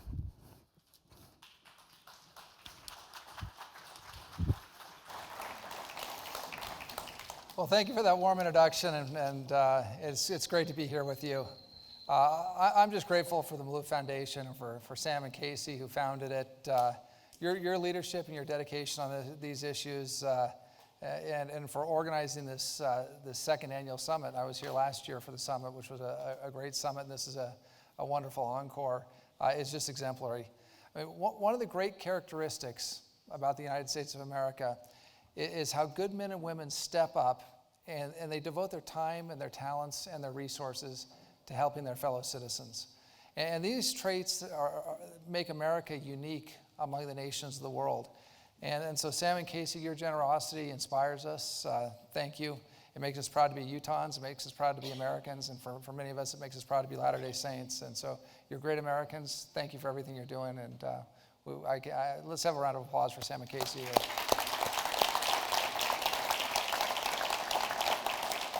One of the things you'll find, there are a lot of philanthropists in this country and a lot of great men and women who give a lot of money to different causes, but they make sure you know that it came from them. You never know it with Sam and Jaycee. They're very quiet, and it makes it all the more meaningful what you do. So I also want to thank everyone on the Malouf team. I mean, these are terrific events, these summits, but there are other things that happen during the year, and it's always it's incredibly professional. And so for the whole Malouf team, thank you, and for the folks that fed us today and served us, we appreciate it. But I do want to note two people. I can't note everybody, but I want to note two people. One is Charlie Friedman, and the other is Jeff Steed. I don't know if they're here. Jeff, Charlie, are you around? There's Jeff. I don't see Charlie, but you've done. There's just Charlie in the back as usual, trying to. That's an old law school trick. You know, you'd sit in the back row. I did that many times, but it's not just on today's event that they've contributed so much. It's what's going to happen, the follow-through, because today's event is to raise awareness. It's to get folks on the same page. It's to motivate people, but it's the follow-through that's going to be so important, and thank you, Charlie and Jeff. I think we're all humbled. I certainly am by the survivors, and the fact that you're here and willing to share your stories and provide hope to others is inspirational. It gives people hope, and it gives other victims the perseverance and resilience to keep going under the most difficult circumstances. So thank you. This is a sobering subject. It's hard to get people to engage in this subject because, as you sat and listened to the last panel, and the women who were here were just marvelous in what they do and how they help people. But it's a tough subject. It's tough to get people to sit and listen to it and hear what needs to be done. And so thank you all for being here and doing so. So let's start today's talk with going to the front pages. And I don't think there's anything that we're all riveted by what's happening on TV. We're watching what's happening in Ukraine. I've been to Ukraine. I was there in 2014 to monitor elections. It was their first truly democratic parliamentary elections. And the people of Ukraine are wonderful. It's a beautiful country and a beautiful, just beautiful cities. Lviv is a great place. I spent about a week there. And so it's hard for us all to watch what's happening. But since the Russian invasion of Ukraine on February 24th, there have been over 4.6 million refugees who've left Ukraine. Some are coming here. Most are going to places like Poland, Romania, and the Czech Republic. And I know there are people here that are working to help them. But also within Ukraine, there are 6.5 million internally displaced people. And so 90% of these, the people that are fleeing, either fleeing their cities to another city like to Lviv in the west if they're staying within the country, or going to Poland or Romania or Bulgaria or Germany, one of the European countries, 90% of them are women and children. So this humanitarian crisis creates an opportunity for human traffickers. They target the vulnerable, and they look at those who live in regions that are rife with political discord, where there's instability, and where there are poor and marginalized communities. And the massive disruption that's taking place in Ukraine, and as we're seeing entire cities destroyed by Russian artillery block by block, that's created a huge pool of targets for traffickers, and especially those traffickers involved in the human sex trade. So the UN High Commissioner for Refugees has stated that the organization's on high alert, because what they're looking for is, as these refugees, and we've seen refugees pour over the borders, and they're being greeted, and some of the most heartwarming things, I think all of you have seen the photos of the strollers that moms in Poland have brought to the train stations and the airports, and they've left the strollers there so that Ukrainian women who are coming with their children, because their men have stayed back to fight, and the bravery of these Ukrainian fighters is something that's really wonderful to behold. I mean, they love their country, and they're fighting for their independence, and they're giving Vladimir Putin a bloody nose, and I know we're all in favor of that. But their women and children, in many cases, have left, and they've left their husbands and brothers and sons behind to fight. And so while there's these wonderful things like the strollers, we also have predators that are there claiming to be aid workers, claiming to help, offering transportation, offering housing, and accommodation and assistance. And that's something we've got to be very careful and watch. And the UN is watching it, and other groups are watching it to make sure that predators can't take advantage of that situation to engage in this horrific trade. Now let me go from Ukraine across the world to China. And by the way, Xi Jinping is watching what's happening in Ukraine because he wants to take Taiwan. And how we respond to Ukraine as a country, as the West, as the free world, and how the Ukrainians respond to the Russians is going to inform his thinking on Taiwan. But we also know that beyond Taiwan, in the western province of Xinjiang, the Communist Party of China is engaged in a genocide. Secretary Pompeo officially declared on behalf of the US government, and it hasn't been repealed, President Biden said the same thing during his campaign, that there is a genocide taking place against the Uyghur people. Hundreds of thousands of Uyghurs are being held in extrajudicial concentration camps where they're detained, they're subjected to forced labor, to torture, to sexual exploitation for the women, political indoctrination, and other human rights violations. And so we always say never again. And I lived through Rwanda. I've been to Rwanda and seen what happened there. And we said never again, but Rwanda happened. We said never again, and Xinjiang is happening with the Uyghurs. So it was terrific that we passed the Uyghur Forced Labor Prevention Act. It received bipartisan support in Congress, and it's a step in the right direction for helping these oppressed people. And what the act basically says is there's a presumption that anything that's manufactured in Xinjiang, even to a small extent, has been manufactured with forced labor. And as a result, it will be barred from ports of entry into the United States. And the Chinese are very unhappy about this. And there are even some American companies that are unhappy about this. And I'll say, unlike the Malouf companies, which are incredibly stringent on their supply chain, and some of the other companies that are represented here, and that's another thing to be proud of Sam and Casey and their team about, is to make sure that their supply chains aren't affected by this forced labor.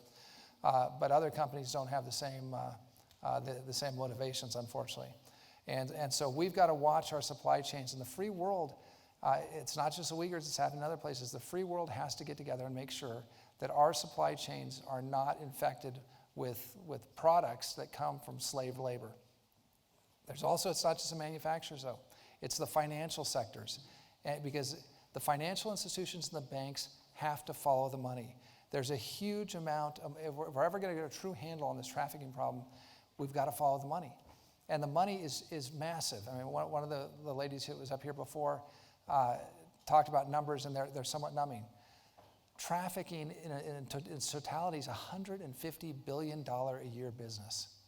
And we got a lot of business people here. That is a massive business. And that 150 billion that's gained from trafficking allows these criminal organizations and terrorist organizations to run the gamut, to finance the gamut of their operations and expand their operations into other forms of illicit activity. And we've got to stop it. Now, trafficking in all of its forms, whether it's narcotics trafficking and the trafficking in fentanyl and opioids, which kills scores of thousands of Americans a year. The last statistics were 100,000 people died of opioid overdoses in America last year. To the sale of looted antiquities. Many people here have traveled to South America and seen the pyramids and seen some of these sites.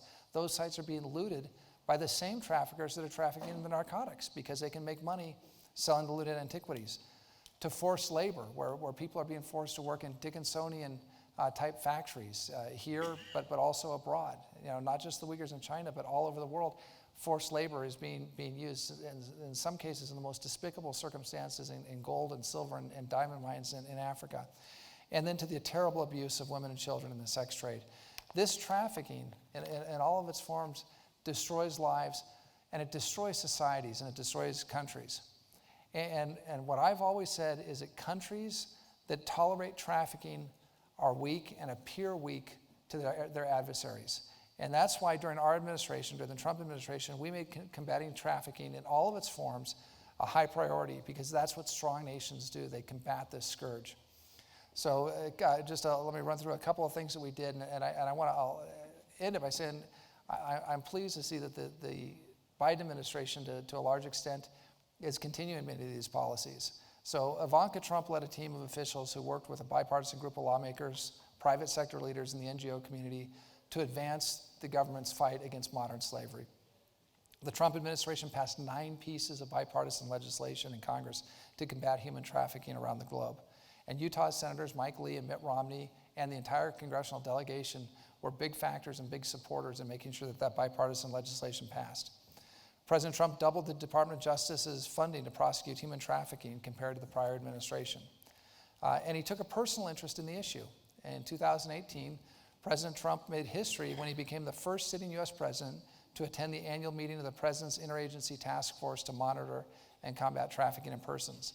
And for those of you, and I know there are a lot of people here with Washington experience, we've got the congressman here, that sort of personal attention when the principal, when the congressman or the senator, or especially when the president or vice president actually shows up, that sends a strong message that this is a priority, and it was a priority for our White House.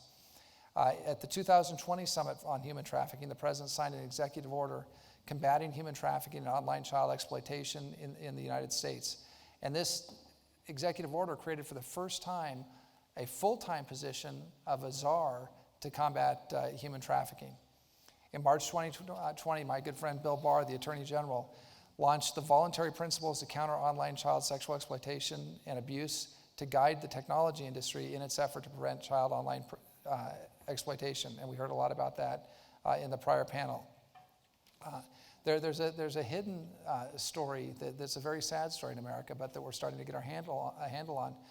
And it's an Indian country. And Ivanka Trump opened the first cold case office in U.S. history in Indian country to help the tribal leaders and the tribal authorities open cold cases primarily of women who were sexually exploited, murdered, or killed.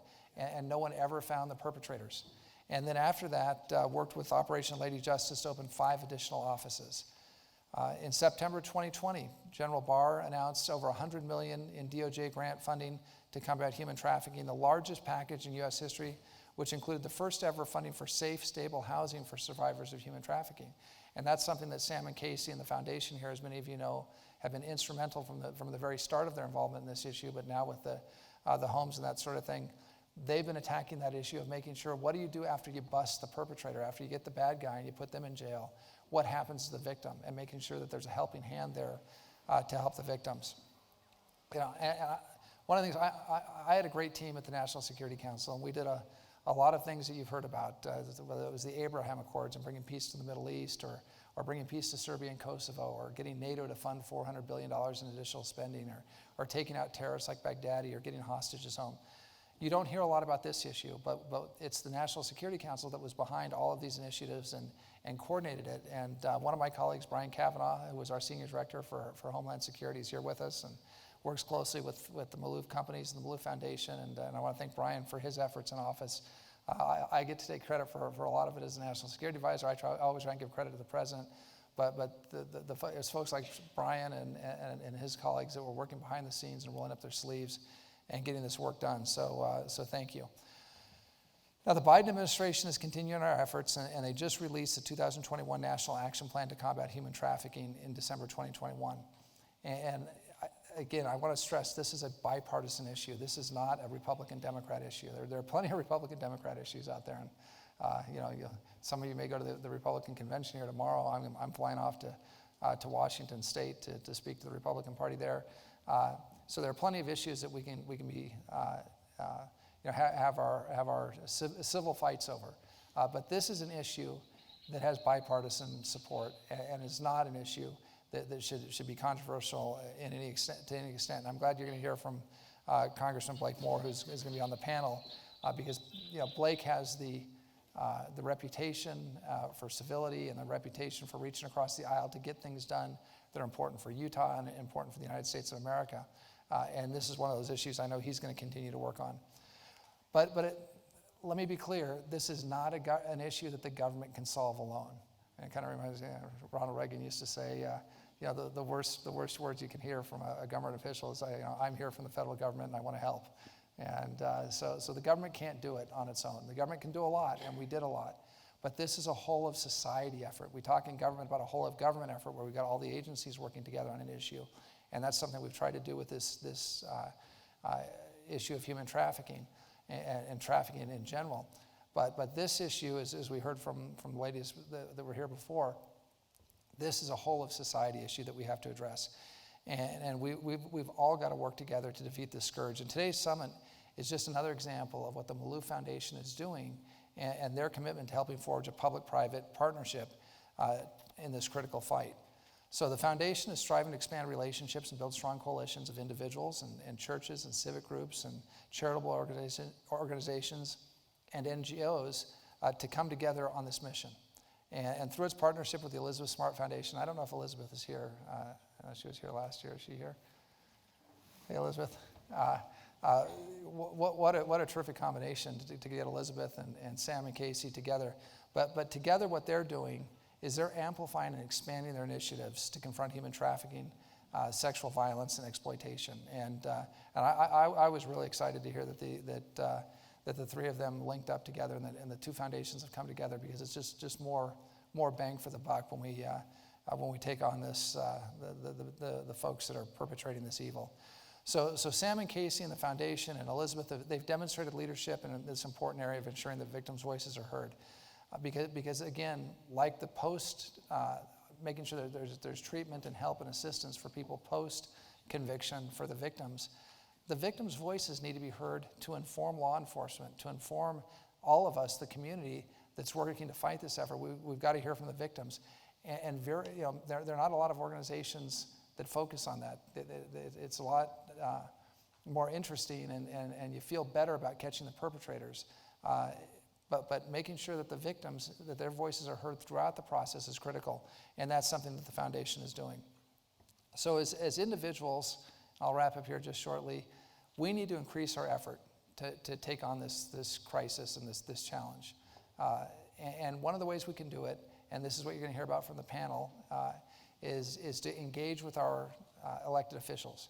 And it's not just the president, it's not just the vice president or the senators, the congressmen, but it's at every level of government. It's the mayors, and it's the city councils, it's the first responders, it's the elected sheriff. Engage with your elected officials, and don't be afraid to reach out to them. And again, at all levels, to let them know that you expect action on this issue of trafficking. So this challenge is immense, but we've proven time and again as Americans, whatever's thrown at us, and even beyond this issue of human trafficking, whatever's thrown at us, America wins. I'm incredibly optimistic about the United States of America, whether it's notwithstanding the catastrophe that we saw in Afghanistan, notwithstanding what we're seeing in Ukraine today, notwithstanding this massive competition that we have geopolitically with China, America always rises to the occasion, and we always meet the challenges, and that's what defines us. And I'm confident that with all those challenges, but especially with trafficking that we're talking about here today, we're going to come together as a people. We're going to, and it's going to start here. It's going to start with the Malouf Foundation. It's going to start here in Utah. It's going to spread from here across the country, and then it's going to spread beyond America. And that hope that we've heard about today, that hope is going to spread to places like Ukraine, and it's going to spread to places like China and Xinjiang province. It's going to spread all over the world. And this is the spark that is going to light that flame. And so I'm just privileged and honored to be here to be a part of it. Thank you for having me and inviting me. And let me close by just asking, may God bless you, each of you, especially the survivors and the first responders and the nurses and the doctors and the social workers and the therapists who are working with you. May God bless the people of Ukraine during this crisis and the people in China who are facing oppression. And may God bless the United States of America. Thank you very much.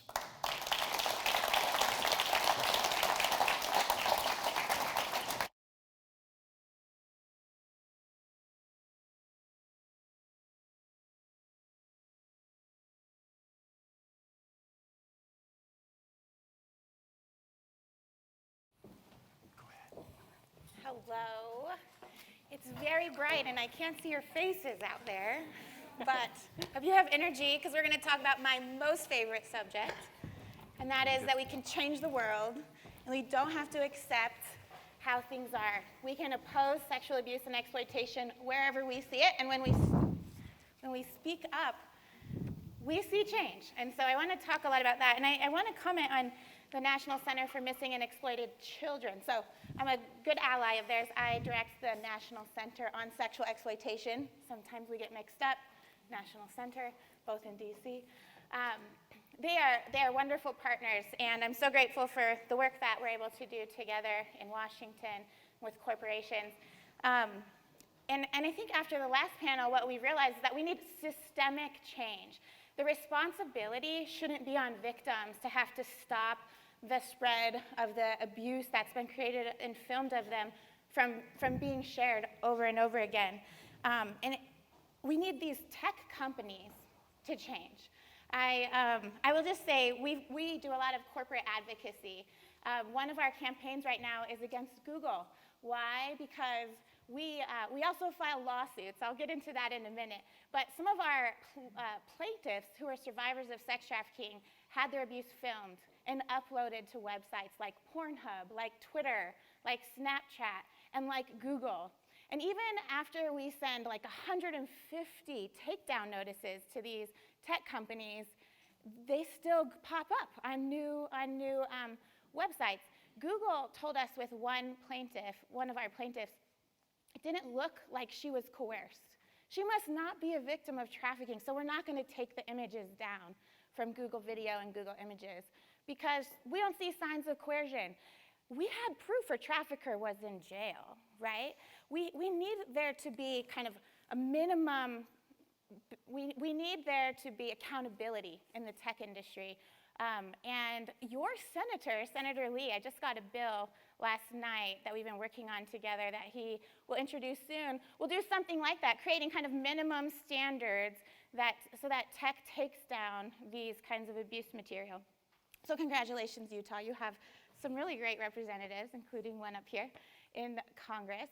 But why are they doing it? It's because many of you have joined with us in demanding that the corporations change and that Congress and your state legislatures change things. So I hope you feel inspired after this and that you realize that it's easy to get involved in advocacy and policy. And so let's get started. Representative Romero, I would love to just kind of go down here and ask you all, why did you get involved in public policy? Because lots of us want nothing to do with politics. Why did you get involved? And tell us a little bit about some of the work you've done on sexual abuse and exploitation. Well, I interned in the Utah House of Representatives, and this is going to age me, in 1994 for the late Senator Pete Suazo when he was in the House of Representatives. And so I was actually mentored at a young age to run for office. I didn't know if that's what I wanted to do. but Pete and others in my community from the Latino community mentored me to run for office. And then I got elected, and I'm like, wow, what do I do now? And I think I was on an airplane, and I was reading People magazine, and I saw something about Aaron's Law, and that was to do child sex abuse preventative education in the schools. And I'm like, wow, this just makes sense. So I'm a freshman in the Utah legislature. I'm in my 10th year now. And I was like, this will be really simple to do. Oh, was I in for a roller coaster ride? And I just want to point out Elizabeth Smart up there and Ed Smart and Deandra Brown. I don't think I would have passed that bill without them. So it takes a community to pass a bill. And so all this bill was going to do was and our current president, Stuart Adams, was my Senate sponsor. All the bill did was that we wanted to mandate that schools teach child sex abuse preventative education. You think I was asking them to, I don't know. It was just really odd, the opposition I got. So to make a long story short, we were able to pass a bill 2 days before the session end. We were able to keep it an opt-out versus an opt-in, and we were able to pass it with schools being able to choose whether they wanted to teach child sex abuse preventative education, so it gives the school district the choice to do that. And it's been successful. I work a lot with Prevent Child Abuse Utah. So that was kind of my first introduction into that realm. And prior to that, nobody really took on child sex abuse because it was kind of a taboo. And then all of a sudden, because I passed that bill, I was just given a whole bunch of bills. And so some of the other bills that I've been able to pass is safe harbor. So now anyone who's under the age of 18 is considered a human trafficking victim, and they're not criminally prosecuted. I also passed the bill to mandate the testing of all sexual assault kits, and we were eventually able to secure that funding. And we no longer have a backlog here in Utah. We're one of like 8 states that doesn't have a backlog, which is really amazing. And this last session, I was able to get funding for the Murdered and Missing Indigenous Women and Girl Task Force, which is a bill I ran 2 years ago with Senator Hinkins, and we are the co-chairs of the Murdered and Missing Indigenous Women Task Force. And that's just to highlight some of the legislation that I focus on, but I've dedicated my career in the legislature. I've had wins and I've had losses to address sexual assault, human trafficking, and domestic violence. And I'll tell you, I'm a liberal Democrat from Salt Lake City, and I'm able to do this because I know the importance of bipartisanship, and I know the importance of negotiation. And as a policymaker, I don't think about the political aspect of it. I look at the human rights aspect of it, and I work with my colleagues to make sure that I'm doing what I can for some of our most vulnerable populations here in Utah. Thank you. Yes.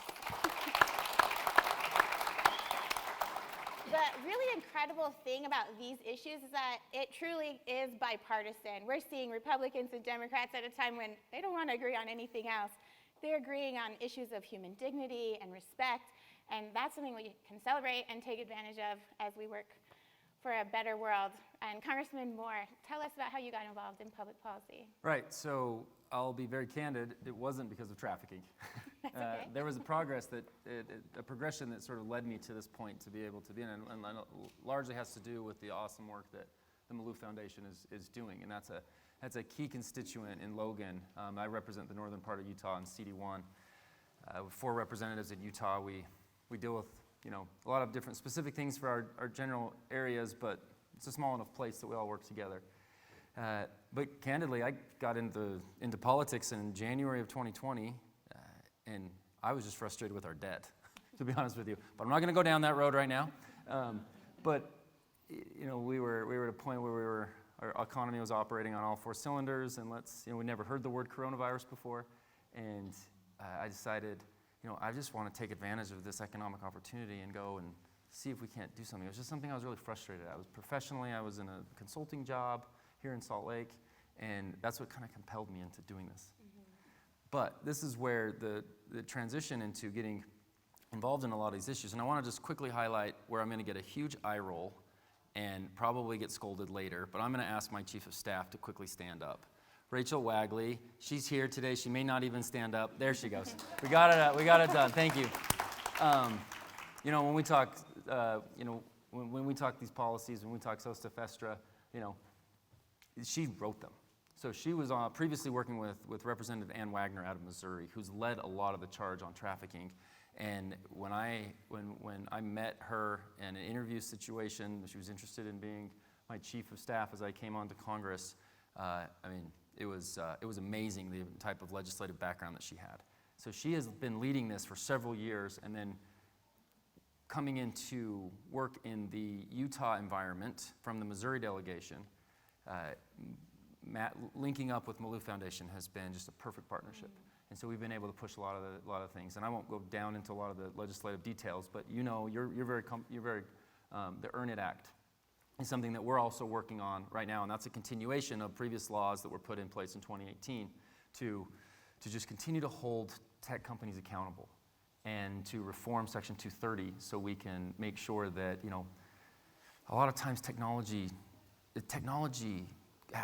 changes so rapidly that it always takes, legislation and regulation to catch up to it. But this is happening, it's getting out of control. And we need tech companies to be able to partner and be able to stop this type of crime going on. And so we're working on a lot of that type of stuff too. Thank you. You bet. I can echo my love and respect for Rachel back there, who's a force in Congress, and so much good has happened.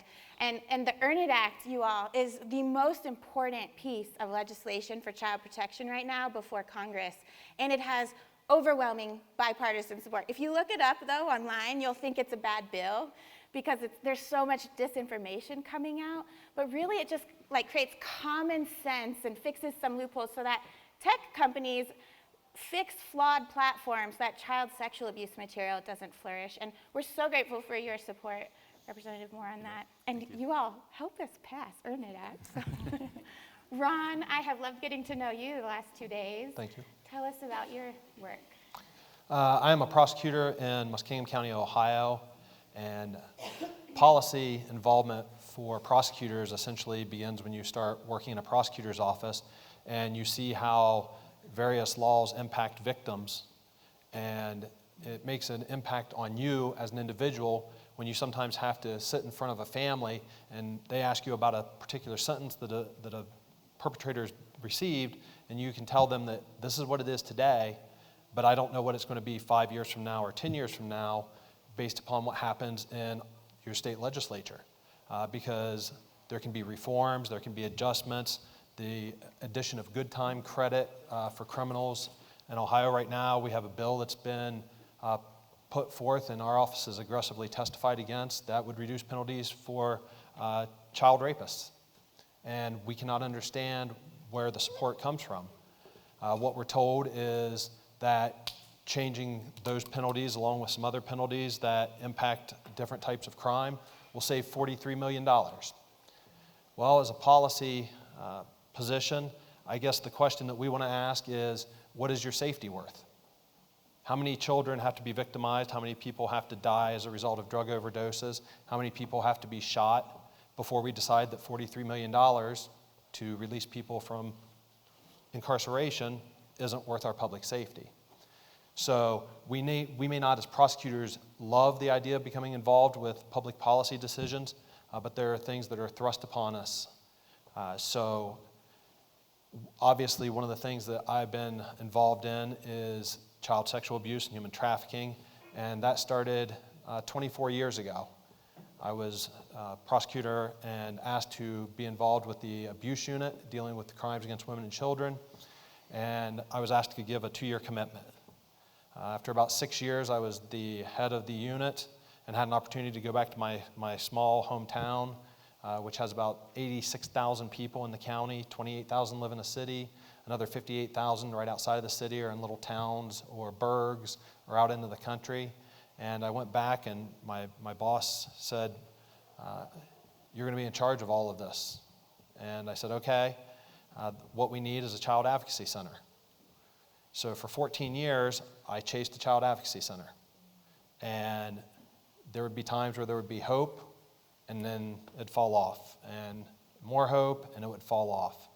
Speaking with various people in the community, you gain some support, but not enough to pull everything together. And then, I think it was December of 2018, I had a chance to have a meeting with some people who had opened a distribution center in our county, Sam and Casey Malouf. And I walked out of that meeting and called my wife and said, this is going to happen, because I don't know that I've ever met two more sincere and committed people to something that is instrumental. So thank you, Sam and Casey.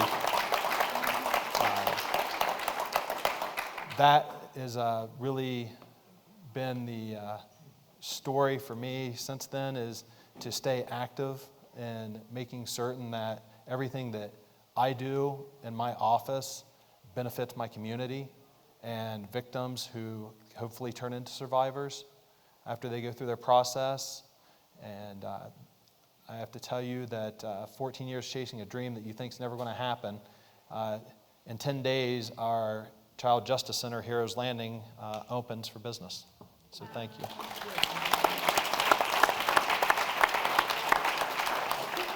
And these centers, the Children's Advocacy Centers, are so critical, and they do so much good. You have them here in Utah, and that's a good way to get involved as well. I want to ask you what the role of survivors has been in your work, your policy work and advocacy work, and how has that helped you? And Ron, can I toss it back to you and we'll go this way? Sure. Sitting down over the past 20 years, I've seen the development of resources for survivors. 20 years ago, the idea that people would go out and actively seek help for something that was oftentimes considered an issue to be dealt with in the family, because it was embarrassing for the family to have somebody who had been sexually abused. It often involves family members. You're taught as a kid the idea of stranger danger, which is the dirty old man that's down in the park. That's not where child sexual abuse originates. It's almost always with somebody that is familiar with the child, whether it's a coach, a teacher, a family member, a pastor. So you get into those situations where nobody was getting help. And with the development of the Child Justice Centers, brought together the idea of a multidisciplinary team approach, where you had individuals who would sit and a child would only have to tell their story once, but they would tell the story once and it would be observed by law enforcement, by a prosecutor, by a mental health person, by a doctor. And then the services would be put in place around that individual so that they were given the best opportunity to succeed. So I think that type of development over the last 20 years, where this issue has really been dragged out into the light a little bit more, there's still a lot of shade over this issue because it's not something that you sit down at a dinner party and talk about. But it needs to be if we're going to have change. And that's happening. We just need to accelerate the rate at which it's going. Look, you mentioned survivors, and there's so much to address. Like, there's so many things, particularly from where I sit and from where our state legislators sit, and there's several here today. And there's so many policy decisions to be dealing with. And sometimes you shouldn't be doing anything. Sometimes you need to, fix something and address it. But I would say, what drives our motivation? What drives us to make this part of our push and our platform, to co-sponsor a bill, or to help write that particular piece of legislation? And I apologize for mentioning just a few, but and I was living at the University of Utah when Elizabeth Smart situation happened. I mean, it just affects you. It's a part of it. That's something that this community and then the nation really lived through and experienced, and we have to do something about this. And then you hear the story from Sam and Casey. So much of this whole motivation is about their kids. Like, they want a better future for their kids. And it hits you close, the Snow College incident this year. That was the niece of my former boss at my previous company. And I got involved with that, and I was calling the Department of Public Safety. And so sometimes it's something personal that makes it a priority for you. And that's kind of what's happened, at least in our office.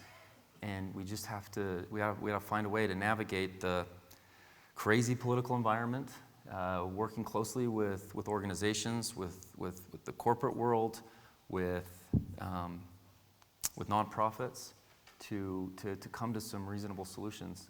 But where does the motivation come? It comes from the amazing people that have had to go through something and not letting their experience be in vain. I would share that sentiment.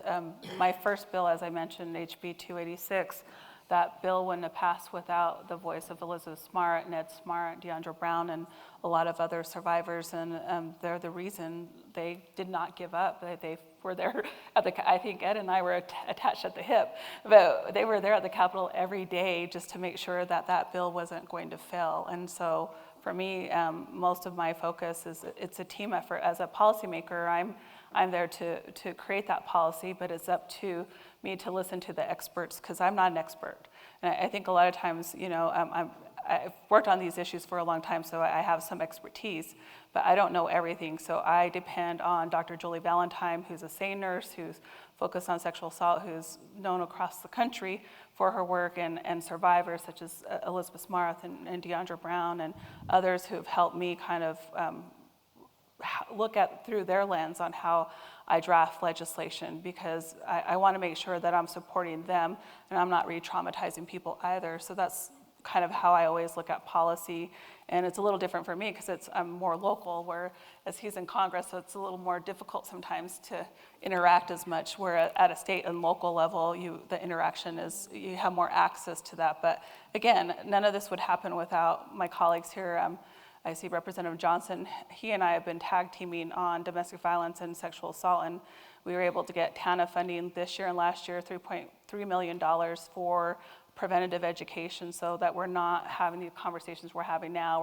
We're talking about healthy relationships early on in our schools, and we're providing those services ahead of time for individuals, so that maybe we're not talking about this as much as we have to. But again, it's centering that voice of survivors, because I've noticed, we always talk about rehabilitation. I think that's important. People need to be rehabilitated, and we put so much money into that. But I feel at times we forget about survivors, and we forget about how much money we need to invest there. Because if you look at many people who have a lot of trauma, and you talk to them about where that trauma came from, a lot of times it stems from childhood, or it stems from some kind of sexual assault. So if we could address that and work with people, just because we give short-term services to someone who's been a victim of sexual assault or child sex abuse, doesn't mean that they're going to heal the way they need to heal, because we're not continuously providing those services. So for me, my mission is to make sure that we're not forgetting victims and survivors, and we're investing as much money in them as we are with rehabilitating people. Thank you. I want to add just another example. In my advocacy, both with legislation and with corporate advocacy, I found that we win almost every single time when survivors are at the table, when they're the ones driving the solutions. And one, I think that you will appreciate, we got MasterCard to stop processing payments for Pornhub, because Pornhub hosts endless amounts of child sexual abuse material and other non-consensual content, and many survivors had come forward. We brought survivors to the table to meet with MasterCard executives, and MasterCard adopted an incredible policy to make sure that there's minimum consent. And now they're helping with some legislation. But the pornographers also went to meet with MasterCard and make it seem like, we're on the up and up, this is a legitimate business. We don't use, CSAM or trafficked individuals in pornography. And MasterCard said, I heard from survivors that that's not true, and we're going to listen and follow survivors. And they made their policy because of the voices of others. So I share this with you. Good job, MasterCard. I share this with you to help you realize in your advocacy that you can help lift and empower the survivor leaders in your community and give them a voice. And that's also advocacy on your part. I want to go now to the importance of policy and the impact that maybe good policy has and the consequences that bad policy could have. If you have some examples in this space of why we need to care about policy, because there's good that comes from it or bad. Who wants to go first at this one? I'll jump in. You're right. There's always externalities to every policy decision you make. It makes it so difficult. It's what makes so much gridlock a lot of times. And I'm going to highlight just a brief example of of getting something done, though. Because a lot of times, and particularly in Congress, it's not easy to, the shocker, everybody, it's not easy to get stuff done in Congress very easily. I know, take note of that, yeah, that's the big takeaway for today.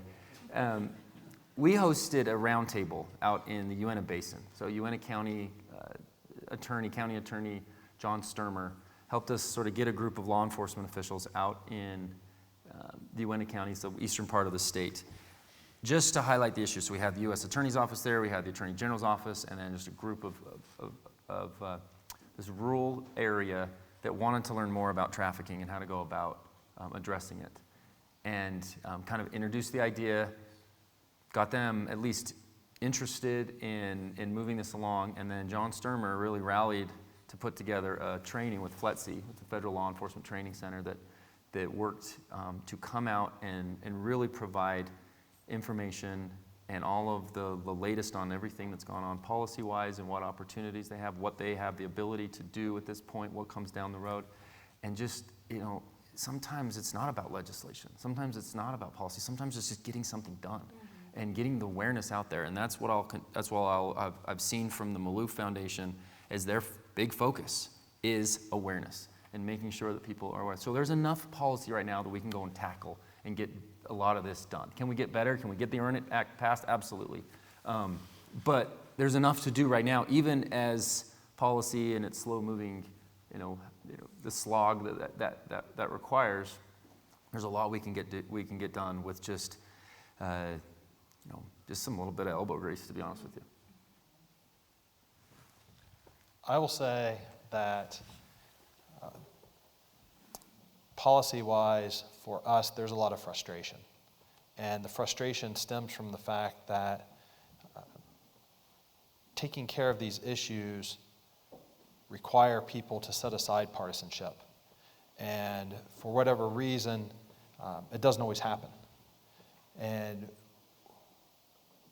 one of the struggles that we have is it's great to be able to take survivors to the table, but there have been exceptional examples that you've seen today. Not every survivor is in that position. So it becomes difficult when you want to go have a survivor testify in front of an audience of lawmakers. And one of the examples that I like to use when people ask me about, why is it so difficult? And I tell them, and I'm pretty candid, and I want everybody to think about their last sexual encounter. And then, how many of you would feel comfortable coming and sitting up here and describing it in explicit detail, and then being questioned about it like you were a liar? Because that's what victims go through in trials. So the idea of going in front of a panel and testifying about what they need as survivors isn't amongst the top list of things for them to do. So when they do go and they testify and the legislatures decide not to listen, what message do we send? So it makes it very difficult for us as prosecutors to say, what you're going to do is really going to make a difference when I won't lie to them about it, because oftentimes it does not. So that's our frustration with policy. I would agree with him on that. So I'm very careful. I always have survivors helping me draft policy, but we're very careful about who we have come testify before, because I've had some very interesting experiences and with policymakers, none in the room. The ones in the room have been great. But when I started to run legislation, so the Safe Harbor bill in particular, where former Representative Jennifer Seelig ran the first bill, and when she ran that, because she wanted to make anyone under age 18 when dealing with commercial sex is considered a human trafficking victim, when she presented it that way, they had to amend it because there was an individual in the House at the time who said, well, what if this young woman's enticing that older gentleman to have sex with her? So there was a lot of victim blaming, and so I've seen us as a legislature come a long way, both in the House and the Senate, in not victim blaming. Do I think it still occurs at times? Yes. But she wasn't able to pass that bill the way she wanted to, and then I was able to come in and do that for her. But again, it's about believing survivors, because sexual assault and human trafficking and even domestic violence is so underreported because people don't feel like they'll be believed.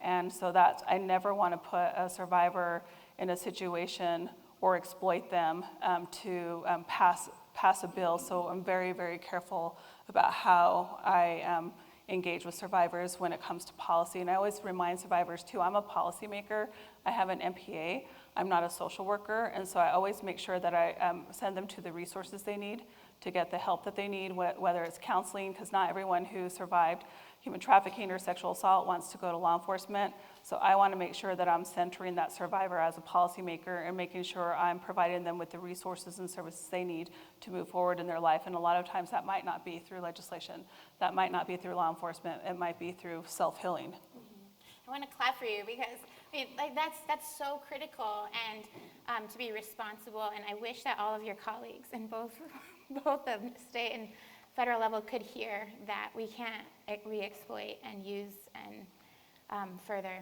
the exploitation. I want to talk now. I still feel so nervous picking up the phone and calling Congress or my local legislators. I still feel nervous, and I've done it a ton of times. There's a lot that don't feel so nervous. They call a lot. But I almost wish some felt a little more nervous. We want you to call. We want you to feel comfortable calling and sending emails. And I want to just talk about, so some are annoying, right? Some are super annoying. That. I'll say it for you. But some really super help. Talk about how like the general public, citizens, concerned citizens have helped shape the exploitation and abuse work that you've been engaged in, and help us feel like we could pick up the phone. Go ahead. I think starting off an email or a phone call by not telling me I'm stupid. The political climate now is really interesting.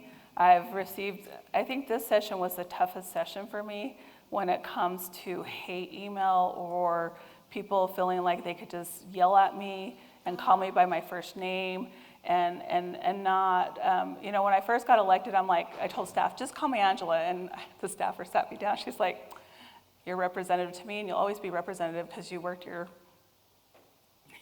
you worked really hard. I was going to say something else, I caught myself. You worked really hard to earn that title, and so you need to use that title wherever you are, and she taught me a good lesson.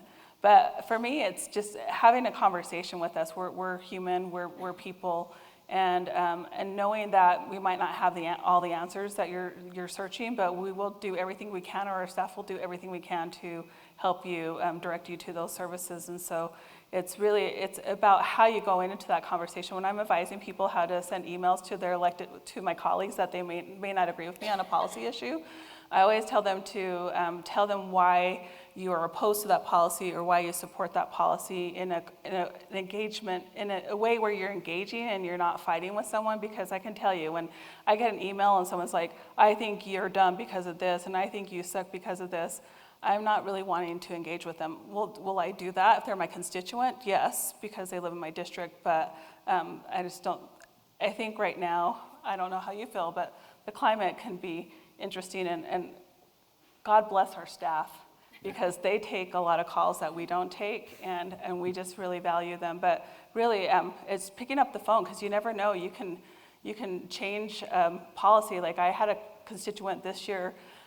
She works for the Humane Society, and she's like, hey, we really want to include pets in protective orders and stalking injunctions, because a lot of people won't leave a domestic violence situation because they don't want to leave their pet. And I'm like, okay, let's try it. And the bill passed. But again, it was my constituent making a phone call and giving me that call, and me working with all these advocacy groups, and we were able to pass that bill that I didn't even think we were going to pass. But the thing is, it's taking that risk and doing the phone call. And I'm not saying everyone's going to be nice on the other end, but just because someone's not nice to you doesn't mean you can't call somebody else and they'll listen to you. Because I get calls from people that don't live in my district that have given me ideas, and then I work with them. So I think call someone, whether they're your rep or someone you feel comfortable with. Yeah, my old boss at my consulting firm, he said it a little tongue-in-cheek. he says, Blake's really, really smart. But the smartest thing about Blake is his willingness to collect input. So by saying that, he kind of means that I need some help. I want help. I want to be able to know what's going on. And actually, I spent 7 years, many folks in this room may know Dan Jones, the late Dan Jones. I spent 7 years sort of working alongside Dan, and then when he passed, did some of his polling work as well. And so it's a two-way street. We as representatives need to make sure we're capturing information and doing it so it's a representative sample to understand the sentiment, and then understand where folks feel about particular issues. But then there has been numerous occasions where, and just one recently, where a delegate, because we're going through the convention process right now, and a delegate reached out and was imploring us to be involved or supportive of the Earn It Act, and she was thrilled to find out that we were already co-sponsors of it. And that's happened several different times.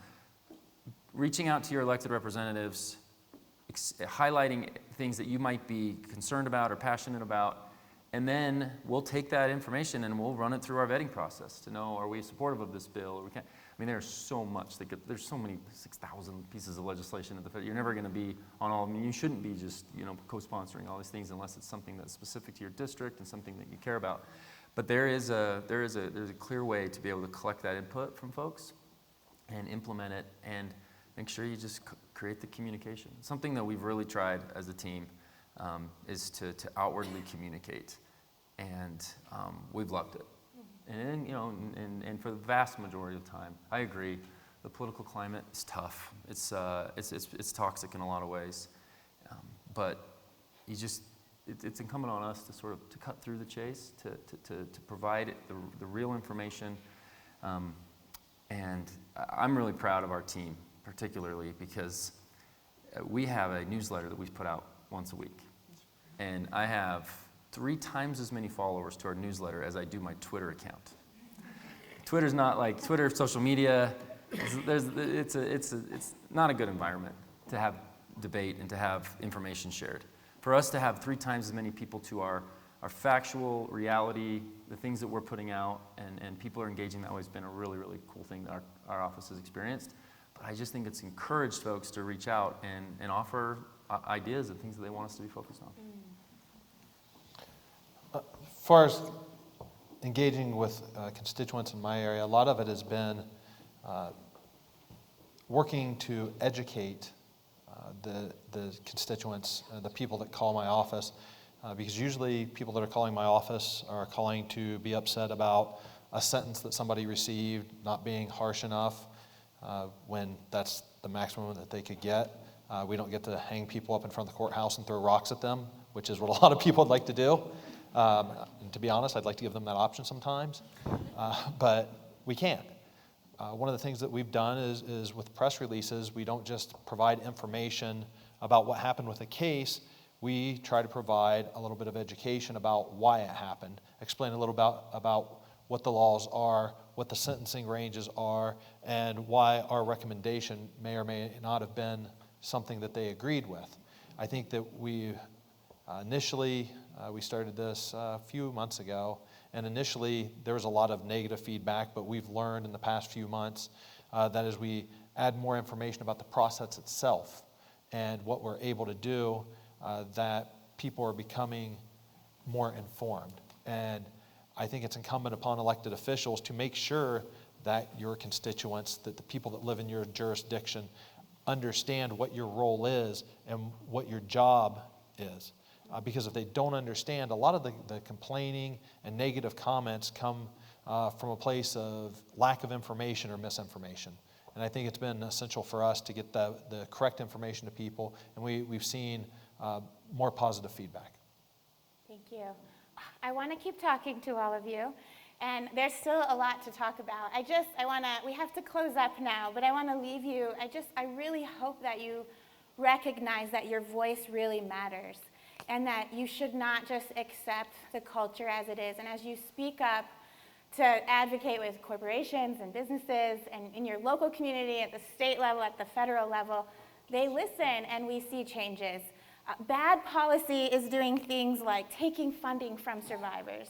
It's doing things like tying the hands of law enforcement. It's doing things like decriminalizing sex buyers. And we're seeing the prostitution marketplace and sex trafficking just explode because of it. But good policy is creating safe spaces online for our kids.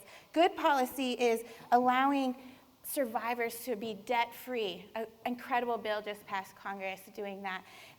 It's allowing for accountability for the right people and not for survivors. They should not be criminalized. So I just want to leave you feeling, I hope that you feel inspired and that you recognize your voices, it really matters, and that those petitions you sign and those calls you make, they make a difference. So thank you for being here. And with that, we're done. Thank you.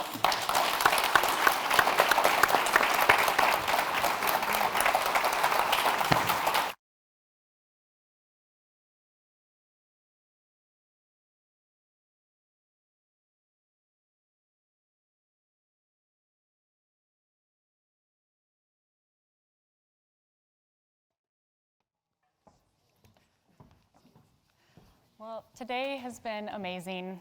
I first want to thank all of you for being here. I know you're all really busy people, so it means a lot that you would come today and spend the day with us talking about this issue that's important to us.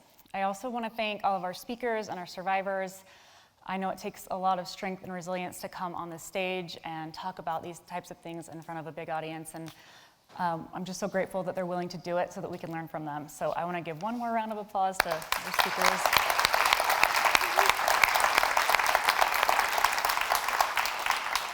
There's a couple of reasons why we feel so strongly as a foundation about having this summit, and one of them is education. It's one of the main things that we focus on in our foundation, and we really feel like when we get people in the room talking about and learning about this issue, that's how we can start to create change. And then the second reason we really want to host this summit is to challenge all of you to join us and to help us figure out how we can change the direction of this situation. And so I wanted to share a couple of examples that came after we held our summit last year, just some things that people did after they came here. One of them was really exciting. We had someone in the audience who was listening to the survivors talk about how education had changed their trajectory of their lives and in their healing process. And he was thinking about how he knew some people from Southern Utah University, and they had a program called the Speedway Program, which is a 4-year online bachelor's degree in general studies, and it's really, really affordable. And he connected us with Southern Utah University and said, hey, why don't you guys create a scholarship together? And we were able to do that. We created the Juniper Scholarship last year. This person also went and talked to some people that he knew that he thought might be interested in donating money for the scholarships. And so because of this person's action, today we have 43 fully funded scholarships that we can give to survivors of sexual exploitation.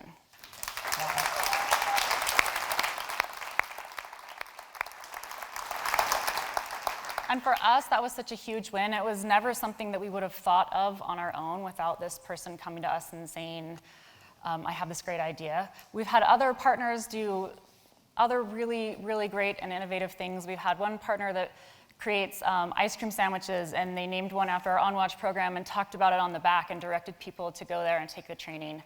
We have one of the trucking companies that we work with in our for-profit business that wrapped his truck in On Watch branding, and that truck goes thousands of miles every month, and thousands of people see it every day. And so we're grateful for that, just raising awareness about this issue. We had a company, another lighting company that we work with that we love, and they created a light fixture, and not only did they give that light fixture away as like a symbol of hope to survivors, but whenever they sell that light fixture, they donate a portion of the proceeds to the Malouf Foundation. So really, when we think about it, the possibilities are endless of ways that we could work together to create change. Today, we've invited a lot of other amazing nonprofits here that do work in a similar space, and we would love for you to connect with them, hopefully you already have, and talk about ways that you guys can work with them. We also have representatives from the Malouf Foundation here today.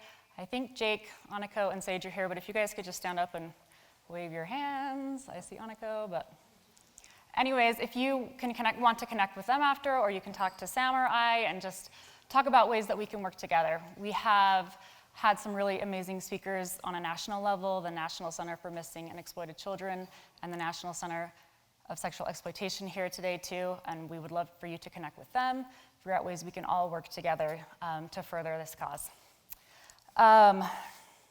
If you don't feel like you have the time or the resources right now to invest in something like that, we would love for you to just take our On Watch training. It's a 1-hour free training. Clay talked about it earlier, but it helps you learn to recognize and then report the signs of human trafficking around you, and it's a great first step to starting to generate some movement and some excitement around this issue. So we're just so grateful that you come out and spend the day with us.